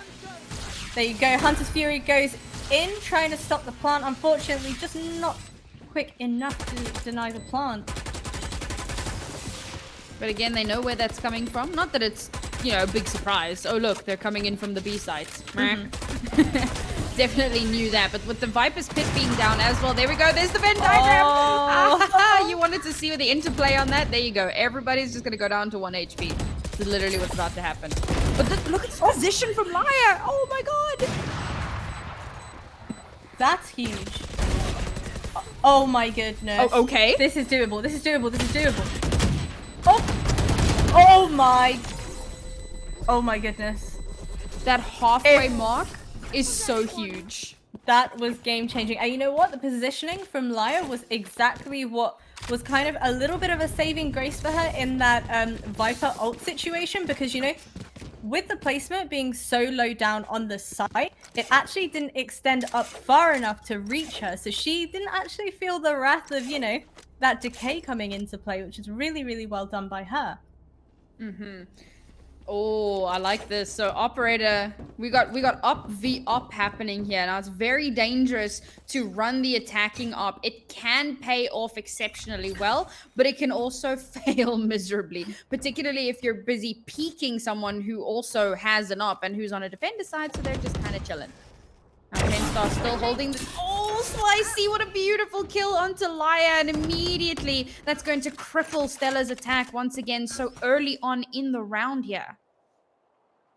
I think that was a ping to say there might actually be someone through the tube already, but I like that. I like the fact that our Jet decided to, you know, fall back, allow your teammate to peek long for you, take out that turret, and then before they know it, they're focused more towards the long area, and then you can swipe on in with the op in hand.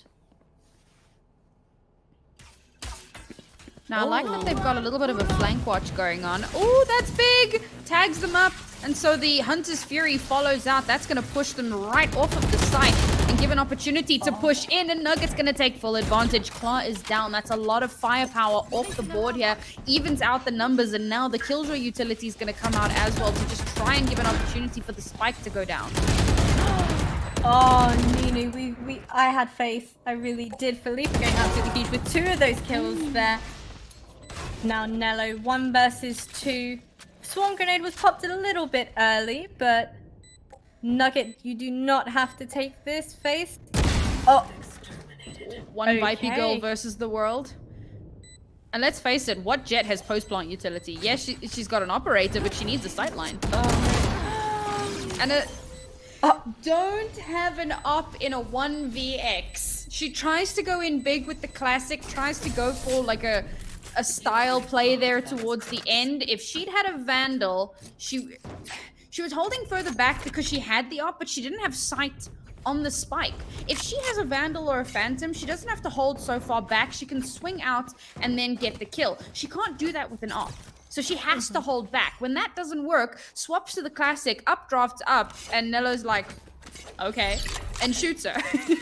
I think it was definitely a case of panicking. She didn't think she was going to fake it. So in her mind, she's definitely panicking, thinking, I don't want her to get it up to half. But had she waited just a split second longer, she would have seen that it was a fake, which is really unfortunate. But we move. The show must go on. Oh, utility. Smokes going to the other side of the map. Cool. Bit of a potential fake there, or, you know, use it later if we need it. I think I saw that they still had the op as well, or oh jeez, I wasn't paying enough attention to the Slicey still has the op as well. Oh well, hey, there you go. There she is with the up, all the way on the A side. Nobody's headed that way. Noise is happening in mid. Now I like mid pushes, but I like them to be combined with pushes from other angles, and not just everyone just kind of monkeying in through mid. See how well this actually does. Oh my god, Nello! That is the second time! Poor Larry's up drops up and just gets deleted by Nello. Oh. Pain. Spain, but without the S, right? Honestly. Oh. Well, I think that was a bit of an eco. No, it wasn't. Oh no. They're like forced up a little bit. Their economy is really messy right now. Stella with still only 1 point on the board here. Not looking too great. And like, I was worried about their second half on the first map, and they had a pretty good comeback. But I'm kind of hoping they can do the same thing here. Yeah, especially because when... Sorry, go on. I think it's definitely doable, especially considering, you know, it is their map pick, right? You pick it with reason and with justification, and I feel like we're definitely going to see somewhat of a comeback coming into the second half as well. Yeah, more than likely. As now we see them pushing in towards the B site this time around. It's fairly open. It's just Nello, but she does have that one-way smoke. Oh, there we go. Some information given across. They know that there's someone there. So she's gonna... Oh, yeah. Oh, what a shot! With the snake bite having come out there, she knows for certain that there are people aggressing in. She's got the 2K. Can she get the third? She goes for the reload, and unfortunately, Felipa takes advantage, but the rest of her team is here to back her up. Lirelia gets 2 kills on the round, and it's just CB left alive. Sheriff in a dream, but the dream is dead. Present, boxed, wrapped up, clip and ship it. 2 rounds left in this half for Stella to make something happen.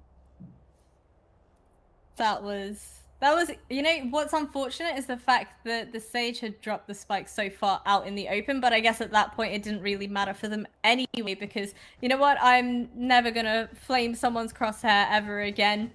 Fair play to you. If it works for you, you do you, boo-boo. Especially when it's Nello. Like, yeah, she exactly. she actually started out this round a bit rough, like right at the bottom of the scoreboard. But as the rounds have gone on, you start to see her power come to fruition. Really great stuff here. So, oh my goodness, ships in the night, seriously. Oh, and it's Nello again who comes up so big for her team. She's forced off of her position, but again, crippled Stella's attack and just immediately drops that Viper's Pit. B is off limits. Rez coming in as well to bring Larry's back from the dead. And now you can see they're deciding, you know what, we do not want it. That Viper ult has gone down. Clara picking up the first kill and drops on back, calls it out to her teammates. And now they're left in a bit of a tricky situation because the rotations do come through. And then you have the Viper's ult on the other side. So now they're in a bit of a tricky situation on this side. You know what? I would much rather take on a fight with one player than attempt to take on many on that A side. It's rough though, because you have to make your way through this Viper's Pit, and there you go. Oh, the lockdown reach doesn't actually force her out of the Viper's Pit, so she's able to stay in and maintain the pit. They were kind of, I would assume they were expecting to push her out and force the pit to come down, but it doesn't work. Now they have to push in, and Nello is waiting, arms wide open. Oh, Nello, that's a huge 2 kills. Unfortunately, unable to get a third. Gets wiped out. Larry. See, they didn't really leave themselves with much time to work with either. I believe they only had like 5 or 6 seconds left on the clock as well. Yep. But Nello proving once again why you don't judge anybody's crosshair. Because honestly, I think I might have to change mine to yours now, Nello. Yeah, Nello, drop us the crosshair, please. Tag us on Twitter. Let us know. What is your crosshair? Crosshair res settings.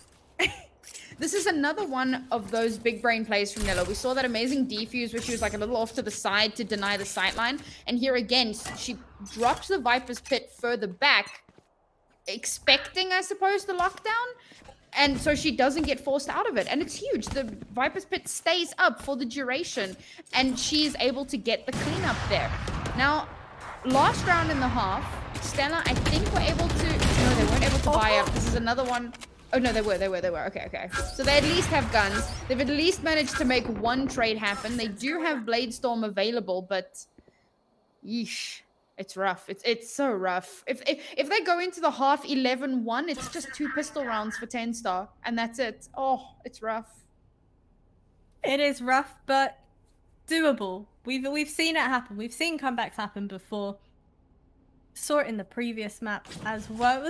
Obviously it wasn't the greatest comeback, but we spoke previously about how you don't want to give them too much of a lead because a few rounds here and there could be the huge difference maker.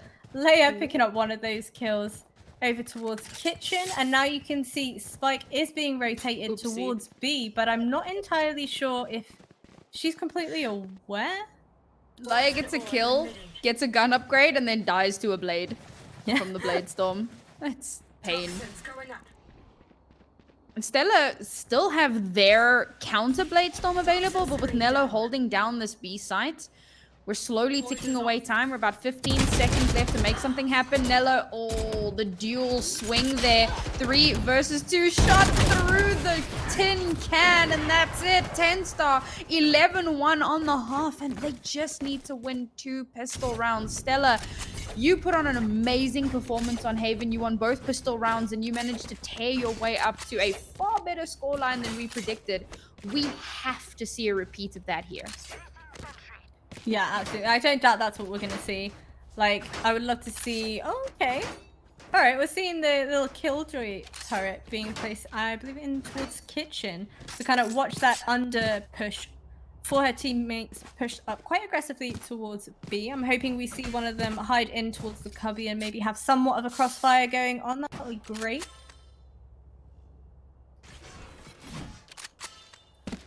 Oh my goodness me. My stress levels are through the roof at this point. Think about their stress levels, right? Actually true, yeah. Don't often think about that one. And now 10 star with their very classic kind of spread out across the map, try and garner as much information as possible. With Felipa in a high stress situation. She's gonna get, she doesn't actually leave, there you go, okay. She does get forced off of her position. Slow orb comes out to try to slow down this push onto the site. But it's not gonna slow them down much. They're not even shift walking, they're just going. Slicey has no fear. Oh, wall comes across as well, stopping any rogue shots that might be fired towards them. And they push in through the wall together. That's absolutely beautiful. That's huge. Pushing in together, they definitely 3-2-1 that, right? Must have been. Honestly, it was just nasty. And then, oh, there you go. Nugget up in kitchen. Manages to get a cleanup kill there. But it's a 2 versus 3 here. And Stella, oh no, she just ran straight onto the spike. That's it. 10 star on match point. Stella have to force up here. So usually at this point, you'll have pistols versus SMGs. But Stella cannot afford to not force up to the absolute maximum that they can go. So that's 3 SMGs and 2 sheriffs. But the reason that they go up to, the reason that they do the sheriffs is obviously for the full armor, because they want to be able to stay in just a little bit longer. Oh my goodness. Last chance saloon here for Stella to try to turn this around back in their favor. I mean, I want to say it's doable. I really do, because of the comeback that we saw earlier. But the aggression that they're showing in towards underneath tube, unfortunate that that turret wasn't set up early on, but they do actually seem to have swarmed all the way onto site. Spike being planted, manages to go down. Now, Leia, are you able to pick up a kill or not here? Unfortunately, not. Slicey managing to pick up one of those. 4 versus 4, make that a 3 versus 4 now. 10 star looking pretty confident right now. Heal has been taken off the board. Oh, we see the swing out from Slicey there. She does get taken down, but it gets traded back. However, last person left alive here is Nugget. She needs to try to kill 3 and get the defuse. Is not able to take down the last player there. And that's it. 10 star. Wow. On Stella's map pick, no less. 13-1 victory. Just crazy. Honestly, you had mentioned how impressive 10 stars players were. You mentioned how players from both sides were most definitely impressive. And I think both teams gave us one hell of a showing and very, very impressive gameplay across the board from all of the teams that we've seen taking part here in Birds of Prey episode 2. It's been amazing. It really has. So the semi-finals are actually going to be tomorrow as well, and you're going to see us wonderful people being back very shortly after, for tomorrow's games. So, Nauri, is there any final words you'd like to say? Any shout outs or anything like that? I do just want to close off by saying I know that I talked up 10 star a lot, but the main reason for that is that I've known these players, I've watched them play for 7 months. So I have a lot of information on them. I know what they do, I know how they perform. Stella was an unknown quantity to me, but you can bet your best hat that I am going to be following these ladies as closely as I follow every other team in the female scene. I've been very impressed with what I saw here. They had some great moments. Felipa was ridiculously good. Super, super impressive plays there. Laya as well. Really great stuff. I'm looking forward to seeing them hopefully in future female tournaments, because of course there isn't a lower bracket, so we won't see them again in Birds of Prey. But ladies, stick around. I want to see more of you. Yeah, absolutely. I want to see more gameplay, more aggression, more action coming to your screens, and of course to ours. But a huge shout out goes out to the Goose House for hosting this in the very first place. Do make sure that you guys type !Discord in the chat. whereby, you can join a really, really huge community of really fun people, plenty of custom games going on over on the Discord at all times, and you can meet all sorts of people, of all ages, and everybody is super, super friendly, super, super welcoming. But yeah, we will see you guys tomorrow for some more Birds of Prey.